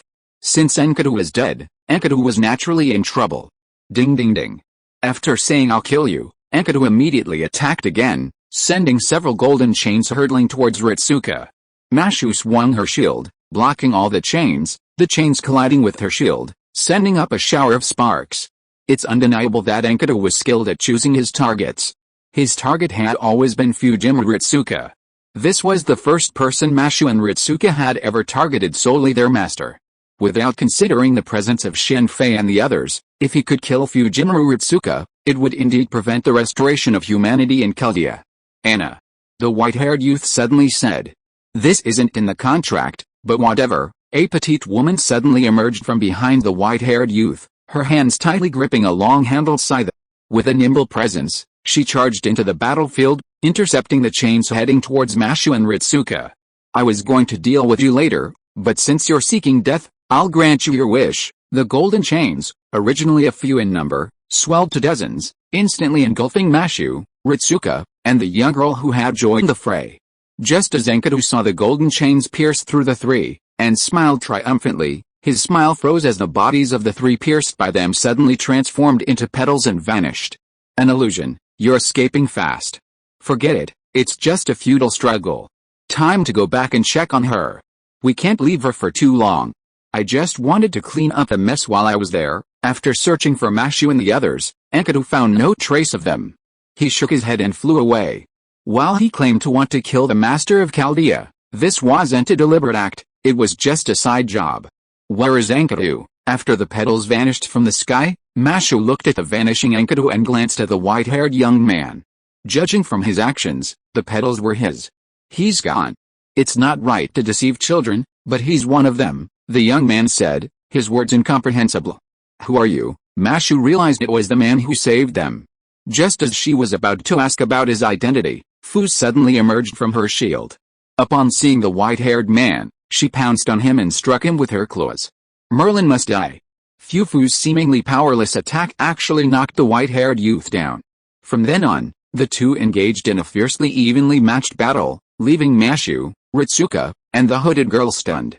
"A well-matched fight," Mashu declared. "Kathy Palag, you beast. I took you in out of kindness, yet you're using your cuteness to attract the attention of beautiful girls." The white-haired youth called out Fu's real name in a voice only he could hear, only to be rewarded with several slaps to the face from Fu. "What? You're Merlin? Impossible. How could Merlin be here?" After the white-haired youth and Fu had enough fun, he introduced himself. Immediately after revealing his identity, Roman erupted in a roar so loud that Mashu couldn't help but mutter a complaint. "I'm sorry, Mashu, but how could it be Merlin? Merlin isn't dead yet. Servants can only be created after a hero dies. This is different from the Fifth War, when Emiya was able to see Red. Firstly, Emiya is a guardian, and secondly, time is in the moon world, meaningless to those two. Servants from the future can be summoned even now. But Merlin's case is different. Given his status, he won't die even in the future. I just played some tricks. I don't exist in this era, which is equivalent to me being dead. Merlin casually explained the reason for his appearance at this time. Merlin didn't exist in the Age of Gods. As a backup Grand Mage, Merlin could easily bypass certain rules and appear in this era. In fact, not only in the Age of Gods, but even in modern society, Merlin could appear if he wanted to. Did he appear during the previous battle against the Mad King? Merlin, the Grand Magician, and the backups, they're all quite bizarre, seeing Merlin's appearance. Shen Fei couldn't help but think of the Grand Magician, the Israeli boxing champion, the Avalon Sword Master, and the Babylonian Axe King. This made Shen Fei even more curious about the other Grandmasters. Unfortunately, he still didn't know much about the 7 Grandmasters, and even less if the Grandmasters' backups were included. The Grandmasters and their backups reminded Shen Fei of the Navy's admirals and their backups. Come to think of it, Merlin didn't seem to send any resources to Chaldea this time. In the original story's Restoration of Humanity, Chaldea was severely resource-starved due to humanity's destruction. It was Merlin's secret deliveries that kept it going until the very end. Shen Fei had been curious about how Merlin had managed to send the resources, but it seemed likely that after seeing his appearance, Chaldea no longer lacked resources, so Merlin didn't do it. What's with Enkidu? After his shock, Roman immediately mentioned Enkidu. I don't know, but the only thing I know for sure is that he's definitely not Enkidu. Merlin, why are you here?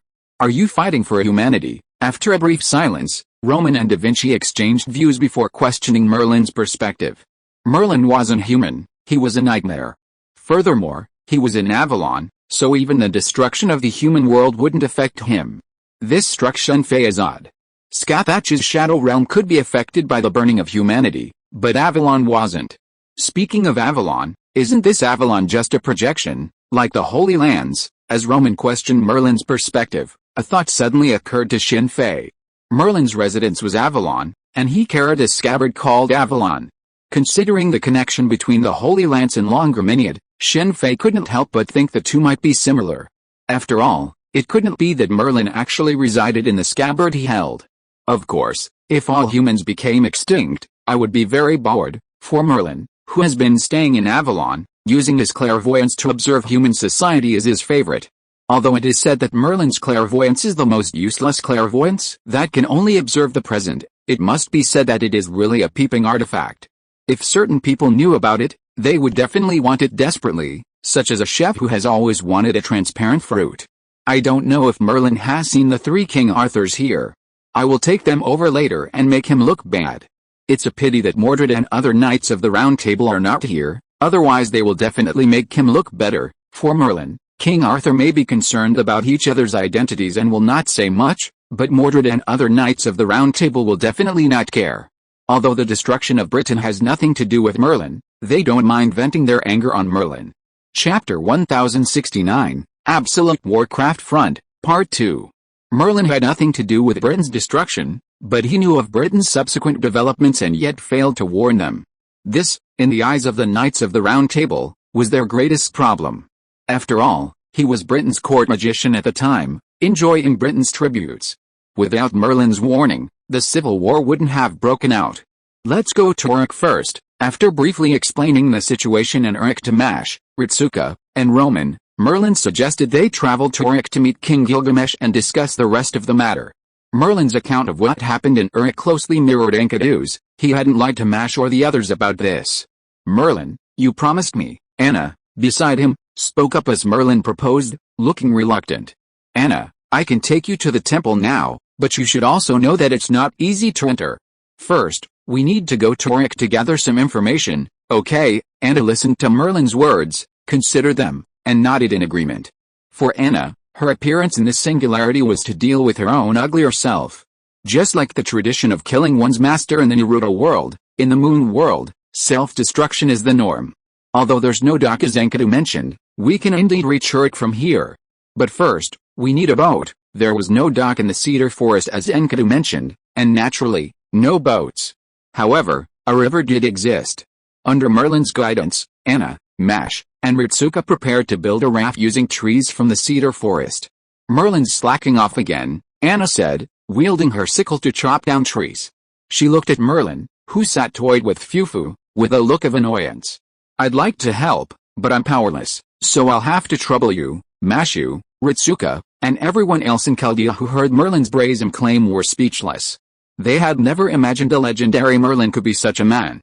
Let's go." Using magic, Mashu, Ritsuka, and Anna quickly built a raft, and under Merlin's command, they began to advance towards Uruk. In Uruk now, many cities have been destroyed. The population is less than half of what it used to be, and many people are dying every day. On the raft, in response to Mashu's questions, Merlin explained the current situation in Uruk. Despite Gilgamesh's early warnings, many cities had ignored them, resulting in heavy losses during the initial appearance of the demonic beasts. The system in question was a city-state system. Although Gilgamesh was king, not all city-states would unconditionally obey his orders. In fact, not only the other city-states, but even within Uruk itself, King Gilgamesh was powerless to do anything before the disaster struck. For example, constructing the absolute warcraft line. After all, building such a costly and seemingly useless wall before even seeing any enemy was considered inconceivable by many. If he were a tyrant, he might have been able to enforce this through coercion, but after all, King Gilgamesh was a wise king. But after all, this was the age of gods. Thanks to King Gilgamesh's advanced preparations, he completed the astonishing absolute warcraft line in just a week when the monsters attacked. Wise King, Mesh was immediately curious about the wise king mentioned by Merlin. Shen Fei was naturally aware of Gilgamesh's various forms, young, middle-aged, and wise. However, the locals of the moon world were unfamiliar with such matters. Speaking of King Gilgamesh, his life can be summarized into 3 periods. Merlin then recounted the story of Gilgamesh. Gilgamesh was the wedge of heaven, a hybrid of human and god created by the gods. Originally, he represented the gods in ruling over the human race. However, Gilgamesh severed his ties with the gods, creating the human era and separating heaven from earth. This immediately angered the gods, who, due to their own limitations, could not take action against Gilgamesh. So, they created the divine weapon Enkidu. The two sides battled for 3 days and 3 nights, eventually becoming close friends.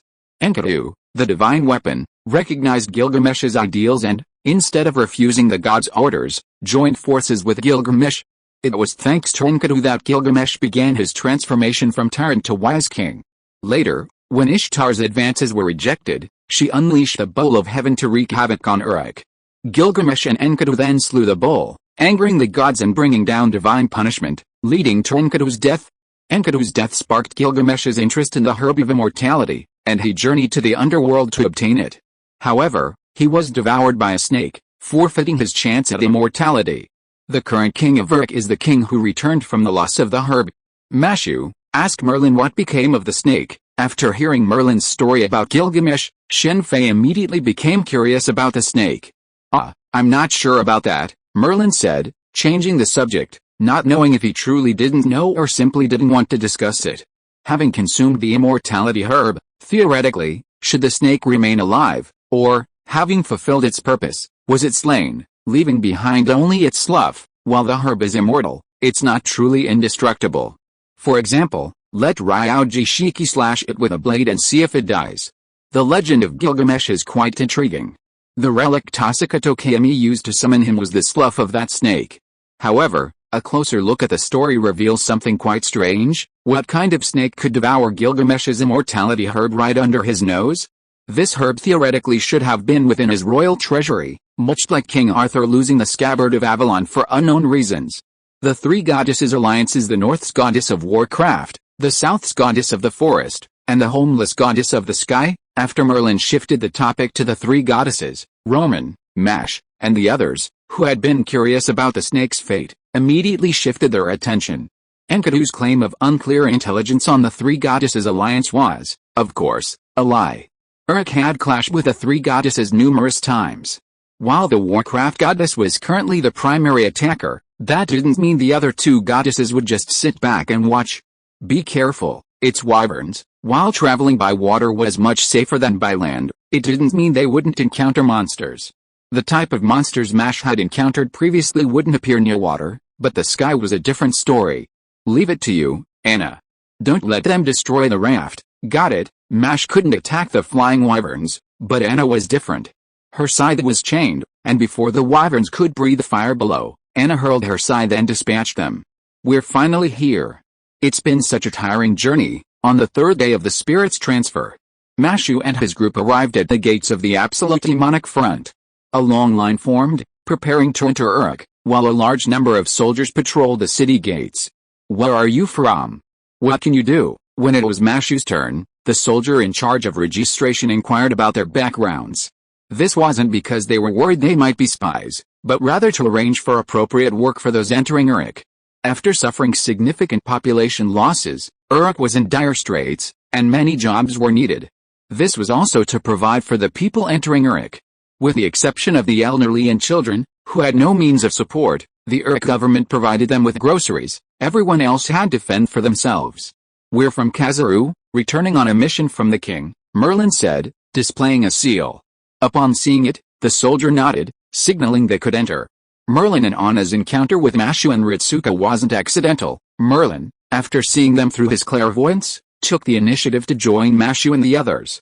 Thank you for your hard work, little girl. This is for you. As Merlin and his group prepared to pass through, a soldier spotted the petite Anna and pulled a candy from his pocket, offering it to her. After a moment's hesitation, Anna reached out to take it. Thank you, Anna whispered. Oh no. Monsters are coming. Stop them. Just as Mashu and the others were about to enter the city, soldiers shouted outside. The group preparing to enter the city immediately erupted in chaos, desperately rushing towards the gates. Although some soldiers shouted desperately to restore order, the threat of the monsters made no one listen. I'll do it. Just as Anna was about to take action, Mashu stopped her.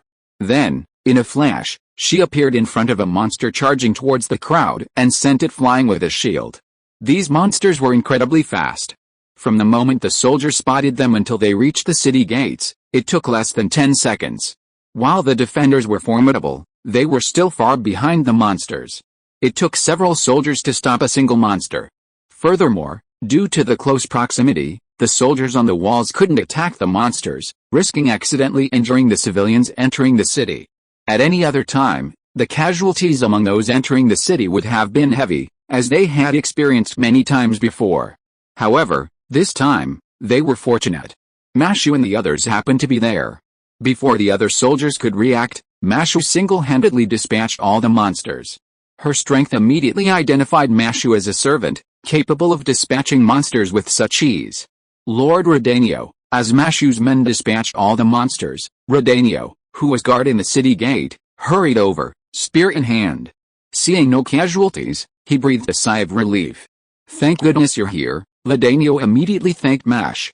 If she hadn't been there, he might have arrived too late. Redanio was the servant responsible for guarding the monster front. While he wasn't the only servant guarding the city, even servants needed rest and couldn't constantly guard the city gates. Gilgamesh had summoned several servants on his own, but with so many other monsters, there simply weren't enough. It was just a chance encounter, General Redanio. I need to take them to see the king. After a few brief greetings, Merlin immediately led Mash and her group into the city. I didn't expect Uruk to be like this. Upon entering Uruk, Mash, Ritsuka, Roman, and everyone in Chaldea were stunned by the bustling streets and the sounds of laughter. Previously, everyone's perception of Uruk was not exactly bleak, but with a massive monster attack, countless casualties, and a sense of doom and gloom, it was expected that Uruk would be extremely dreary, with the streets deserted. But now, if it weren't for the ancient architecture and the people's unusual clothing, this could almost be considered a modern city. Surprising, right? Actually, I felt the same way when I first arrived. Merlin wasn't surprised by Mashu and Ritsuka's expressions. He'd had the same expression before he was summoned and saw Uruk for the first time. Merlin had seen prosperous cities before, but this was the first time he'd seen one that remained cheerful even under such pressure. The king should be attending to official business right now. It doesn't matter if we arrive late, let's take a stroll, Merlin said, leading Mashu and the others towards the towering ziggurat, the city's most loyal symbol. He explained the streets to Mashu and the others and even bought some Uruk's traditional candied haws for Mashu, Anna, and the others. Yes, Uruk in this era had candied haws. I really want to see it. Roman, by this time, had also become interested in Uruk. You don't have a chance, but I can go and see. Don't worry, I'll bring you some Uruk specialties, Da Vinci said to Roman with a smile. As she'd said, she could go to Uruk, but Roman had to coordinate all of Chaldea's affairs, so he definitely couldn't leave. As for Olga Marie, as the director, she wasn't particularly skilled at such matters. King, the supplies from the east have arrived, distribute them immediately. The poisonous dragon's body has been brought back by soldiers on the front lines, send it immediately to the research team to begin studying it. As Merlin, Mash, and the others entered the main hall of the ziggurat, King Gilgamesh, seated on the throne, was busily handling various matters in Uruk. From the big things like soldiers dispatching to subdue monsters, delivering various supplies, and rescuing citizens from other cities, to the small things like a farm losing a few sheep or cows, a soldier's daughter expecting a baby, and even granting leave for a soldier, he personally handled everything. And he handled things with remarkable speed. In the blink of an eye, he had a pile of finished clay tablets around him, which the soldiers then removed to move on to the next task. There was no paper in this era, and things could only be recorded on clay tablets. Chapter 1070 Absolute Warcraft Front, End. Even such a small matter is to blame. No wonder he died of overwork later. Speaking of which, if he had met Zhuge-Liang, they would have had something in common. Shen Fei, in Chaldea, immediately understood why Gilgamesh had died of overwork after discovering what he had handled. Some things can't be ignored simply because one is strong. It's not just physical strain, but more importantly, mental strain. This kind of meticulous handling is the most exhausting. For example, the 7th Hokage, Naruto, handled Hokage affairs in the same way as Gilgamesh did, handling everything himself, resulting in a look of exhaustion. Zhuge Wuhao, the man under one, was the same. This goddess is such a nuisance. Picking up a clay tablet and reading its contents, Gilgamesh was unable to act quickly this time because this matter involved the goddess Ishtar. After all, she was the city deity of Uruk, with a large following there. Even if this city deity only caused trouble, it would be a nuisance. Siduri, compensate the farm for its losses, and find a way to deal with that woman. Gilgamesh was silent for a moment before offering his solution. The situation was simple. Ishtar had taken the farm's gems under the pretext of clearing the farm of monsters. While Ishtar had indeed cleared the monsters, her attacks had caused even greater damage than the monsters themselves. Yes, my king, Siduri said, her actions were deeply frustrating. But after all, she was the city deity of Uruk, and she was the chief priest. Only Gilgamesh dared disrespect Ishtar in all Uruk. My king, take a break. Guests from Chaldea have arrived, Siduri urged, just as Gilgamesh was about to return to his duties. Yes, Gilgamesh nodded.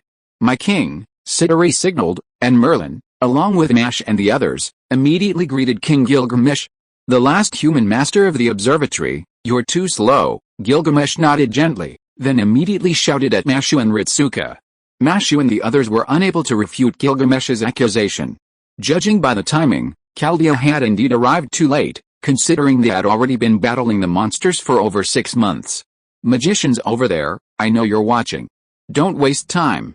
Bring them here immediately. Gilgamesh's sudden words startled Roman, but he quickly realized it was clairvoyance. He then glanced at Shen Fei. Since he said so, I won't refuse. I'll go get them. Shen Fei had originally planned to wait for Mashu and the others to confront the goddess and her companions before going over to help, but now that Gilgamesh had spoken, he decided to go. Shen Fei quickly understood Gilgamesh's reason for doing this. It was to reduce casualties among the citizens of Uruk. In the original novel, only about 500 people were left dead in Uruk. If there were no other way, it would have been fine, but now that there was a way to avoid it, it was natural to do so. This singularity is Uruk in the Age of Gods, the era when Gilgamesh was still alive. It's extremely dangerous. Upon returning to the Fifth War World, Shen Fei immediately sought out Rin Tosaka and Luvia and explained the situation surrounding Uruk's singularity. The Age of Gods? I never thought we'd have the chance to go there. Although Shen Fei explained the dangers of Uruk, as Magi, Rin Tosaka and Luvia naturally wouldn't give up on going because of this. After all, that was the Age of Gods, an era countless Magi yearned for. Even a short stay there would be a significant improvement for a Magi. Where's Zyagi? After confirming that Rin Tosaka and Luvia were willing to go, Shen Fei immediately inquired about Twinkle's whereabouts. She should be in the arcade, Rin Tosaka said uncertainly. I'll go find him. You guys get ready first, and we'll go together later, Shen Fei said as he headed for Fuyuki City's largest arcade. Upon arriving, he saw Twinkle excitedly playing a fighting game. With his heroic spirit's reflexes, ordinary people were no match for him. "Why are you here? Uruk is in danger. Do you want to go back and take a look?" Twinkle knew about Chaldea's restoration of human nature, but he had no interest in it, so Shen Fei didn't force him to go. But this time was different. This was Uruk. "Uruk? I really don't want to go back." Although Twinkle said this, he still stood up. After all, this was Uruk. As the king of that place, it was impossible not to care about the danger there. "You go back first. I have to find the others." Singularity, the burning of human nature, the age of gods. Uruk. This is huge news. After hearing Shen Fei's account, the second's expression suddenly became bewildered. After all, any of this information was enough to detonate the world of magic. "Mom, you already know?" the second asked, watching the unmoved Rinus. "Yes," Rinus nodded with a smile. "Decide quickly whether you want to go or not. By the way, let me warn you, it's extremely dangerous there. You might not be able to return." Just as he had explained to Tosikarin and Luvia, Shen Fei also informed the second and Rinus of the dangers of Uruk. "It's dangerous?" "It's not. This was the age of gods, and Rinus naturally wouldn't give up." The second was no different, but he requested additional personnel, his two most prized disciples, Flad and Sven. With the opportunity of the age of gods ahead, as a renowned professor at the clock tower, he wouldn't forget his students. This meant that this couldn't be leaked to the clock tower, otherwise the second might have to take not just these two students, but others as well. "No problem. As always, don't blame me if you die." Shen Fei didn't mind the second taking Sven and Flat with him. Next up are Ryoji Shiki and Aozuki Taoko. After some consideration, Shen Fei arrived at Aozuki Taoko's Gallon Hall. Besides Ryoji Shiki and Aozuki Taoko, they were also joined by Fujino Asagami. What a splendid lineup! The group's appearance in Chaldea surprised Roman, Olga Marie, and Da Vinci. After briefly introducing themselves, Shen Fei opened the Mystic Gate and led the group to the main hall of the Uruk Ziggurat. Lord Ishtar, King. After the group passed through the portal, S.H.I.E.L.D, upon seeing Tosikarin and Twinkle, immediately bowed respectfully. "I really don't want to see you now." Twinkle, upon seeing the wise king, sighed deeply. Even in his childish state, he hated his workaholic self. "S.H.I.E.L.D, take them to their homes and get them started tomorrow." King Gilgamesh glanced at everyone, including his younger self, and immediately ordered S.H.I.E.L.D to leave. He had a lot of official business to attend to and didn't have time for small talk right now, even with his younger self. "Everyone, please follow me," S.H.I.E.L.D said respectfully. "Okay, S.H.I.E.L.D, take care of them first. Don't worry about me." Young Twinkle was also the king of Uruk. Now that he had returned to Uruk, there was no need to stay with Shen Fei and his group. With that, he headed straight for the inner part of the ziggurat. "I remember the king has something to tell me. You guys go ahead." As soon as Merlin left the ziggurat, he was eager to leave, but the next moment, 3 King Arthurs formed a triangle blocking his way. "Hi, Leah, long time no see. Looks like you're doing well." Ha ha ha. Seeing the 3 King Arthurs blocking his way, Merlin could only smile helplessly and greet them. "Yes, Merlin, long time no see." Black Arthur looked at Merlin and gave him a meaningful smile. "Well, I really have something urgent to do. We'll talk later." Merlin's reaction suggested that the 3 King Arthurs feared the Lion King the most. "It's okay. Since it's urgent, I'll go with you." White Arthur was about to say something, but Black Arthur beat him to the punch. "Well, let's not keep S.H.I.E.L.D waiting for too long. Let's talk about it later. This used to be an old arsenal. It's been abandoned because of the fighting. I'll arrange for people to come and clean it up, and supplies will be delivered soon." S.H.I.E.L.D led the group to a house with a huge courtyard. This was a courtyard with 3 three-story buildings. The monster attack had caused heavy casualties in Uruk. Even though many people had fled here, there were still large empty houses in the city. In the original novel, S.H.I.E.L.D arranged for Mashu and Ritsuka to stay in a tavern, but since Shen Fei had brought a group of people with him, the tavern couldn't accommodate them. "No need, we can clean it ourselves." Luvia refused S.H.I.E.L.D's arrangement, and as she spoke, she began to use magic to clean the room. In the magic of the moon world, there's magic for cleaning rooms, and to be more precise, it should be cleaning magic. "Then I'll have supplies delivered shortly," S.H.I.E.L.D said, and she left to arrange for supplies to be delivered. The group didn't refuse. Uruk, the age of gods, Since they were here, how could they not try its specialties? Let's assign rooms first. At Da Vinci's suggestion, the group quickly arranged the rooms, with men and women living in separate buildings. Uruk, the Age of Gods. I never thought I'd find myself in a place like this. Professor, you're truly remarkable. After Siduri left, Flat immediately shouted in excitement, having been holding it in for so long. Sven, let's go see Uruk, the Age of Gods, Flat said, preparing to pull Sven away. Sven, Flat, I'll be bothering you with this. Unfortunately, just as the two were about to leave, Lannis stopped them and told them to tidy up the courtyard and move any unnecessary items to a corner to make room. Yes, though eager to see Uruk in the Age of Gods, Flat and Sven immediately set to work upon seeing Lannis's gracious smile. After all, the compound, once a weapons factory, was filled with discarded ordnance and various weapon racks. Meeting in this era is a rare opportunity, and it's something worth celebrating. After cleaning up the house, the people from different worlds began chatting. Following Lannis's suggestion, they decided to hold a banquet that evening. Shen Fei would naturally bring the supplies. Uruk was running low on supplies due to the rampage of the monsters. However, this was before Shen Fei arrived. With his presence, food, among other things, would be guaranteed. I want to go too. Watching the banquet, Roman, who remained in Chaldea, was nearly filled with envy. But his work was so important that he couldn't leave. It's a shame Ushawakameru and the others can't make it back. At the banquet, he had initially been scowling over the side of the three King Arthurs, but now he had fully recovered. It was unclear what the three King Arthurs had said to him. Ushawakameru, Mash immediately asked curiously. He's the king's servant. The magical beast front was able to hold out for so long thanks to the king summoning 7 servants at the beginning. Merlin then recounted the previous battle between Uruk and the magical goddess. The magical beasts summoned by the magical goddess were extremely powerful. While King Gilgamesh was formidable, he was only one man, and as a king, he couldn't just casually appear on the battlefield. Otherwise, if something went wrong, all of Uruk would be doomed. In this era, Uruk's entire existence rested on the wise King Shem. No one could replace him, nor could anyone share his burdens, otherwise, he wouldn't have to handle all government affairs alone. So, to fight the magical goddess, the wise King Shem summoned 7 servants, representing the 7 classes of the Holy Grail War, with Merlin being a magician. However, due to the brutal battle, only 4 of the 7 servants remain, including Merlin. The others have either died in battle or fled. Yes, servants have fled.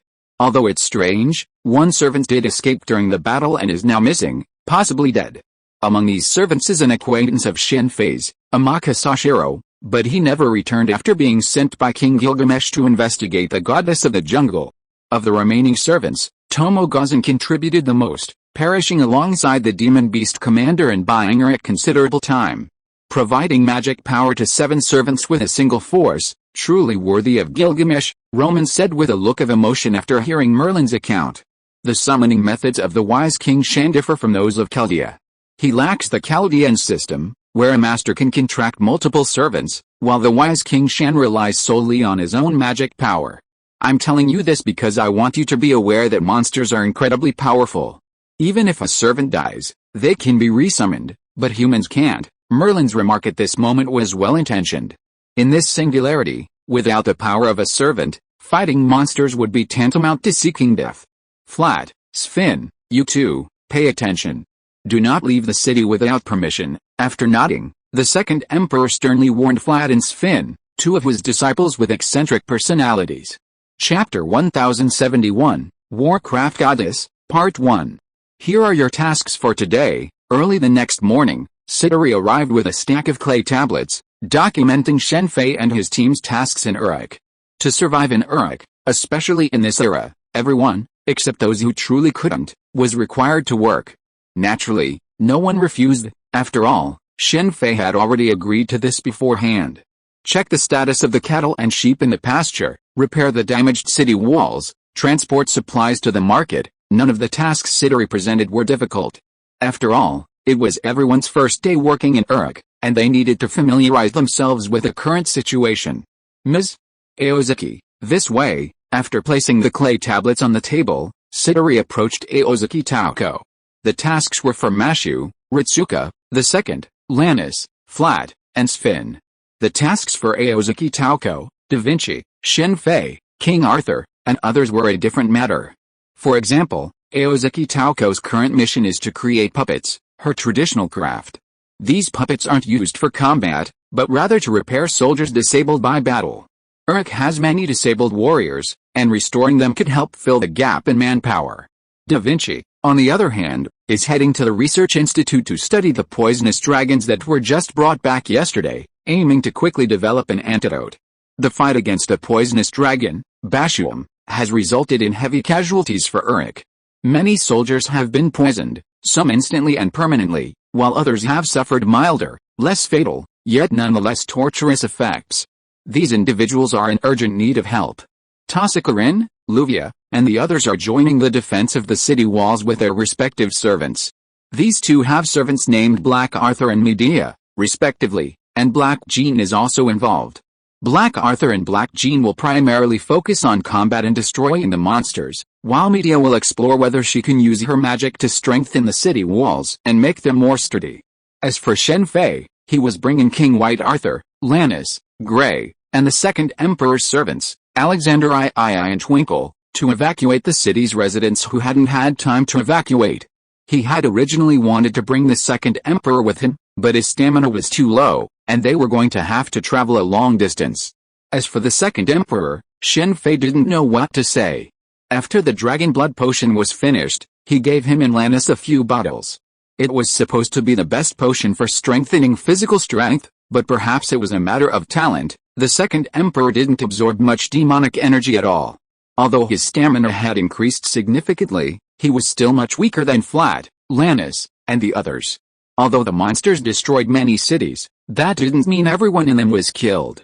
Many survivors remained, and the cities closest to Uruk still existed. These people were evacuating towards Uruk. However, due to the long distance and frequent monster attacks, only a few could reach Uruk. Now that Shen Fei had arrived, this concern was resolved. He could use the Mystic Gate to immediately bring everyone to Uruk. The Lion King, on his side, would remain in Uruk to prevent a massive monster attack, or an attack by a fake Enkidu or the monster goddess. Over the past 6 months, the cities had been attacked by monsters several times. But the absolute monster front was strong enough to hold out. Our goal is to explore these cities and bring any survivors to Uruk. Led by Little Twinkle, Shen Fei and his companions set out from the gates of the absolute monster front and headed north.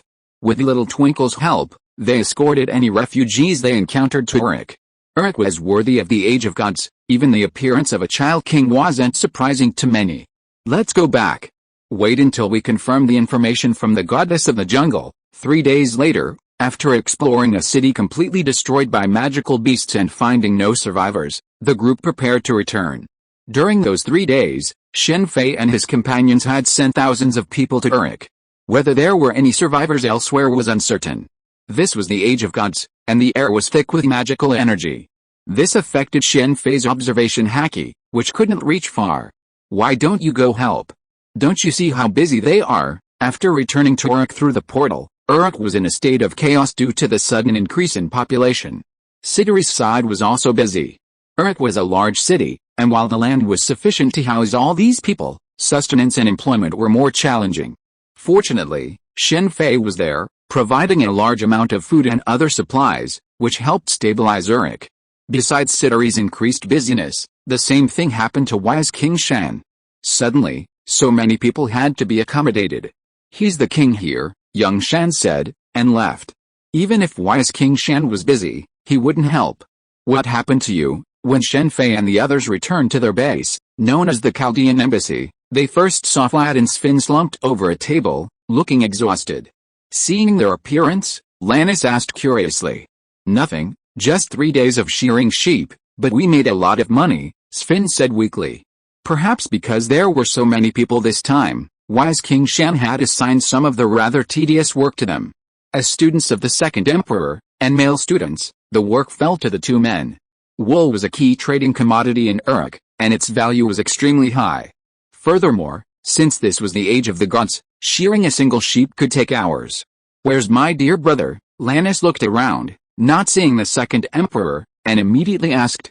I've been summoned to the Research Institute. Flat, who had been listless, perked up immediately at the mention of the second.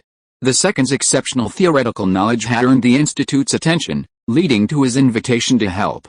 Although this was ancient times, over 2,600 years BC, and according to the timeline, the Celestial Empire would have been in the Xia dynasty, a period of slavery. This was the age of the gods, where magic could accomplish many incredible feats. The ancient moon world's technology wasn't necessarily lacking.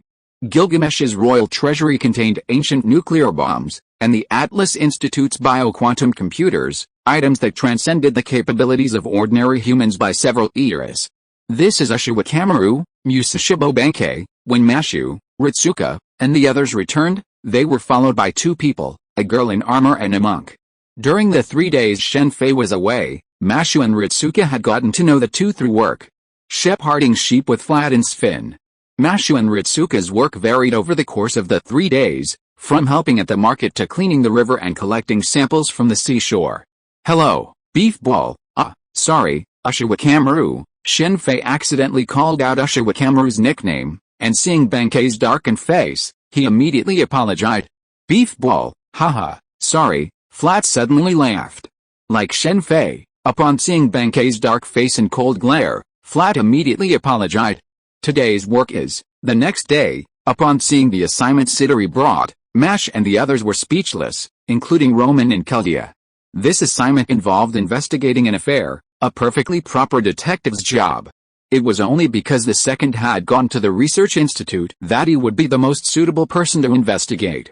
This assignment came about because the client, the head of weapons manufacturing, had been working with low energy and enthusiasm for the past few days. Sidori, upon questioning him, learned of his troubles and entrusted him with the assignment. Besides the heavy casualties inflicted by fighting monsters, the weapons were also depleted. The weapons company was extremely busy. After all, they couldn't let the soldiers fight monsters empty-handed. I know where it is. My patrol duty today happens to be. Ushawakameru, upon seeing Mashu and the others' location, immediately offered to lead them there. Ushawakameru-sama, please exercise some restraint. Benkei, after offering Ushawakameru some advice, left. He had other things to do today. What happened? Mashu asked curiously, seeing Ushawakameru looking a little embarrassed by Benkei's words. Nothing, I just got a little rough when I started fighting. Ushawakameru then recounted the incident. Ushawakameru's city patrols had seen numerous incidents, such as encounters with theft and fights. As a security patrol officer, Ushawakameru naturally had to intervene, but his heavy-handedness had damaged numerous businesses. The vast majority of Ushawakameru and Benkei's salaries had been used for compensation. Although both were servants summoned by King Gilgamesh, the king maintained a clear distinction between public and private matters, and their salaries were never underpaid. Thank goodness you're here. This makes things a little easier. On the way, Ushawakameru told Mashu and the others about the Three Goddesses Alliance. Due to the rampage of demonic beasts, Ushawakameru, Benkei, and Leonidas needed to defend the line.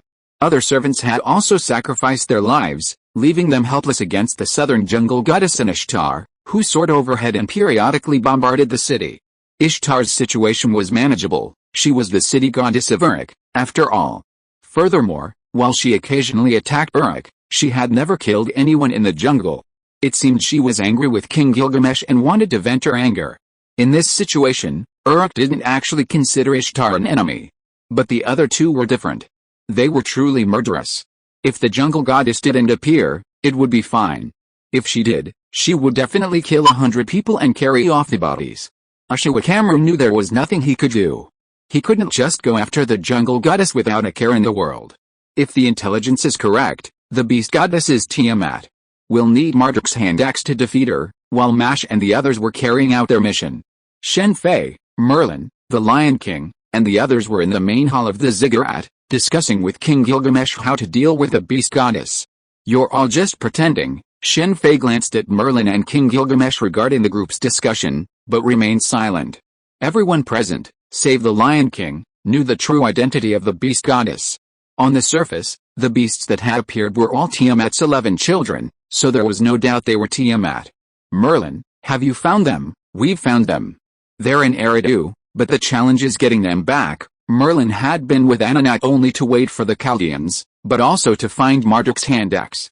Even though he and King Gilgamesh possessed clairvoyance, it wasn't omnipotent and could be blocked. Just like the tablet of destiny that King Gilgamesh had lost, even his clairvoyance couldn't locate it. That's a real problem. It seems we need to find a way to resolve this before we deal with Tiamat. Marduk's hand axe, though called a hand axe, was actually enormous, tens of meters long and incredibly heavy. This clearly showed that this so-called hand axe wasn't meant for humans, but for gods. In mythology, it was Marduk who struck Tiamat, so his weapon had a special attack effect against her. Speaking of this hand axe, Shen Fei couldn't help but recall the scene in the original novel where the goddess of the jungle flung it onto the blood temple of the goddess of warcraft from at least 10 kilometers away. Such a feat would be difficult for him to accomplish. It wasn't that he couldn't lift Marduk's hand axe. With his current strength, he could lift it even if it weighed dozens of tons. However, throwing it to a precise target 10 kilometers away would be a challenge. Gods are gods indeed. Of course, this doesn't mean Quetzal is necessarily stronger than him, it simply means they have different strengths. Just like the Lion King, she can't throw a hand axe 10 kilometers away, but you can't say she's weaker than Quetzal. Then first, just as King Gilgamesh was about to say something, there was a sudden loud bang, and a large hole was smashed into the temple wall. A figure very familiar to Shen Fei appeared before him. Golden Flash, your head is mine. Hey, why are you here? It was Ishtar. Just as she was about to attack King Gilgamesh, she suddenly saw Shen Fei at the side of the hall and was stunned. You still remember me? No, your clothes really look like those two did. Seeing Ishtar's surprised expression and seeing the clothes that Tasicarin wore, he immediately understood that the gong ring that Tasicarin had summoned earlier was for this singularity. How easy it is. This situation made Shen Fei admire the two little girls. They really had everything under control. Do you know each other? King Gilgamesh asked curiously. I met her at the Holy Grail War. Rin Tasika is her master. Haven't you met her? Shen Fei immediately gave a brief account of the situation. I see. I was wondering why she suddenly disappeared for a while, and after she came back, her taste changed again. King Gilgamesh suddenly showed a meaningful smile. In that case, I'll leave her to you to deal with. What do you mean by deal with? What do you mean by deal with? Hearing about the king of Gilgamesh, Ishtar immediately became angry, but this time she didn't take action. Of course, but you know her character, she needs this. Shen Fei gestured to King Gilgamesh. If you're listening to this novel on a channel other than Fanfic World, it means they downloaded and uploaded it without effort. We cordially invite you to visit our channel, Mundo Fanfic Novelis. There you'll find the original version of this story and you can explore many other novels of various genres. We're waiting for you to immerse yourself in a world of incredible novels. Chapter 1072, Warcraft Goddess, Part 2. King Gilgamesh knew exactly what Ishtar wanted. Through eye contact with Shen Fei, he ultimately agreed to let Ishtar stay and help her in exchange for 20% of the gems in the king's treasury. However, not all of the 20% of the gems went to Ishtar. Some of them belonged to Tasicarin and Luvia. After all, they were there to help Eric, so it was impossible to let them use their own gems. Furthermore, with so many gems, the two could easily use them to create a magical barrier, strengthening Eric's power. For a gem magus, if they had enough gems, they could accomplish many things. For example, Luvia, in Peeling City, used a large number of gems to subvert the city's magical barrier. Ishtar, is that Ishtar? That's good. We have a way to deal with the beast goddess. After Shen Fei brought Ishtar to the Chaldean embassy and met Tasicarin, Mash, and the others, Roman immediately became excited. His inexplicable excitement left everyone present, including Ishtar, somewhat baffled. Why do you think I can deal with her? Ishtar directly asked her question. Of course it's the bow of heaven. It can definitely fight against Tiamat. The beast goddess possesses the power of the womb of all beasts, a power of Tiamat. Before the true ancestors had seen her, everyone except Merlin and King Gilgamesh mistook her for Tiamat. In reality, King Gilgamesh, regarding Ishtar, relied solely on her bowl of heaven. He had no other thoughts about himself, though even he hadn't anticipated Ishtar losing it. This demonstrates the limitations of clairvoyance. At least the king didn't notice Ishtar without the bowl. Upon hearing Roman mention the bowl of heaven, Ishtar involuntarily averted her gaze, even though he wasn't there. After a brief silence, she finally found a good excuse. I'm afraid that won't work, because of the three goddesses alliance. While I can help you fight her, I can't attack her. The pact between the three goddesses is sacred. Anyone who violates it will suffer the consequences. A backlash powerful enough to decimate any of the three goddesses' spirits and cause them to retreat. I see. Then, it seems we'll have to find another way. Upon hearing that Ishtar couldn't directly attack the beast goddess, Roman's expression immediately darkened. I've discussed how to deal with the Warcraft goddess with Merlin, the king, and the others. Merlin found Marduk's hand axe. Shen Fei recounted his earlier discussions with Merlin and King Gilgamesh. Really? That's fantastic, but it's strange why Marduk's hand axe was left in Uruk. Upon hearing about the Marduk hand axe, Roman's spirit suddenly brightened, but he then raised a question. Logically, such a divine artifact should be in the hands of the gods, so why would it remain in the mortal realm? That's unclear, but the problem now is that we need to find someone who can wield Marduk's hand axe. Leaving an artifact targeting Tiamat and Uruk wouldn't be a sinister move, it must have been intentional. Mashu, Ritsuka, your next mission is to investigate the goddess of the forest in the south and see if you can recruit her. Ishtar's joining this time didn't affect Mashu and Ritsuka, so they had to rely on them to handle the goddess of the forest. Since they were facing a goddess, it would be difficult to recruit her through sheer force. Ritsuka, the last remaining master of Chaldea, had to step in. Ishtar, regarding the identity of the goddess of the forest, no. Of the three goddesses, only the goddess of the forest remained unidentified. Just as Roman tried to extract more information from Ishtar, she flatly refused, citing the same reason as before. The three goddesses alliance prevented her from revealing information about the other two. Ishtar was completely unaware that she wasn't actually a member of the three goddesses alliance. Ereshkigal, the goddess of the underworld, was the true signatory to the three goddesses alliance. In this singularity, Ereshkigal and Ishtar were two sides of the same coin. While in the underworld, Ereshkigal could use Ishtar's body at night, a fact that neither of the goddesses in the three goddesses alliance was aware of. The next day, at dawn, a sudden alarm startled the entire population of Uruk. The Chaldean embassy group immediately rose, for the sirens signaled a monster attack. Wow, this is spectacular! As they waited to reach the city walls, Flat exclaimed in excitement at the dense swarm of monsters outside, nearly 10,000. How could there be so many? Siduri also appeared, her right hand unconsciously resting on her chest as she gazed at the dense swarm of monsters outside. Uruk had experienced several monster attacks to date, but the largest had never exceeded 2,000. But now, the number had exceeded 10,000. Did you see that? With such a massive monster attack, King Gilgamesh couldn't sit still on his throne and a ziggurat. He and Twinkle appeared on the city walls together. He didn't seem surprised by this monster attack. It's probably a test, Merlin said, and Shen Fei immediately understood. He had brought everyone outside the absolute magic beast front to Uruk. Other places were now deserted, and there was no way the fake Enki would fail to notice such a major incident. Begin. Tens of thousands of magic beasts charged together, shaking the ground. Besides the magic beasts on the ground, nearly 1,000 colorful wyverns launched their assault from the sky. The sight filled the faces of the Uruk soldiers on the city walls with fear, and many even trembled. Even so, none of them deserted. After all, Uruk was behind them, the last line of defense. If they couldn't hold out here, there would be no place for humanity on this land. Tausika, begin, Luvia suddenly called out Tausika Rin's name. Got it, Rin said, pulling out a mercury dagger and chanting, numbers 1 through 8, start in a row. First spring thunder ingot, swirl. New thunder ingot, activate. 3 rumbling thunder ingots, dance. 4 running thunder ingots, 500 thunder ingots, 6 10,000 thunder ingots, dance with them. 7 heavenly thunder ingots, wreak havoc. 8 divine thunder ingots, manifest your will with your presence. As Rin chanted, 8 rotating magic circles gradually emerged before her. This was a type of magic she had learned from Rin in Ilia's world, supposedly a technique refined by the second magician.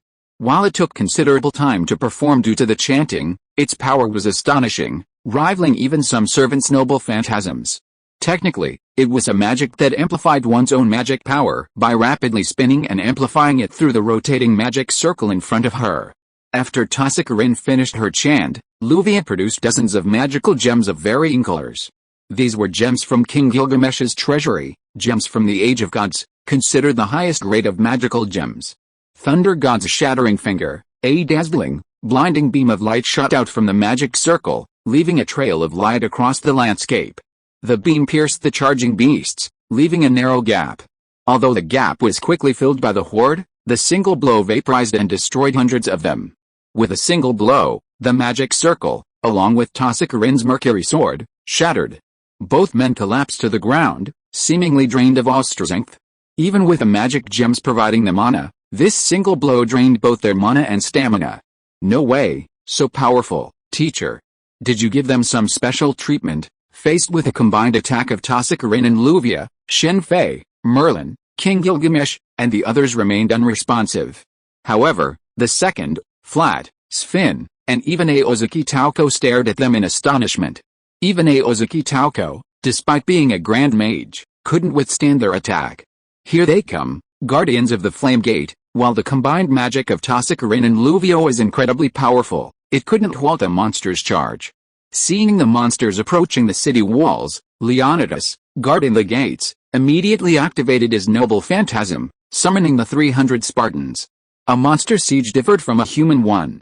Given the absolute monster front's design, the city walls were highly fortified, but the gates were weaker.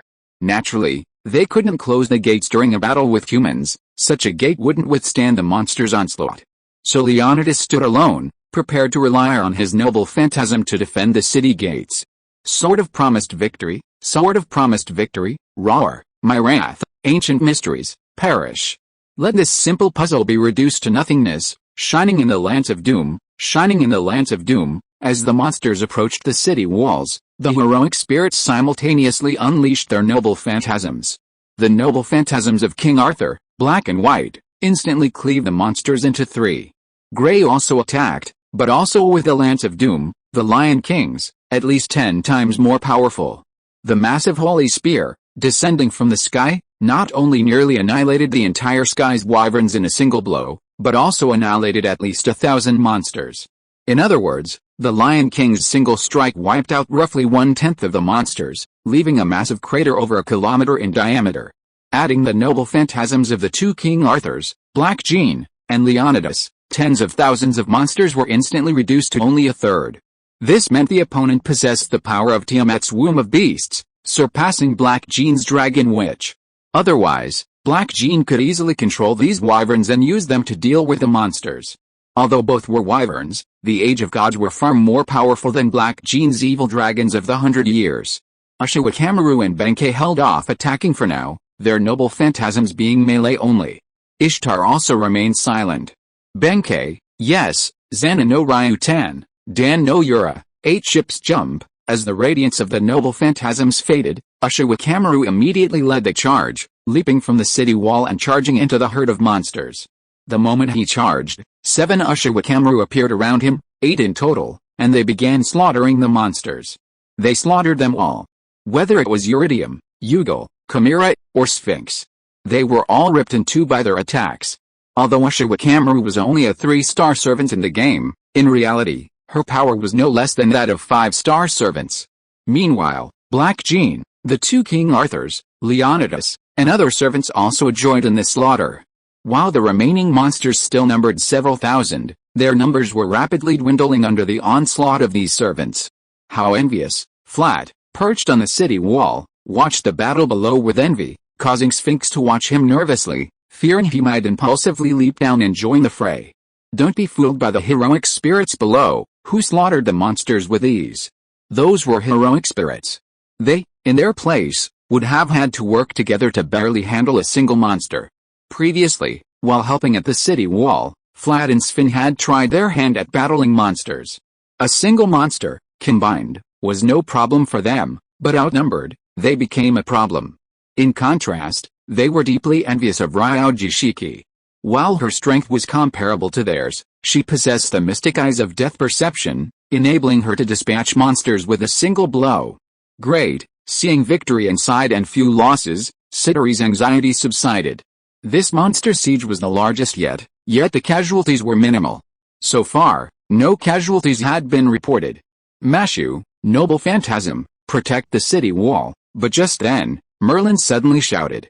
The ideal city, now so far away, though deeply surprised, Mashu immediately obeyed Merlin's command and activated her noble phantasm.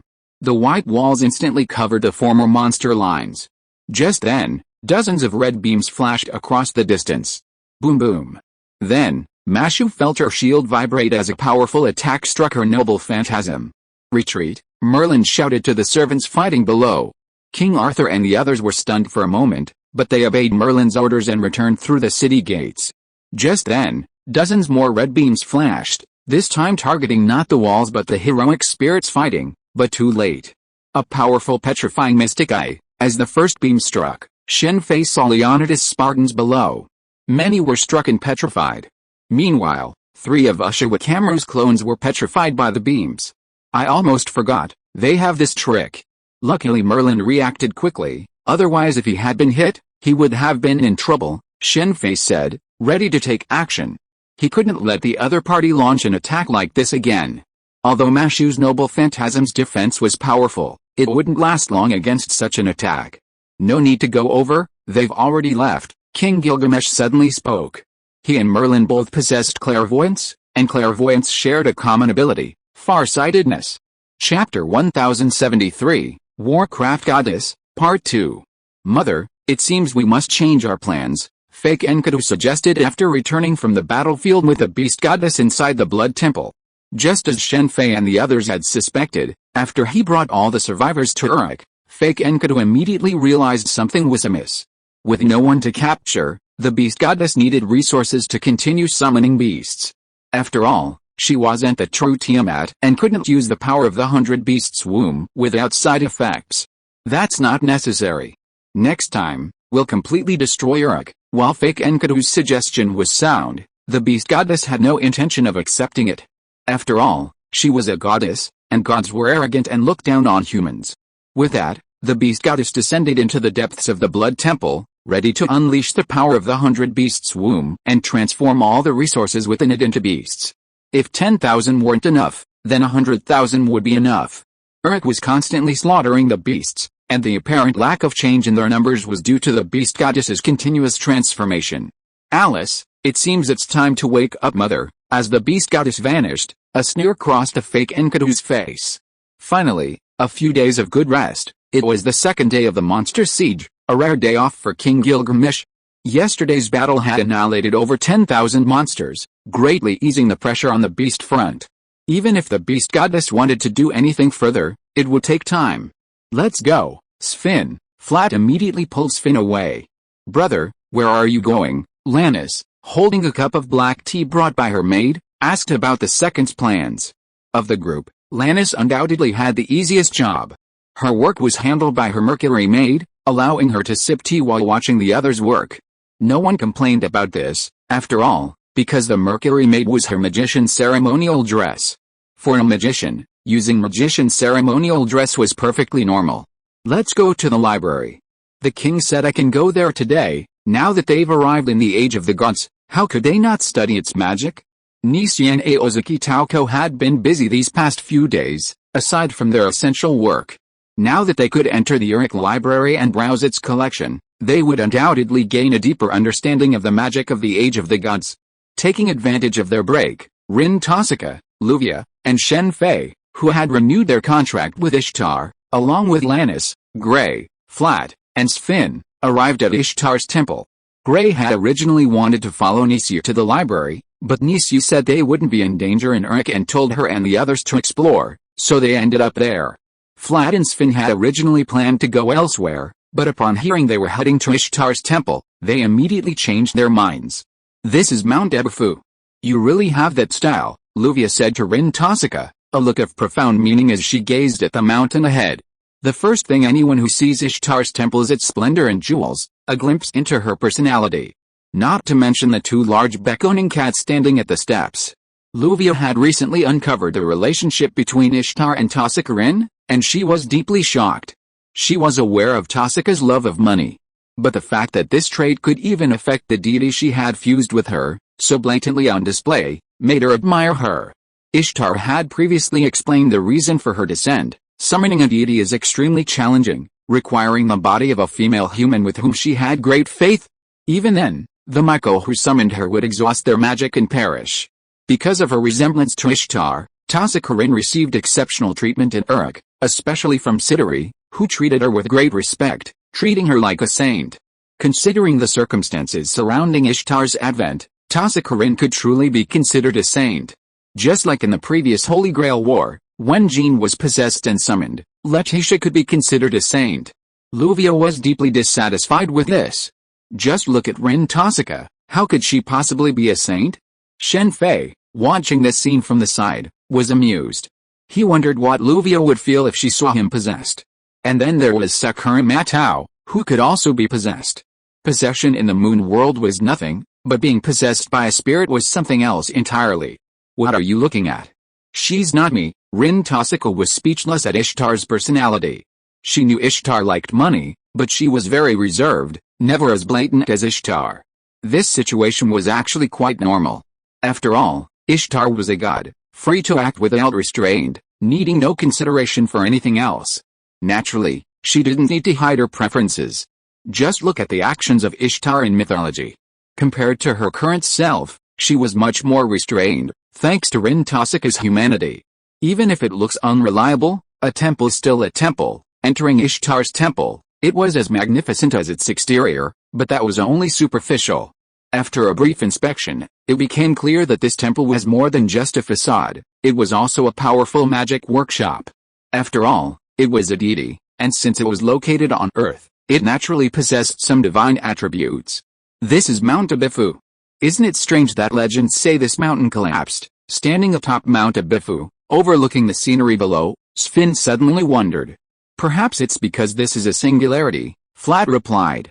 In Sumerian mythology, there's a story of Ishtar's conquest of Mount Abifu. Displeased with a mountain, Ishtar flattened it, a sacred peak revered by the king of the gods. According to the myth, Ishtar penetrated deep into Mount Abifu, her divine power growing with each step she took. Finally, she seized the mountain summit and pierced its core with her spear, completely crumbling it.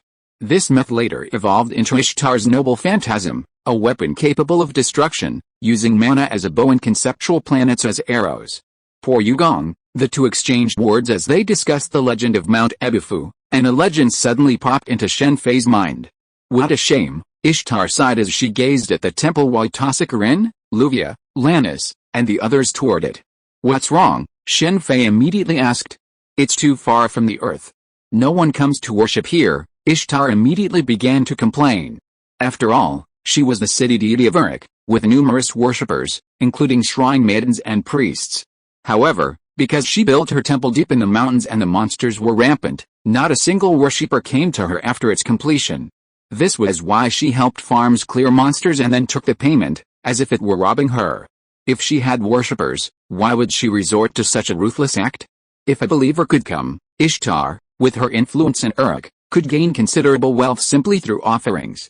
Are you some red and white priestess? Ishtar's complaint reminded Shen Fei of a poor red and white priestess whose shrine was similarly deserted. Okay, everything's packed up, you can leave. Ishtar hadn't returned to the temple to take the group on a tour, that was just a side note. Her main purpose was to retrieve some gems she had placed there. Boom. As Ishtar finished her words, the ground suddenly began to shake violently, as if a massive earthquake had occurred. Shen Fei then heard the shouts of Flat, Sven, and the others outside. When they arrived, they saw Sven transformed into a werewolf and leaping from the cliff with Flat. Flat had been at the edge when the shaking occurred, and then fell. Why is there an earthquake here? Flat asked with lingering fear. That can't happen, Ishtar retorted immediately, but the next moment, an angry roar echoed from below. And there are monsters, I want to see who's causing this trouble. Ishtar was instantly enraged. Neither the earthquake nor the monster's roar was acceptable to her. This was her temple's territory, and neither earthquakes nor monsters should occur. Even though she was unreliable, arrogant, and easily bribed by gems, it didn't change one thing, Ishtar's essence was divine. As a deity, Ishtar could easily see through things. The reason people like Shen Fei could communicate with her was primarily because they were honest, not cunning. A cunning individual would have to try communicating with Ishtar. For example, when Roman learned that Ishtar's summon was a fusion, he asked what would happen to the human woman. Ishtar casually replied that Chaldea, having created a subservient like Mashu, had no right to question her. Even though Shen Fei's intervention had restored Mashu's life to normal, Ishtar saw through her true nature. Who was I thinking? It's you. Why are you seeking revenge? I'll crush you once more. It's time to leap, Mana. Open the gate. This is your honor. This is all my power. Shatter. Mountain shaking star firewood. Ishtar reached the foot of the mountain and saw the stone men, over 10 meters tall, and the fallen and shattered fortune cats on either side. Suddenly enraged, she activated her noble phantasm, completely destroying the stone men with a single blow and leaving a crater over 10 meters deep in the ground. What's going on? Shen Fei and the others had descended from the temple. Looking at the fallen and shattered fortune cats, they immediately asked. The spirit of Mount Ebufu wants revenge, Ishtar said nonchalantly. Is that so? Looking at the large pit in front of him and the lucky cats on both sides, Shen Fei nodded lightly without saying anything.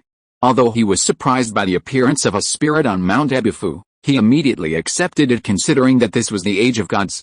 In mythology, Ishtar destroyed Mount Ebufu, so now that a spirit appeared there, it was perfectly normal for it to seek revenge on her. Let's go back. With Shen Fei around, there was no need to travel slowly. A portal led him back to Uruk. At this time, many Uruk soldiers were still collecting the corpses of the monsters because there were too many of them. Next, it's Eridu. Fujinaru Ritsuka, Mashu, go there immediately to persuade the goddess of the forest. The next day, King Gilgamesh immediately dispatched Mashu and Ritsuka, accompanied by Merlin, Flat, Sfin, Tasicarin, Luvia, and their respective servants. The servant accompanying Tasicarin wasn't Ishtar, but Black Arthur. Ishtar, at this point, didn't want to appear before the goddess of the forest. Shen Fei didn't follow. This was a task that the Chaldean master should have done. The goddess of the forest held no ill will toward humanity, she only sought courage. Ritsuka wouldn't disappoint her in this regard and could easily win her over. Of the three goddesses, with the exception of the Warcraft goddess, who truly desired the destruction of humanity, the other two had no such intentions.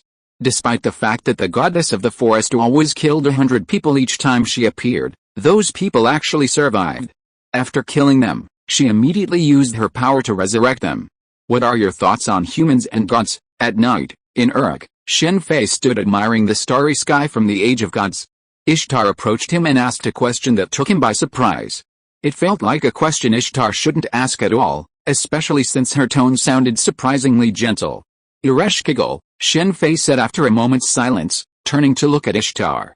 Though she still bore the same face as Rin Tosaka, her clothing and hair were completely different. Ishtar had long, flowing black hair, while Irreversible's was a dazzling golden tress. Ah, you know me. Having her identity suddenly revealed, Irreversible shyly took a step back. You've changed so much? Anyone who's not blind wouldn't mistake you for Irreversible. Shen Fei paused, then continued, sorry, your question was so broad, I don't know how to answer it. I want to build a world where humans and gods coexist. After a moment's silence, Irreversible stated her ideals, the reason for her joining the Three Goddesses Alliance. Compared to the gods, humans are far too vulnerable. Without their protection, they face all sorts of disasters. While many gods looked down on humanity and acted recklessly during the age of the gods, many also protected them. If the gods treat humans like children, then sooner or later, when they grow up, they will have to face the world on their own. They can't always be protected by the gods. If they remain protected, when the gods are gone, humanity will be unable to withstand the storm. After listening to Irreversible's words, Shen Fei remained silent for a moment before speaking. You also support the separation of gods and humans. Irreversible's face paled. She, too, disliked King Gilgamesh, though her dislike was quite different from Ishtar's. Gilgamesh, on the other hand, rejected the gods and sought to establish a human world, thus attracting Enkidu. It depends on the specific circumstances. P.S. Happy Mid-Autumn Festival, everyone.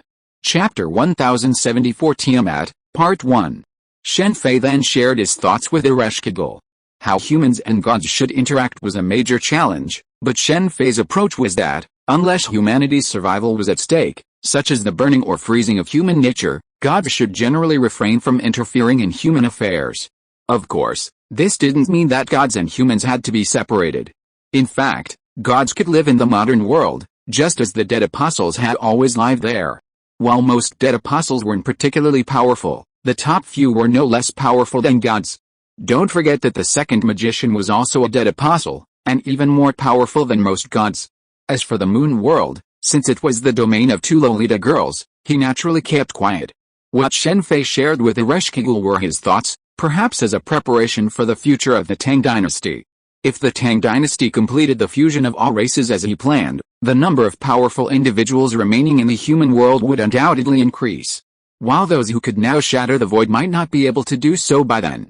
I wonder if Zhang Zhihui is willing to go to the Tang dynasty. While Shen Fei was discussing his views on humans and gods with S.H.I.E.L.D, this thought suddenly occurred to him.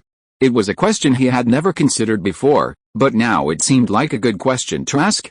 Thank you, but I won't change my mind. Although Shen Fei's philosophies clashed with S.H.I.E.L.'s, she thanked him nonetheless. S.H.I.E.L.D naturally wouldn't change her mind on a few words. After all, she was a god, and one who had persisted in the underworld for so long. S.H.I.E.L.'s philosophy wasn't just that humanity needed the god's protection, it also meant giving humanity someone to blame. In a godless age, humanity would have to shoulder the brunt of any disaster or danger. But if there were gods, they could shift the blame to the gods. This was her mercy to humanity as a god. After expounding her philosophy, S.H.I.E.L.D hurried away. The underworld, after the king's soul is taken away, we can go take a look. Given King Gilgamesh's current busyness, Shen Fei wouldn't be surprised if he were taken away from the underworld one day due to overwork. He's much busier now than he was in the original novel. After all, with so many more survivors, there are countless more chores to do every day. The Lion King's attack was powerful, but most of the materials are gone. For the second, Aozaki Taoko, and the others, coming to the Age of Gods offered not only access to the magical knowledge of the Age of Gods and the opportunity to train in this magically rich world, but the greatest reward was naturally the materials from the magical beasts. These materials were severely lacking in modern society, but in this era, they were abundant. Shen Fei had similarly collected a considerable amount of them. Regardless of whether they were useful, it was better to be prepared. The Empress's use of the Dragon Fang soldiers could be a valuable learning experience. 5 days later, Mashu and Ritsuka returned, accompanied by Quetzalcoatl, the goddess of the jungle. Ritsuka persuaded her with her human courage, and King Gilgamesh warmly welcomed her. Now, only one goddess of beast remained in the three goddesses alliance. However, Ishtar was not among those welcoming Quetzalcoatl. Shen Fei later noticed that Quetzalcoatl was warm to everyone except Ishtar. And he later realized that the two had a mutual grudge because they were both goddesses of Venus. The Marduk hand axe has been found, and is being transported by Lord Quetzalcoatl's pterosaurs. However, it's too heavy, and it will take some time to get to Uruk. There are also many survivors there who need to be brought here. After the welcome party, Merlin immediately outlined the plans and instructed Shen Fei to prepare to retrieve the survivors sheltered by Quetzalcoatl. Quetzal gathered many survivors through battle and sacrifice. Although Merlin, Mashu, Ritsuka, and the others disliked those who sacrificed others for their own survival, it was impossible for Mashu and Ritsuka to ignore them. The price the survivors paid was a daily sacrifice to Quetzal. This was originally a test of human courage, but no one stood up to resist. Their reasoning was simple: with so many people present, I might not be chosen as a sacrifice, so why should I stand up? Everyone thought so, and when their turn came, no one spoke up for them. Mashu and the others appeared and completed Quetzal's test. Only then did the survivors realize that none of the so-called sacrifices had died. When these people reappeared, many of them were embarrassed and ashamed. The sacrifices had nearly caused a civil war among the survivors, and if it weren't for the leopard people suppressing them, they would have fought among themselves. Hey, Siduri, find a place to put them. King Gilgamesh wouldn't give up on those cowards, so he immediately ordered Siduri to find a place to prepare. We'll talk about the goddess of warcraft later. Fujimaru Ritsuka, Mashu, although you've just returned, I have a new mission for you. Go to Kusa City and bring back the Tablet of Destiny. I finally remembered where I lost it, such an important thing, and you only just remembered it. Ritsuka and Mashu were speechless at King Gilgamesh's casual demeanor. She had already learned what the Tablet of Destiny was during her time in Uruk. In fact, Uruk had been searching for it. Earlier, when Ritsuka, Mashu, and the fake Enkidu encountered Merlin and Anna, Merlin was actually searching not only for Marduk's hand axe, but also for the Tablet of Destiny. What was the Tablet of Destiny? It was a vision of the future that King Gilgamesh had seen through his clairvoyance while half asleep. While clairvoyance was powerful, it wasn't everything, otherwise no one would have bothered to burn it. However, under special circumstances, clairvoyance can see things in the future that are not normally visible. King Gilgamesh, half asleep and half awake, experienced that very moment. Unfortunately, he could only see not remember.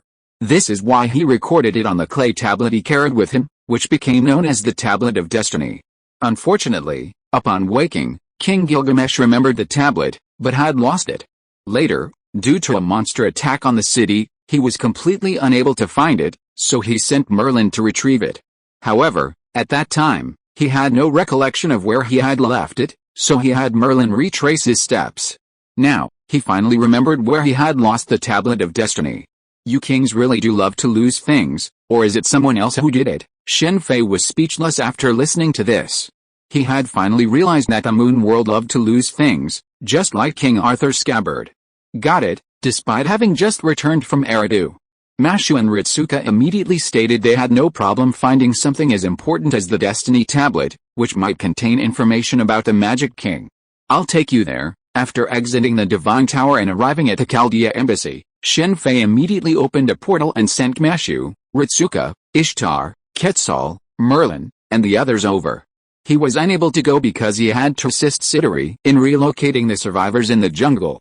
Teacher Taiga, Tasakarin, who had come to help, exclaimed in surprise upon seeing the leopard man. She was already familiar with Sakura and Imaya Shirao, so she was also familiar with teacher Fujimura Taiga. She was surprised to see her here. Do you know her? Luvia asked curiously. She's a teacher at my school. Tasakarin immediately revealed Fujimura Taiga's identity. What's going on at your school? This result left Luvia speechless. Combining Fujimura Taiga's situation with Ishtar's, she immediately understood his situation. He was also a pseudo-servant and a god. The leopard people didn't react particularly well to Tasakarin. Are you guys free? I have a mission. After settling the survivors, the group returned to the Chaldea Embassy and encountered Anna. This time, she didn't avoid them. Instead, she offered the coins she'd earned from her work and offered to hire them for a mission. Subjugating the undead? No problem, Flat immediately confirmed. Gray agreed, as she was an expert on the undead. This is Anna's mission. Finally, at Anna's insistence, each of the group took a small coin as payment. Uruk's currency primarily consisted of silver and gold coins. There were no copper coins. Silver coins were denominations based on the shapes of different animals, with a sheep silver coin being the most valuable. So many people have died already? Anna really cares about the people of Uruk. No, I'm just working. Later, while the group was heading into Uruk's sewers, Anna explained the details of the mission. Recently, many sick, weak, and elderly people in Uruk have been dying suddenly. This wasn't particularly concerning, as they were already weak or elderly. However, Anna noticed something was amiss. After investigating, she discovered it was the undead. She'd been clearing them out ever since, but the death toll hadn't decreased, but had actually increased. That's why she took this commission. Undead? Take these. Then, knowing the enemy was the undead, Shen Fei immediately materialized dozens of black keys and distributed them to everyone. With the exception of Gray and Ryoji Shiki, everyone took several, including Lannis's Mercury Maid. The black keys of the Templar Church weren't just effective against dead apostles, they were also quite effective against the undead. They even had a sacred text for purifying souls. The Worm Lord of a certain world had been purified by Father Joy. It must be Ereshkigal who sent these undead. Seeing so many undead, Shen Fei immediately thought of the goddess of the underworld. Is this the sewers of Uruk? They look even better than the ones in the clock tower. After the group arrived at the sewers and saw the engineering work inside, Flat began to complain. Maybe it's because this is the age of the gods, Sven explained.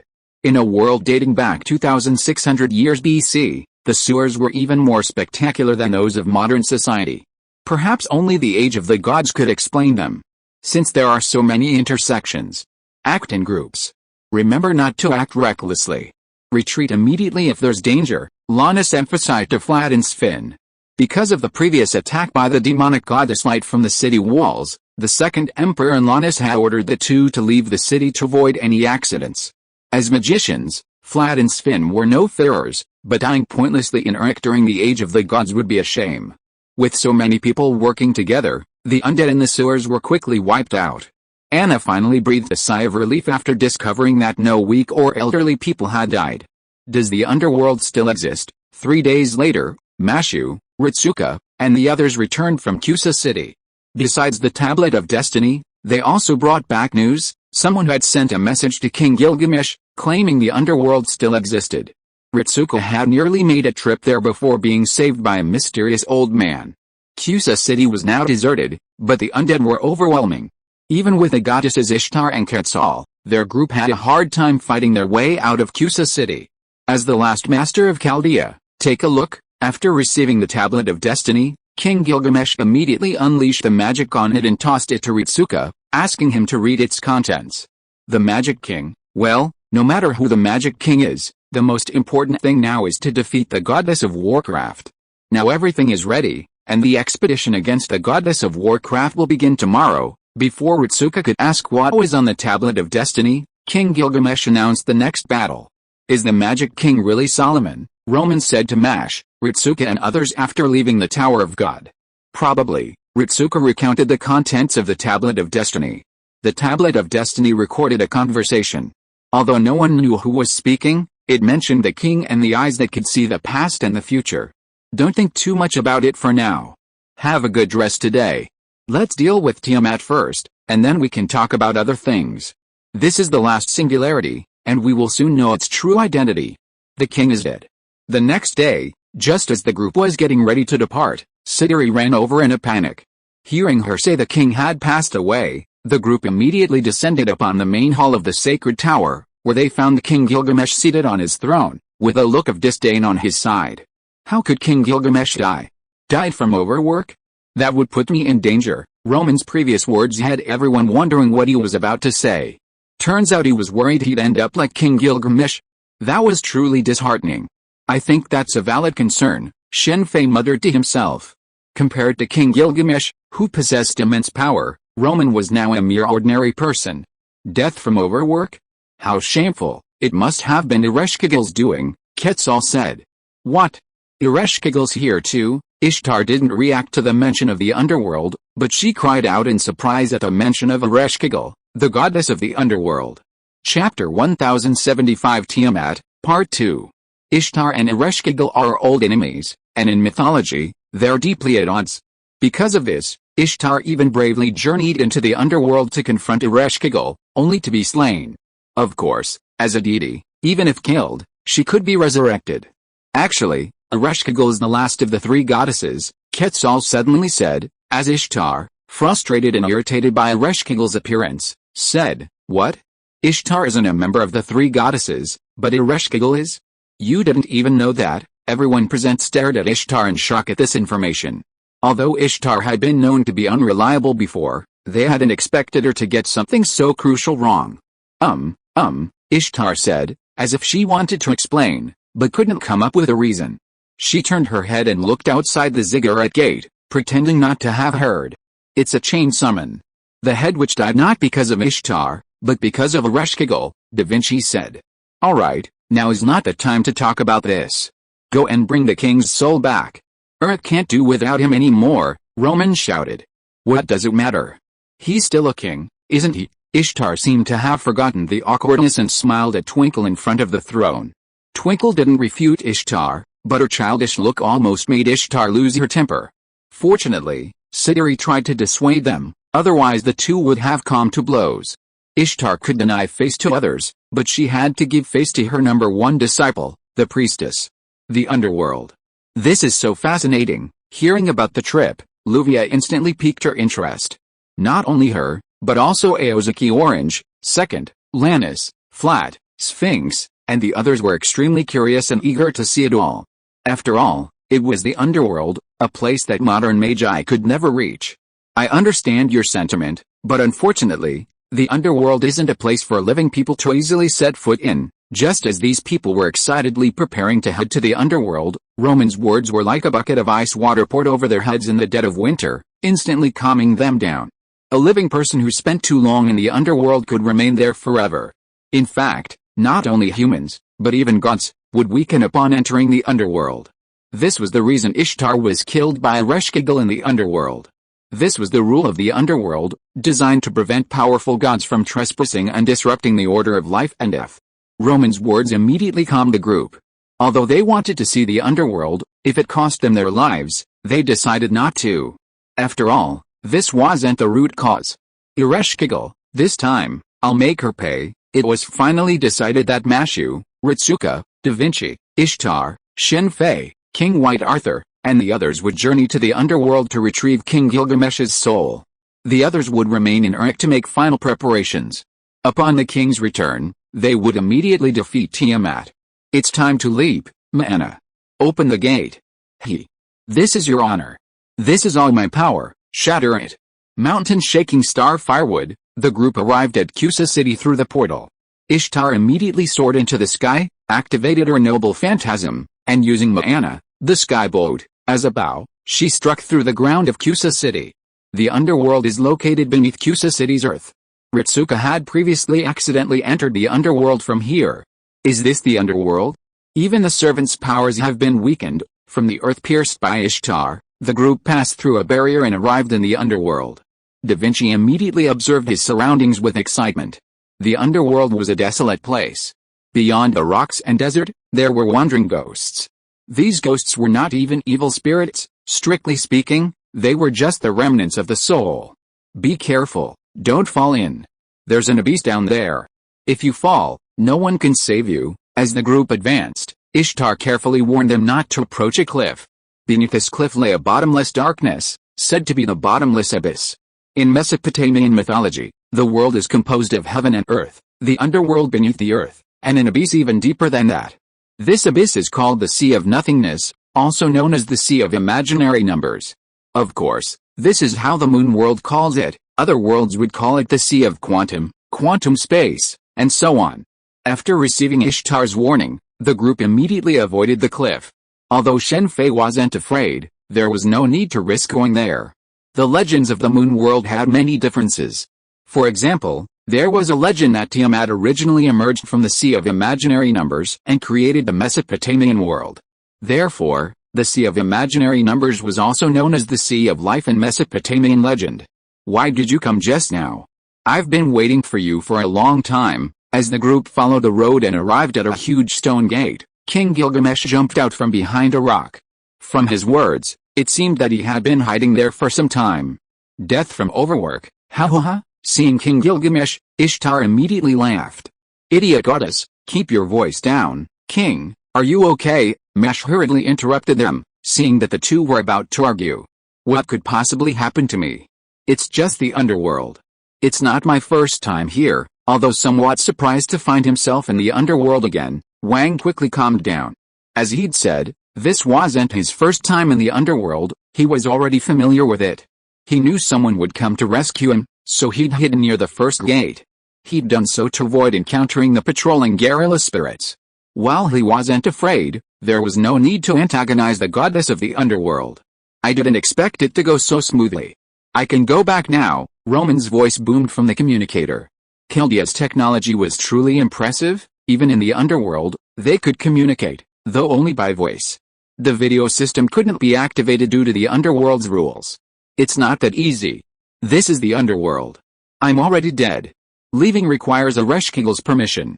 And I have a question for Ereshkigal. The underworld was easy to enter but difficult to leave.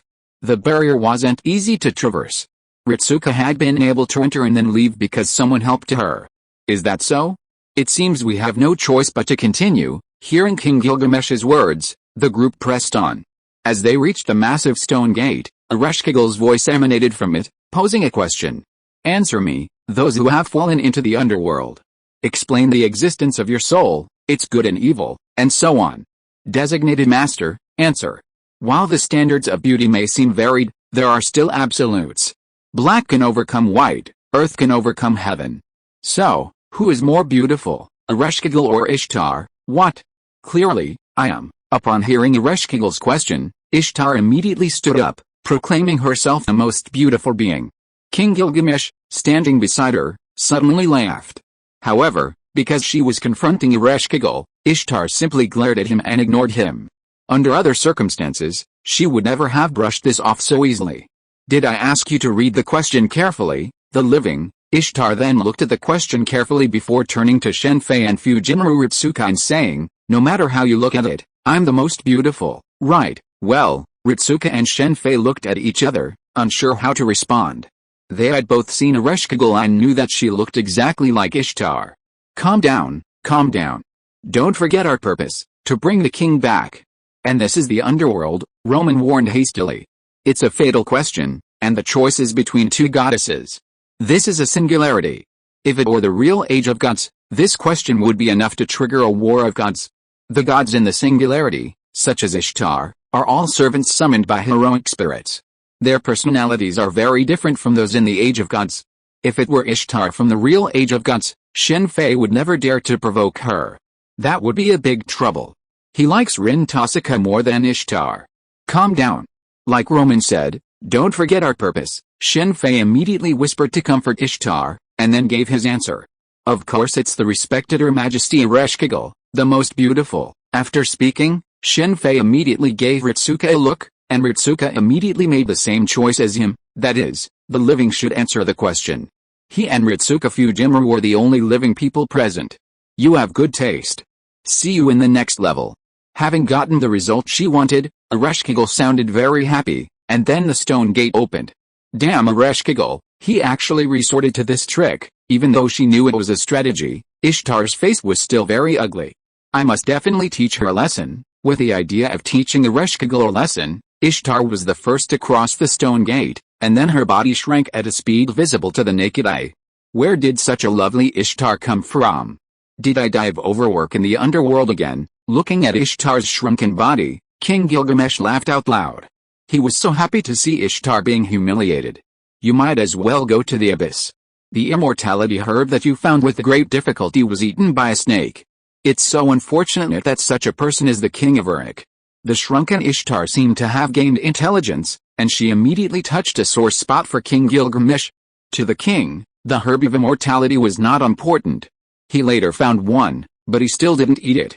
But it was eaten by a snake, which was a shame for the king, especially when Ishtar said this. Okay, if there's anything, we can talk about it when we get back. Ritsuka can't stay in the underworld for long. With Roman interrupting, the group quickly arrived at the second stone gate. S.H.I.E.L.D again asked a question, but this time it was about wealth. If the wealth on Earth could only be entrusted to one person for safekeeping, who should it be given to? The only options were S.H.I.E.L.D and Ishtar. S.H.I.E.L.D, after seeing this question, the answer immediately popped up in the minds of everyone present. This time, the choice had nothing to do with the fact that they were in the underworld and had something to ask of S.H.I.E.L.D, but because everyone present knew Ishtar's character. Of course, it's me. Ishtar shouted, but no one paid any attention. Who is the partner who fought side by side, the one who is trusted, respected, and worthy of victory? This was the question of the third stone gate, and the result was naturally S.H.I.E.L.D. At this time, Ishtar had shrunk to be smaller than Ilya. It must be said that she was very cute in this state. So cute that Shen Fei had to carry her on his back. It was not only Ishtar's body that shrunk, but also her strength, physical strength, etc. It seems that there should be 7 stone gates, corresponding to the legend that Ishtar was deprived of 7 powers. After passing the 4th and 5th stone gates, Ishtar's body became smaller, and she could already sit on Shen Fei's shoulders. This result reminded Roman of the situation in the myth where Ishtar broke into the underworld to challenge S.H.I.E.L.D and failed. Then the group passed the 6th stone gate and came to the front of the last stone gate. Are they choosing who is the outstanding goddess?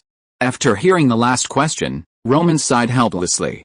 These 7 questions were obviously used by S.H.I.E.L.D to target Ishtar.